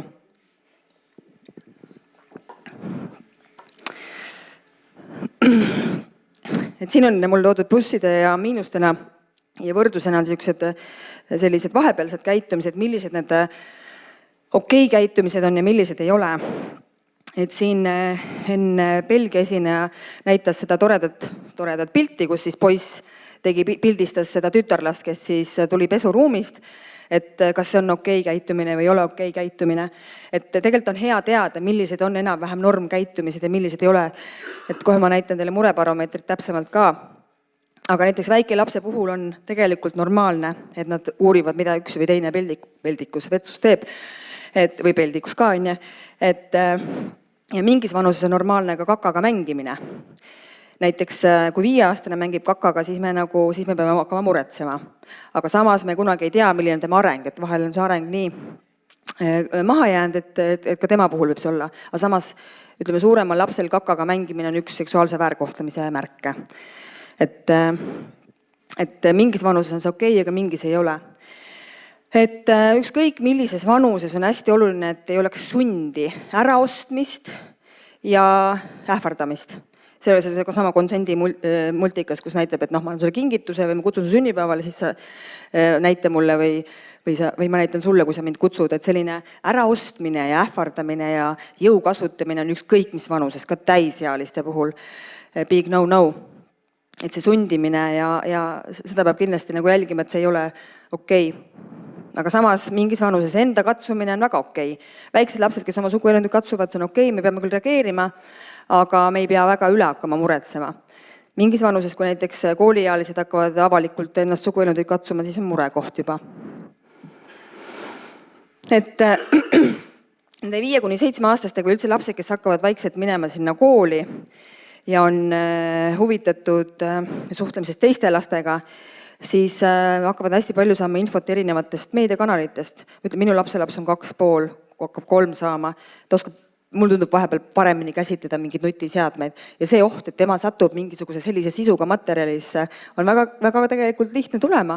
Et 5–7-aastased need juba teavad täpselt, kus mis on. Ja kui see 10-aastane naabripoiss näitab sellele 5-aastasele siis seda pornovideot, siis see 5-aastane näitab homme 4-aastasele ja nii see läheb. Et hästi oluline on, et me ütleme vanematena kaitseks lapsi, et nad ei satuks sellise materjalini ja erinevad sellised kohad, kus lapsed viibivad koolides, meie lastades käime ka rääkimas, et pange erinevatele siis seadmetele piirangud peale, et laps ei jõuaks ükste materjalideni. Sest väga kurb on see, et lastemajja satuvad ka lapsed, kes puhtast huvist, nad on näinud midagi, hakkavad proovima üksteise peal, enda peal.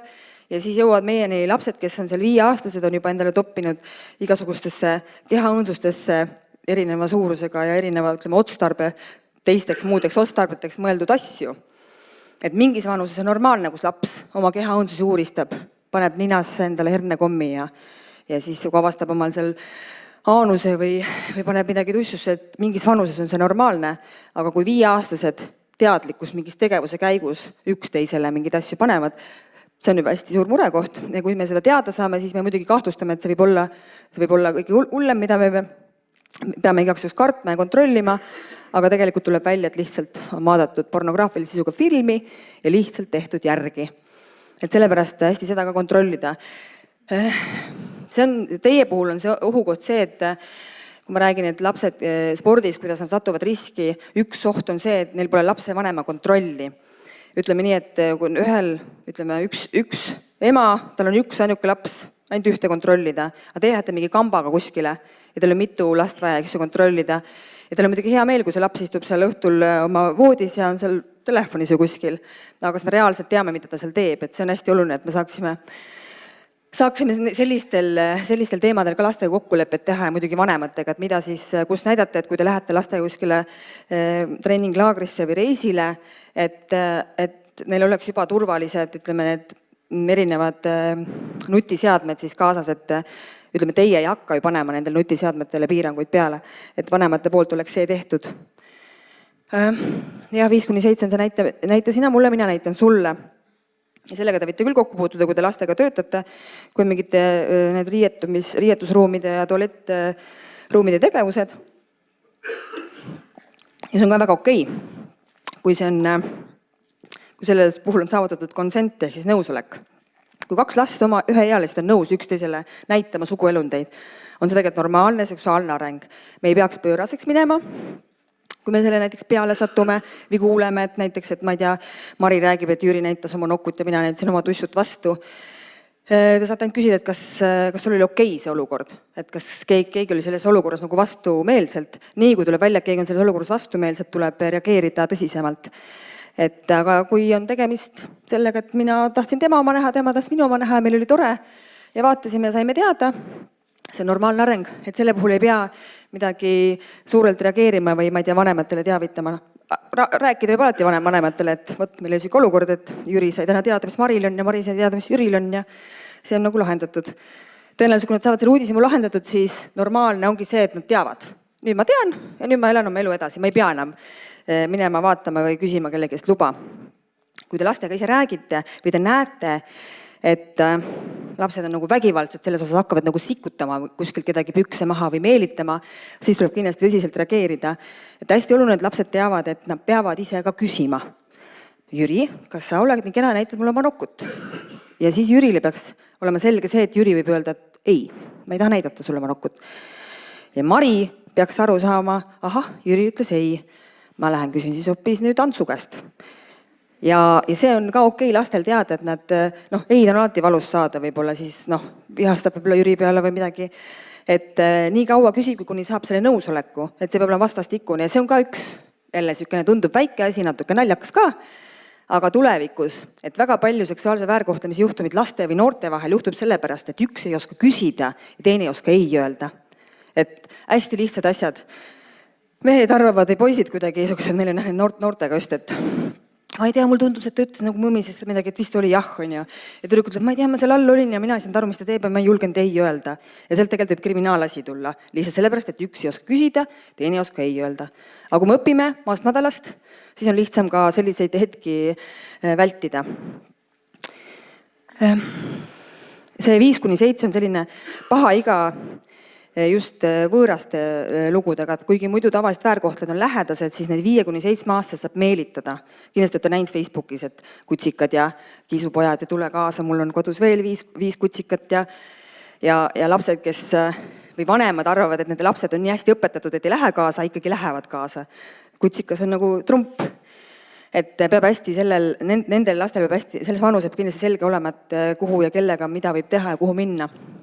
Et see oht selles vanuses on hästi suur, sest et ütleme väärkohtled, kes hakkavad meelitama last ära, nad teavad, et selles vanuses lapsele saab kas siis kutsikatega meelitada või mingisuguste toredate lugudega, nad on sellised hästi, ütleme, mul on kodus seal 10 barbit ja ma ei tea, palju jäätist ja tule, eks ju, ja sellised lähevad ka, on. Et hästi hea on, et kui lapsega on sel teemal räägitud ja piirid paika pandud. Siin selles vanus võiks olla see, et intiimpiirkond on juba privaatne ja isiklik. Et mida me ise näiteks vanematena võib-olla teeme ja arvame, et lapsed paljalt rannas ja kõik see on okei. Et ma ei tea, mis vanuseni. Ma ei tea, kui ma mäletan, et kui minu vanaema oli muga rannas, mul juba hakkasid rinnad kasvama, ta arvas, et ma olen loll, et mis sa lolli mängid, tiris lihtsalt rinnahoidud mult ära seljas, sest tema arust oli see normaalne. Aga tegelikult, ütleme, lapse turvalisuse huvides ei ole normaalne, kui lapsed on avalikus kohas alasti. Väärkohtlejad kasutavad seda hästi ära ja ma mõtlen, et spordis on ka tegelikult selliseid olukordi, kus kas või sama iluvõimlemine, väga napp riietus või riistvõimlemine on ka vist sportvõimlemine, kuidas need õiged nimetused on. Et seal on ka fotograafid, ma loodan, et ma ei tea, kuidas need fotograafide taustasid üldse kontrollitakse. Pildistavad seal neid poomide ja ma ei tea, mis rööbaspuude peal tüdrukud on seal igasugustes erinevates asendites, elad laiali, pepud püsti, et ütleme, et väärkohtlejad koguvad selliseid pilte hea meelega enda masinatesse. Et hästi ettevaatlik peab olema selle puhul. 7–10 vanus on siis see meie kooli esimesed klassid, kus seksuaalsus läheb peitu. Enam nad ei tule rääkima, et ma nägin Jüri nokut. Et seda, kui nad seda üldse teevad selles vanuses veel, siis see on juba saladus, sest et seksuaalsus on juba natukene läinud sellised, nad on aru saanud, et päris igal pool me ei räägi sellest tussust ja pepust ja nokust. Et läheb peitu ja see on see koht, kus siis hakata lastele rääkima menstruatsioonist ja erektsioonist ja pornost ja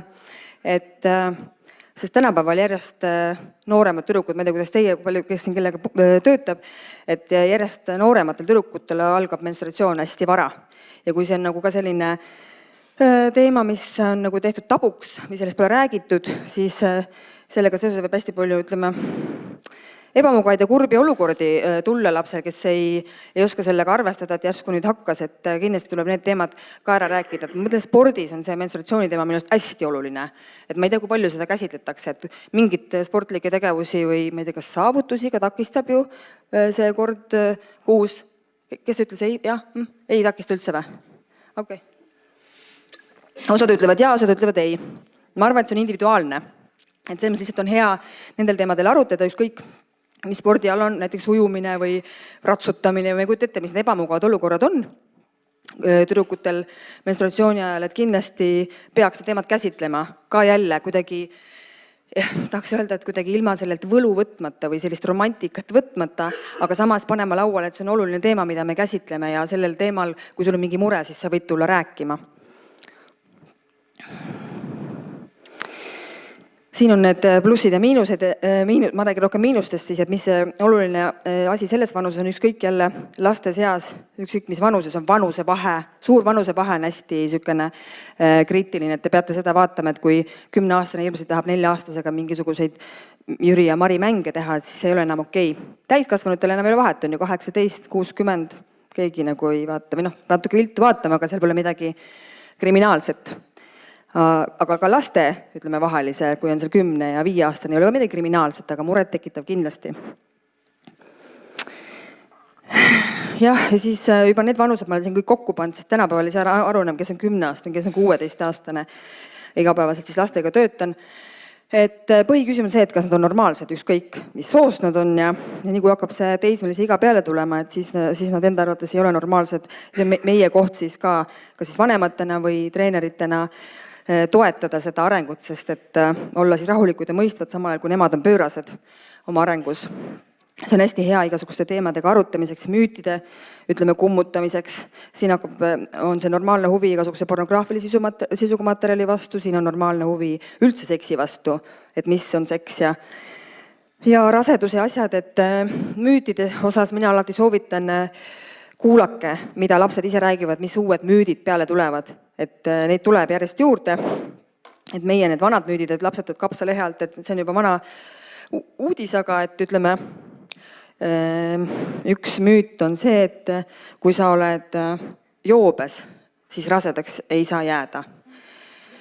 Ja see loogika tuleb siuksest kohast, hakkas niimoodi kettrama, et tänapäeval on väga palju selliseid vanemaid, kes üritavad jääda rasedaks, kas siis kunstviljastamise teel või lihtsalt üritavad, ma ei tea, kas nad on nii vanad juba ja siis on lapsed võtnud sellise asja, et nagu siis vanemad räägivad, et nad ei tohi alkoholi juua, nad peavad olema hästi tervislikud, et siis nad saavad rasedaks jääda ja sealt on tulnud siuke nihe, et kui sa ei ole nagu tervislik ja jood ja nii, et siis sa rasedaks ei jää.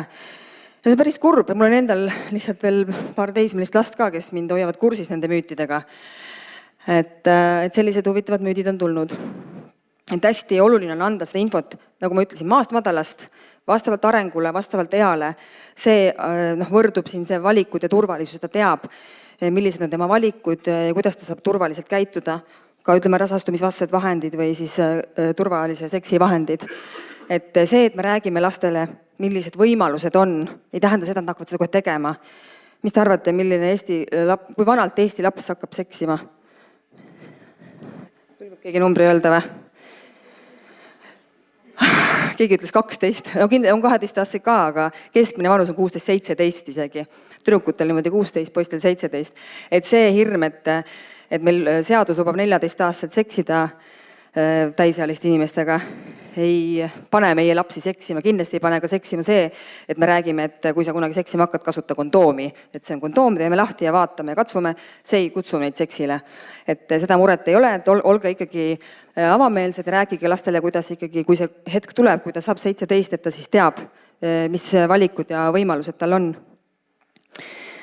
Jah, et ma arvan, et see kõrge vanus seoses sellega, et nad hakkavad nii hilja, see tõusnud muideks see vanus, on see, et meil on istuvad internetis kõik, kas siis mängivad või vaatavad internetis pornot, päris seksi ei taha keegi teha.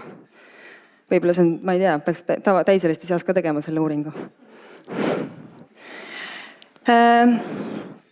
Ühesõnaga jälle, et siin see suur vanuse vahe on see ohukoht ja sund, et tegelikult siin muud polegi, et ütleme, teismelised kindlasti, see huvi on hästi suur ja nad võivad ka provotseerida teid nende küsimuste ja teemadega, vanemaid nad kindlasti teevad, õpetajaid eriti, aga oluline on see, et nad saaksid õiget infot ja kui laps nende seksuaalsete teemadega hästi aktiivselt kogu aeg on, siis ikkagi mõelge selle peale, et mis see taga võib olla.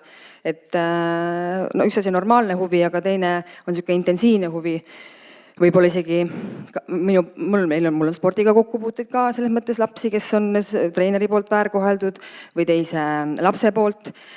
Et neid olukordi ikkagi on, et kui laps näiteks teile tuleb rääkima mingeid lugusi, ta hakkab võib-olla hoopis kaugelt pihta, et lihtsalt olge olemas ja ütleme nautige või olge tänulikud selle usalduse eest, kui laps tuleb teile midagi rääkima, mis on seksuaalsusega seotud. Ma saan aru, et väärkohtlemise definitsiooni on siin korduvalt räägitud. Mina siis, Saana rääkis ka samasuguse selle definitsiooni tõi, aga mina olen siis lisanud ka selle, et laps on ka siis väärkohtlemise ohver, kui ta näeb teiste, oma näiteks vanemate väärkohtlemist või siis ka tajub, et ütleme, et teda ei olnud kodus, kui kodus väärkohtlemine toimus, aga see pinge, mis jääb sinna, siis laps tajub, et ma ei tea, kuidas me seda saame hakata tõestama, aga nii on. Ise, kui te mõtlete enda peale või oma lapsepõlve peale, et kuidas te mingeid asju tunnetasite, ikka tunnete, kui emmel on paha tuju või mingi riid on olnud, et kui seal on päris väärkohtlemine, vägivald toimunud, et siis on see kindlasti nii võimas, et laps on sellel juhul ka ohver. Ja seksuaalne väärkohtlemine, see on siis see koht, kus mul oli viidata sellele viimasele, et vastutus, usaldus või võimusuhe lapsega. Et tegelikult on see ka täiskasvanute puhul, et treenerina on päris suur vastutus ja usaldus ja võimusuhe ka täiskasvanud, ütleme, treenitava suhtes. Et minu meelest seda ei tohiks ära kasutada ühegi alaealise kindlasti, tähendab ühegi täiskasvanuga kindlasti ka mitte alaealise suhtes. Täna on juba räägitud ka, mis need riskitegurid on meil spordis. Kontakte palju. Ja siis siin oligi, et kui Howard rääkis, et siis kui ütleme, treenitaval ei sobi see füüsiline kontakt, siis ta nii ütlebki ja võib-olla ta ei ole enam nii hea sportlane, aga tema tunneb ennast vähemalt turvaliselt seda sporti tehes. Ja ma kuidagi jälle niimoodi ei ole mõelnud, ma sain täna väga palju targemaks, kui ma kuulasin siin teisi esinejaid, et see on nagu sportlase valik, millises nagu keskkonnas tema tahab ennast tunda hästi turvaliselt, et meie treenerina siis või õpetajana ei suru peale seda viisi. Lihtsalt meil on jälle õigust teavitada. Et jah, lepime kokku, et sina selle treenimise käigus ei soovi minu puudutust ja ma püüan sulle sõnadega selgitada, mismoodi seda kätt pead seda püssi laskes hoidma, aga see võib siis neid tulemusi vähendada ja see on ka selle treenitava siis valik. Et kui tema tahab ennast turvaliselt tunda ja ei soovi füüsilist puudutust, siis seda peab kindlasti aksepteerima. Laste puhul mina isegi tunnustaks seda, kui keegi julgeb öelda, et palun ära puudu mind. Sportlased kannatavad ka valu ja vigastusi kõrgelt, et ma ise mõtlesin ka, et kui ma seda 21 kilomeetrit sügisel jooksin ja pärast nägin, mis mul seal ketsi või selle tossu sees oli, ma ei saanudki aru, kuidas ma nagu suutsin kannatada, siis mul hakkas iiveldama, kui ma vaatasin, see küüs oli mul maas. Aga jooksu ajal ma nagu ei tundnud seda, sest mul oli see, et kui ma selle ära jooksen, siis ma olen kõigeks võimeline, et see niisugust powerit andis juurde see, et selle võrra kannatamegi rohkem. Ja Saana ka rääkis sellest, et nagu sportlased teevadki isegi vigastusega, panevad edasi, ei tajugi seda valu võib-olla, siis kui lõpuks saavad ületavad kas mingi finiši joone või hüppavad üle mingisuguse kõrguse ja see, ütleme, eufooria möödas, siis nagu alles avastavad, et nad on ise endale viga teinud. Ja minu meelest on nagu oluline vahe see, et kas ma võtan selle vastutuse ise, et ma jooksen see 21 kilomeetrit oma varbaküüne maha või keegi karjub mulle, et mis seal oli, et kuradi lehm on ju liiguta ennast, et mina sain nagu endale sellise, et ma olen tubli ja tugev elamuse. Ma ei kujuta ette, keda ma siis süüdistan selles varbaküüne ära tulemises. Et kindlasti ma ei ole rõõmus selle üle, vaid siis ma olen õnnetu ja süüdistan seda treenerit, kes mind survestas selleks. Ebavõrdsed suhted.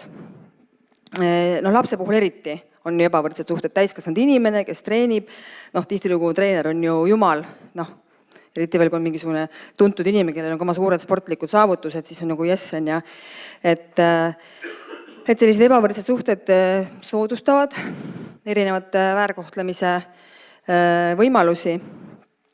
Et seda peab kindlasti jälgima, et ei tekiks neid. See on jälle need samad juhised, millest me siis rääkisime, et ma nendest juhistest räägin nagu ka natuke lõpupoole, et hästi oluline on see, üldse tegelikult jooksvalt läbi selle esitluse, et on hästi olulised meie isiklikud väärtused täiskasvanud inimesena, töötades siis lastega või kasvatades oma lapsi vanemana, meie enda isiklikud sisemised väärtused, et mida me teeme nende lastega, et kelleks me neid kasvatame või treenime. Et need on hästi, hästi olulised. Ühised riietus- ja duširuumid, võt see tänane näide ka, et see duširuumides pildistamine ja see ei tähenda alati, et poisid versus tüdrukud. Tüdrukud omavahel, poisid omavahel, kõiki lugusid juhtub. Et ma käisin siin mingi 6 aega tagasi rääkimas ka spordiga tegelevatele inimestele ja siis tuli küsimus, et kas duširuumidesse võib panna kaamerad, et me jälgime, kuidas seal turvalisus on tagatud, või läheb treener seisma sinna duši alla, et turvalisus on tagatud. Et mis see siis on, ja? Et kuidas me selle turvalisuse tagame? Üks asi on kindlasti see, et meil on jälle kokkulepped ja reeglid ja see, et lapsed teavad, et ükskõik mis midagi juhtub, et sellest võib rääkida. Et see on nagu ennetav.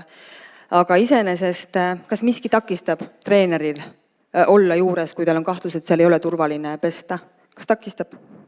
Kas keegi oskab mulle öelda, kas miski takistab, et kui ütleme, tüdrukute ujumistreener läheb sinna pesuruumi ja jälgib, kuidas see pesemine ja värk toimub, et kõik oleks turvaline. Kas see on okei või? Keegi ei julge öelda, kas see on okei? Kas aeg on seotud vanusega? Aga kuidas me tagame, et duširuumis on turvalisus? Meil on seal, ütleme, 10 last lähevad korraga pesema ennast, võtavad kõik paljaks ja pesevad. Nii, kus me teame, et nad seal pesevad ainult? Et keegi ei katsu kedagi kuskilt, keegi ei pildista, mis seal toimub. Kes see nagu selle tagab, selle turvalisuse? Kuidas me teame, mis seal toimub? Kuidas? Jaa, mis nagu ütlesin, reeglid on, aga reeglid ikka rikutakse. Nagu ma ütlesin, nii kaua kui on seksuaalsus, nii kaua on seksuaalne väärkohtlemine. Et ma mõtlengi, et sellised asjad tuleb hästi-hästi läbi mõelda, et kuidas tagada turvalisus sellises olukordades, kus te ei seisa kõrval, kus on palju lapsi, kus on palju lapsi, juhtub niikuinii kogu aeg igast asju. Et ma loodan, et mitte väga palju seksuaalset väärkohtlemist, aga võib. Et selles mõttes mõelge, mis treenerid ja mis spordialal te olete, et kuidas tagada turvalisus sellistel hetkedel. Kuidas tagada turvalisus, kui te käite treeninglaagrites ja lapsed magavad ühes toas kõik seal. Et lastemajja on ka sattunud selliseid lugusid, kus ongi palju lapsi koos, pole järelvalvet ja minnakse niinimetatud mängudega üle piiri. Et selle peale tuleb kindlasti mõelda teil, kuidas tagada laste turvalisus sellistel hetkedel. Ühised riietus- ja duširuumid. Et mul ei ole kõiget vastust. Mina ütleks, et kui teil on tegelikult treeneril, ma arvan, et võiks olla õigus küll käia seal sellest kui te samast soost ka on ja et lähed ise ka pesema ennast kas või, et mitte te seisate seal mingi piits käes, et aga kuidagi, kui teil on tunne, et peab keegi jälgima, siis mina arvan, et peaks jälgima. Et mitte, et aga see on jälle see on selle nende, kas siis nende trennide või nende kindlasti kokkulepetes peab olema, vanemad peavad teadma, lapsed peavad teadma, kes teeb, miks treener duširuumis täna vaatas, kus me ennast peseme. Kui see on teada, et see on meil reeglites, ma ei tea, kas ohu korral või midagi treener käib jälgimas, et siis ei ole sellist olukord, et laps läheb koju, ütleb emale, et treener passis täna meid, kuidas me pesime oma pepusid. Et kui see on nagu ennele kokku lepitud, et selline asi on okei, ja kõigile teada ja avalik, et siis ma arvan, et kui teil on ikkagi hirmi kahtlus, et seal ei ole turvaline, siis võib vaadata. iseenesest oleks väga tore, kui lapsed saaks kuskil ükshaaval, hästi turvaline oleks niimoodi, käige ükshaaval või ma ei tea, igal on oma kabiin. Aga ühesõnaga tuleb mõelda, kuidas see turvalisus tagada. Sõidujagamised, igasugused reisimised, kruiisitamised, treeninglaagrid, võistlused, et kõik need on sellised ohukohad, kus juhtub üks-kahest, kas siis lapse ja treeneri vahel, laste oma vahel, võõraste inimestega, ma tahaks väga loota, et lapsed ei jää võõraste inimeste küüsi, aga eks seda juhtub kindlasti ka. Ja seda, et lapsevanemad pole lähedal. Teinekord on muidugi nii, et mõnikord lapsevanemad ei olegi ise väga hoolsad, aga see on just sama näide, kus lapsevanemal on teinekord kas siis 1 või 2 lapse turvalisus vaja tagada, aga teil on vaja seal terve kamba oma, et kuidas te saate selle kindlus, et lapsed on turvaliselt teiega. Hästi palju oli selline kokkulepete ja läbimõtlemise küsimus, et mida me teeme selleks, et turvalisust tagada. Sellest rääkis ka minu meelest Snežana, et kus me aru saame, et millal laps võib olla seksuaalselt väärkoheldud. Et hästi oluline on see, et on muutus tema käitumises. Spordis võib isegi, muidu me koolis näiteks arvestame seda, et õppeedukus on langenud, laps on depressiivne, aktiivsest lapsest on saanud passiivne, aga spordis võib täiesti vastupidi olla. Spordis võib olla see, et järsku tulemused tõusevad lakke, treenerina mõtlete, et hästi tehtud, mina olen hea treener ja laps on tubli, aga tegelikult võib olla taga seksuaalne väärkohtle, mida ta lihtsalt peidab ja matab sinna selle oma hobi taha, et isegi kui see tulemus tundub teile või see muutus tundub teile justkui positiivne, siis kui see natukene hakkab mõtlema, et kuidas järsku nii äkki või nii head tulemused, uurige, mis seal taga võib olla, et see ei pruugi olla hea asi, mis seal taga on. Murebaromeeter, kas te võtsite kõik? Et see on see meie sükene väike spikker, mille me oleme siis ka taanlastelt, oli Taani jah, taanlastelt kopeerinud, on siis, nii ma näen, mõnel on käes, et ma ei saa seda lahti isegi, et hästi sükene lihtne juhis, kuidas ära hinnata lapse seksuaalset käitumist ja erinevates vanustes. Natukene see, mis ma siin teile juba esitluses näitasin ka, valgusfoori põhimõte, nagu Brit ütles, et roheline on okei käitumine, kollane muret tekitav ja punase puhul tuleb kindlasti reageerida. Ja see on üks asi, mida te saate kasutada oma selles meeskonnas, et võtate lahti, loete kõik läbi, mis on okei ja mis ei ole okei. Ja näiteks, kui te mingid juhised välja töötate, siis lepite kokku, et mismoodi te mingi asja puhul reageerite. Rohelise puhul võiks öelda, et see on see koht, kus te ei tee midagi, aga teinekord tuleb siis ka teha. Et nagu ma ütlesin, et mingid olukorrad on, kus on laste käitumine on seksuaalselt normaalne, aga me peame ikkagi reageerima. Et siin sama murebaromeetri kohal on see, millega te võite kokku puutuda oma treeninglaagrites.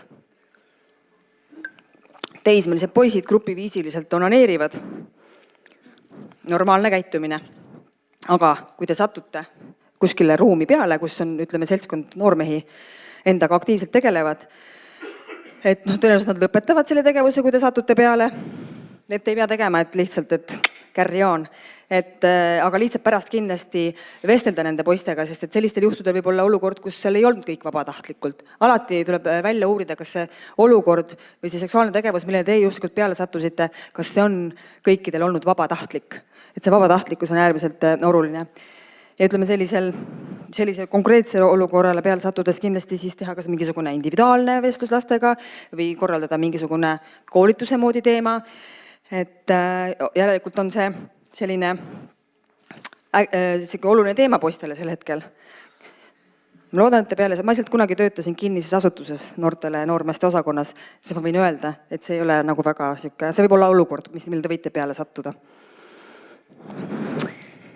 Kui see lapse käitumine on kummaline ja ta on teile juba rääkinud midagi, mis on temaga juhtunud, ükskõik, kas see siis juhtus teise treeneriga või mõni laps tegi talle midagi või on kodus temaga midagi tehtud. Kui teie olete see inimene, kellele ta ütleb, et temaga juhtus midagi, ma võin selle esitluse siis saata, Brit saadab siis osalejatele edasi, et ei pea muretsema. Et siin on selline viis, sest väga tihti millegipärast inimesed küsivad, aga mida ma siis ütlen? Et ma ei oska midagi öelda, kui ta tuleb, ütleb mulle, et ma ei tea, väike ütleb, et issi pani mulle eile nokku peppusse. Siis on see koht, kus me ei hakka midagi küsima, vaid me ütlemegi lihtsalt, et sa oled hästi tubli, et sa mulle seda ütlesid praegu, ma olen nii tänulik, et sa mind usaldasid selle infoga. Ja siis te käitute vastavalt juhisele, mis te siis peate tegema, kui teil veel ei ole, te hakkate töötama välja neid juhiseid. Aga need on niisugused laused, mida te saate ütelda ükskõik mis vanuses lapsele. ja tegelikult saab neid ka siis öelda, isegi siis, kui te ei tule teile väärkohtlemisest rääkima, vaid ta tuleb üldse nagu sama see anaalseksi küsimus või mingid sellised seksuaalsusega seotud tundlikud teemad, et alati tunnustada last selle eest, et ta tuleb teiega rääkima nendest asjadest. Et siis ise, kui see ei ole hetkel väärkohtlemise lugu, siis võib juhtuda, et kui midagi kunagi temaga juhtub, et ta tuleb teile rääkima. Ta võib tuleb rääkima, et ta on rase ja ta ei taha tegelikult olla rase, tahab aborti teha. Ja kui on niisugune selliste teemadega selline usalduslik suhe ja te ütlete talle nende teemade peale need, valitasid mõne lause või niisuguse tunnustava, toetava lause, siis on nagu on teil suhe kindlasti tugevam, et ta tuleb järgmine kord ka teie juurde, kui tal mingi mure on seoses selle teemaga. Muidugi on ka küsimusi, tähendab laused, mida ei tohi öelda. Üks on see, et kõik saab korda. Ärge kunagi öelge kellelegi, et kõik saab korda, sest et ei saa seda lubada ja tagada. Ja teine on see, et kui teiega on endaga midagi sarnast juhtunud, et te ütlete, et jah, ma tean, mida sa tunned, minuga juhtus sama. Et see ei ole see koht, kus hakata enda väärkohtlemisest rääkima või oma kogemusest. Et kui laps teile parasjagu ütleb, et temaga midagi sellist juhtunud, et võib-olla kunagi tulevikus, kui laps on oma teraapias jõudnud kuskile sinnamaale, et tal on kogemusnõustajat vaja, aga enda kogemust ei ole mõtet kindlasti lapsega jagada. Et kui te näete, et laps on niisugune murelik või see tema käitumis on mingi muutus, et siis kindlasti julgustage teda rääkima oma sõnadega, et mis juhtus või mis sul mureks on, et kui teil on hea kontakt, siis ta räägib. Aga ärge küsitlege last, et see on hästi niisugune ohukoht. Ja ma justkui tahaks, ütleme, inimlik uudishimu tahab teada, kes, mis, kus, millal tegi ja mis sul seljas oli ja kus sa siis olid, aga see ei ole teie töö. Seda on siin täna ka mainitud, et see ei ole teie töö, teie ei ole uurija. Kui tema teile midagi ütleb, kuulake kõik ära, mis laps räägib, salvestage see endale aiu ja olge siis valmis edastama see, kellele kuhu on vaja. Aga see hetk, kui ta teile räägib, lihtsalt kuulake ja ärge küsige midagi. Et see on jälle pikem teine teema, et miks lisaküsimine rikub lapse mälu ja siis pärast need ütlused ei ole adekvaatsed kohtu jaoks, et lihtsalt kuulake ära, võtke teadmiseks ja öelge, julgustage ja tunnustage teda rääkimise eest, aga ärge ise küsitlema hakake. Kinnitada lapsele, et ta ei ole süüdi ja usu last. Meie asi ei ole hakata nagu kahtlustama, et oled sa ikka kindel, nagu siin ka täna tuli, et su isa on ju nii normaalne ja see on ju tore inimene, kuidas ma ei usu, et ta suga seda tegi või see treener on nii tore, et no ei, ma ei usu, ma tunnen teda nii hästi. Ärge hakake seda ka tegema, uskuge last. See pole teie nagu töö või mure hakata siin mõtlema, kes, mis, kus, millal tegi. Usu last. Ja see, et väärkoht on lapsele tuttav inimene, sest ma rääkisin ka. Aga mis on nagu murekoht on ka see, et laps ei pruugi teinekord teada, et on üldse seksuaalse väärkohtlemise ohver. Kui tal ei ole infot, mida tema kehaga võib teha või mitte, isegi mitte ainult kehaga, aga ütleme, kui on meil vaimsed ja muud väärkohtlemise vormid, kui ta ei tea, et see on väärkohtlemine, siis ta ei tea ka, et ta on ohver. Et sellepärast on oluline, isegi see sõna ohver on muidugi niisugune raske, et ta ei tea, et teda väärkoheldakse näiteks. Sama see filmijupp, mis meile näidati sellest iluvõimlast, kus treener lihtsalt räigelt teda emotsionaalselt ja vaimselt väärkohtles nende rõvedate sõnadega, et võib-olla tema arvates oligi, selle noore arvates oligi see üks normaalne treeneri käitumine, sest ta on eluaeg saanud seda. Meie asi on siis rääkida, mis on okei ja mis ei ole, et ta saaks teada, et see ei ole õige. Teil on palju võimalusi erinevates kohtadesse pöörduda. Kui on hädaohus olev laps, siis on 112, see on teil kõigil meeles. Ehk siis kui laps ütleb teile, et issi pani mulle nokku pepusse, siis te ei hakka mõtlema, et millise, ma ei tea, alaliidu poole ma pöördun või midagi sellist, siis on 112, siin ei ole nagu muud varianti. Või kui treener pani nokku pepusse, siis te ka ei hakka arutama midagi, siis on politsei ja kõik. Aga abi saab alati kohaliku omavalitsuse lastekaitsetöötajal sellises ennetavas mõttes ja sellises mure mõttes, näiteks kui laps kummaliselt käitub või tema käitumine on selliseks kummaliseks muutunud, et saate nagu kohaliku omavalitsuse lastekaitsetöötajalt abi küsida. Muidugi lasteabi telefon, lasteabi plakateid võtsite. Mina ei taha ühtegi asja siit tagasi viia, palun võtke need lauad tühjaks, mis seal ees on. Pange endale sinna kuskil trenni teete, viige oma lastele koolidesse või kas või koju, et see 116 111 on nagu kõigile. See on selline universaalne number nii lastele, vanematele, lastega tegelevate spetsialistidele, kui teil on lastega seotud küsimusi, siis saab sellele numbrile helistada, ka seksuaalse väärkohtlemise teemal, et meile tulevad sealt lapsed. Skaal on mitu erinevat meedet ja 2 tükki, mis teile on olulised, on see sama lasteabiteenus ja siis teine on lastemajateenus, kust mina siis tulen. Ja mina töötan siis igapäevaselt lastemajas, arendan sellist huvitavat teenust, mis on mõeldud seksuaalselt väärkoheldud lastele. Jah, seesamad plakatid, võtke, et sinna saab ka tegelikult anonüümselt pöörduda ja muideks on anonüümselt pöördunud ka spordiga seoses. Inimesed pöörduvad, et mul on selline mure, ma ei taha oma nime öelda, aga selline asi sellise inimesega juhtunud, mul tundub, et seal võib midagi olla. Et lasteabi poole saab anonüümselt pöörduda, ei pea tegema mingisugust ametlikku avaldust. Küll siis lasteabi teab juba ise, kuidas tööd edasi teha.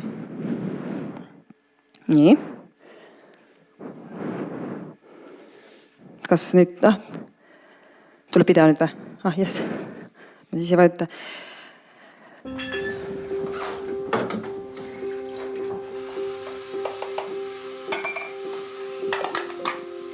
Mina olen isa ja minu ülesanne, õigemini minu eesõigus on tagada oma lastele turvaline lapsepõlv. Me kõik tuleme lapsepõlvest ja võtame sealt terveks eluks kogemused ja mälestused kaasa ja see kujundab me ülejäänud elu.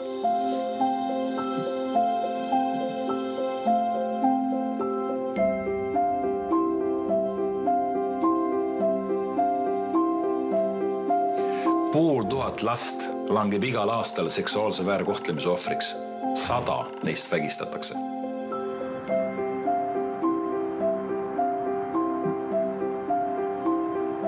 Need lapsed elavad meie keskel. Nad ei ole naabrite lapsed, nad ei ole teiste lapsed, nad on meie, Eesti oma lapsed. Vähemalt 80% juhtudest oli väärkohtleja lapse tuttav ja pooled korrad on väärkohtlejaks lapse enda perekonna liige.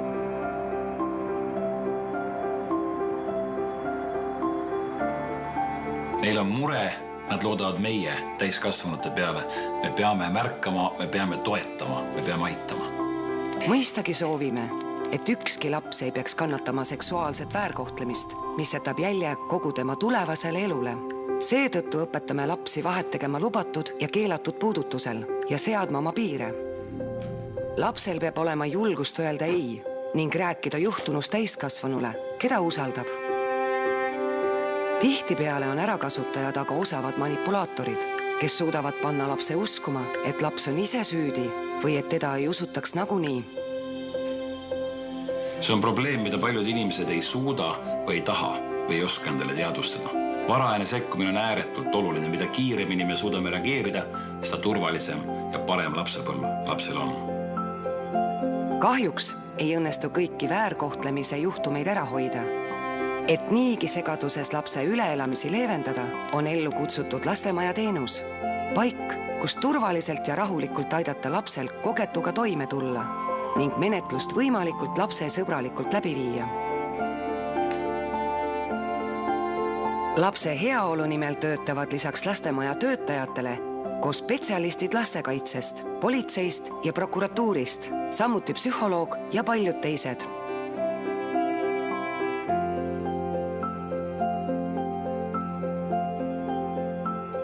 Me ei saa pista pead liiva alla. Me peame andma lastele lapsepõlve. See on meie täiskasvanute vastutus. Need lapsed saavad kunagi täiskasvanuks, nad saavad abikaasadeks, nad saavad emadeks, isadeks. Neil on õigus seda kõike puhtalt lehelt teha.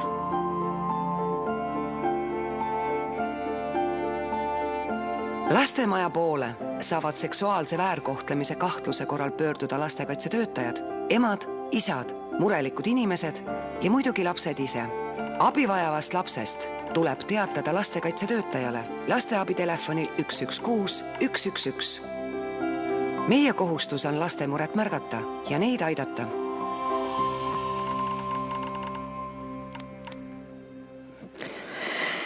Selline koht on olemas Eestis tervel 2 tükki praegu, 3. oleme tegemas. Üks on Tallinnas, üks on Tartus. Et see on üks koht, kuhu te saate pöörduda, kui teil on laste seksuaalse käitumisega seonduvaid mingeid küsimusi või murekohti. Et kui te helistate selle lasteabi numbril, siis suunatakse meile, aga samas, kui te tahate konkreetselt juba kellegi inimese poole pöörduda, siis meie numbrid on avalikult Sotsiaalkindlustusameti lehel olemas. Kas mul läheb esitlus edasi või? Brit tegi, et ei lähe, aga aeg läheb kohe. Aga minu ajast võeti ära, aga ma tahan ikka lõpuni minna. Ma saan oma esitluse tagasi, jah? Ja igaüks võib pöörduda. Kui on laste seksuaalse väärkohtlemise kahtlus või lapse seksuaalne käitumine muret tekitab, pöörduge, konsulteerime.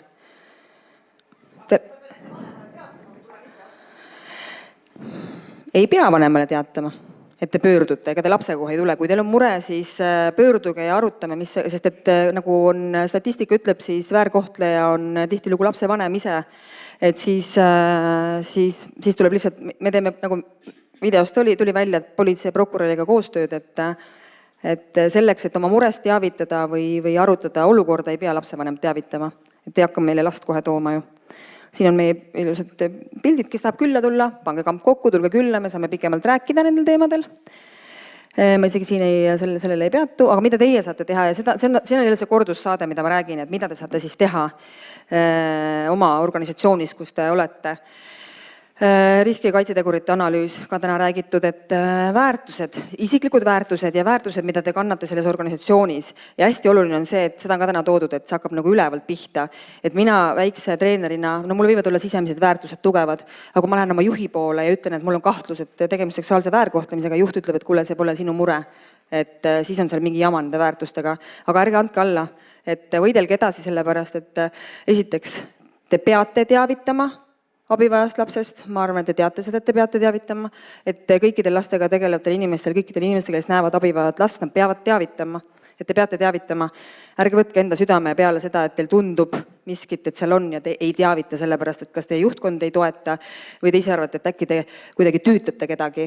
Kindlasti mitte. Nii lastemaja, lasteabi, kui teil politsei on öelnud, et kui teil on mure, siis pigem natukene reageerime üle, kui et me jätame selle kuskile vaiba alla, nagu muude teemadega siin täna on ka räägitud. Kui teil on olemas käitumisjuhised ja kokkulepped, et seda ma olen ka vahest spordiinimestega olnud ja tulevadki murelikud keskealised vanemad mehed, treenerid, et mis ma siis nüüd teen, et ma ei julge enam ühtegi treeninglaagrit teha ja ma ei poiste või see tüdrukute maadlustreener olen, et ma ei julge ühtegi võtet teha, ma vist pean selle ameti maha panema. Ei pea, te peate kokku leppima, nagu ma alustasin sellest peppu pühkimisest. Nii, sa tuled meile maadlustrenni, meil on sellised reeglid, et võt selle trenni käigus võivad sellised puudutused või sellised kontaktid tulla, kas sul on see okei? Laps ütleb, on okei. Räägime vanematele ka, vanemad teavad ka, et on okei.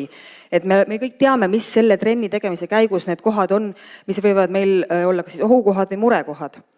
On olukordi, kus juhtub. Et juhtubki niimoodi, et mingisuguse, ma ise ütlen ka, et ma olen seksuaalselt väärkoheldud treeneri poolt, ma olin ka sportvõimleja, ilmselt treeneril meeldis mind aidata kogu aeg üle kitse hüpata. Ja siis mina nagu ei saanud aru, miks ta niimoodi aidata tahab. Et ma sain aru, et see ei juhtunud, et seda juhtus liiga palju kordi, see ei olnud enam juhtumine, aga kui juhtub, siis te reageerite kohe, ütlete, näed, ma selle käigus nüüd läksin, pudutasin su rinda, see ei ole okei.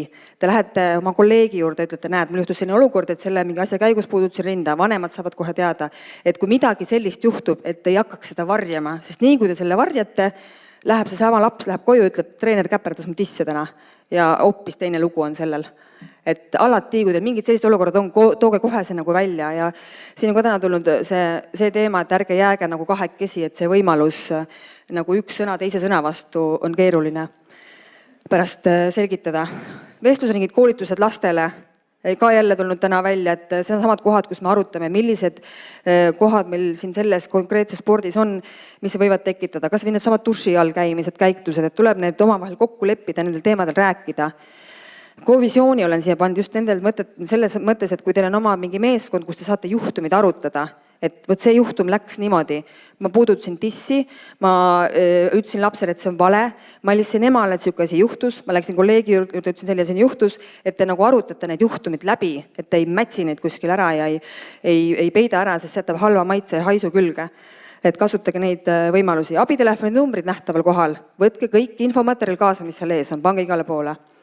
Väärkohtlemise märkide kohta info saamine, täna olete ka siin selleks natukene saada. Kes tahab rohkem saada, võtab meiega ühendust, kes tahab rohkem saada, uurib erinevaid infomaterjale, mis ma olen ka siia pannud, lingid, erinevad kohad, kus te pöörduda saate. Ja tegelikult on päris palju kohti Eestis, kuhu saab pöörduda nii mure korral, aga ka sellel korral, kui on kindlasti väärkohtlemine juhtunud, ükskõik ka siis lastel või täiskasvanutel. Lastega on see puhk, et laste seksuaalse väärkohtlemise puhul peab kindlasti teavitama politseid. Täiskasvanu puhul võib täiskasvanu ise valida, kas ta tahab politseid teavitada või mitte. Aga õnneks on meil selline koht nagu seksuaalvägivalla kriisiabikeskused 4 erinevas linnas, kus näiteks täiskasvanud inimene, kes on seksuaalselt või kõik võivad sinna pöörduda, aga ütleme täiskasvanud inimese puhul ei kaasata politseid, et seal kogutakse erinevad tõendid ja hoitakse hoiul. kuni naine otsustab, et ta tahab teavituse politseile teha. Nii, saime läbi. Aitäh kuulamast ja ma loodan, et te võtate need materjalid kaasa, et me peaks need hakkama haige ja nõrgana kuskile tagasi vedama. Aitäh!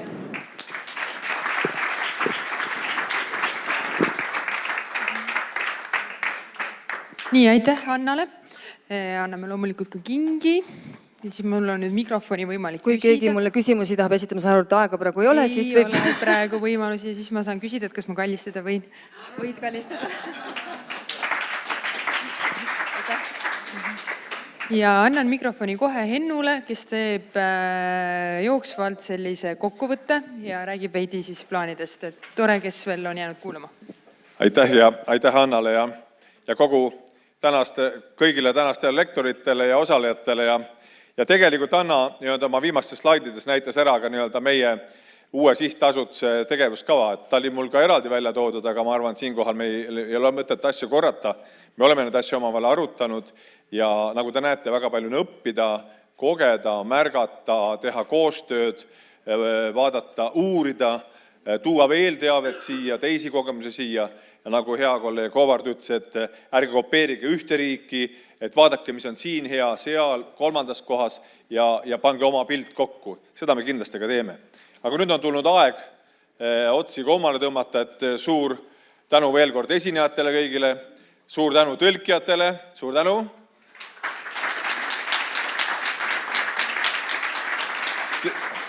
Otse ülekandetoodjatele loomulikult, sest tänane koolitus meil läheb ka faili ja seda saab ka järel vaadata ja see on väga kasulikuks ja vajalikuks õppevahendiks. Me püüame seda veel täiustada ja võib-olla isegi saab sellest tükkidena veel ka kasutada treeneri koolitus, ma väga loodan, sest need, kes täna said oma tunnid kätte siin olles, võib-olla need, kes järel vaatavad ja õpivad, seda ei saa, aga me püüame sinna poole. Ja loomulikult kõiki häid partnereid, 2 ministeeriumi, 2 sihtasutust, Sotsiaalkindlustusamet, et teeme edaspidi koostööd ja kohtume uutel radadel. Nii et suured tänud ja järele mõtlemiseni ja taas kohtumiseni.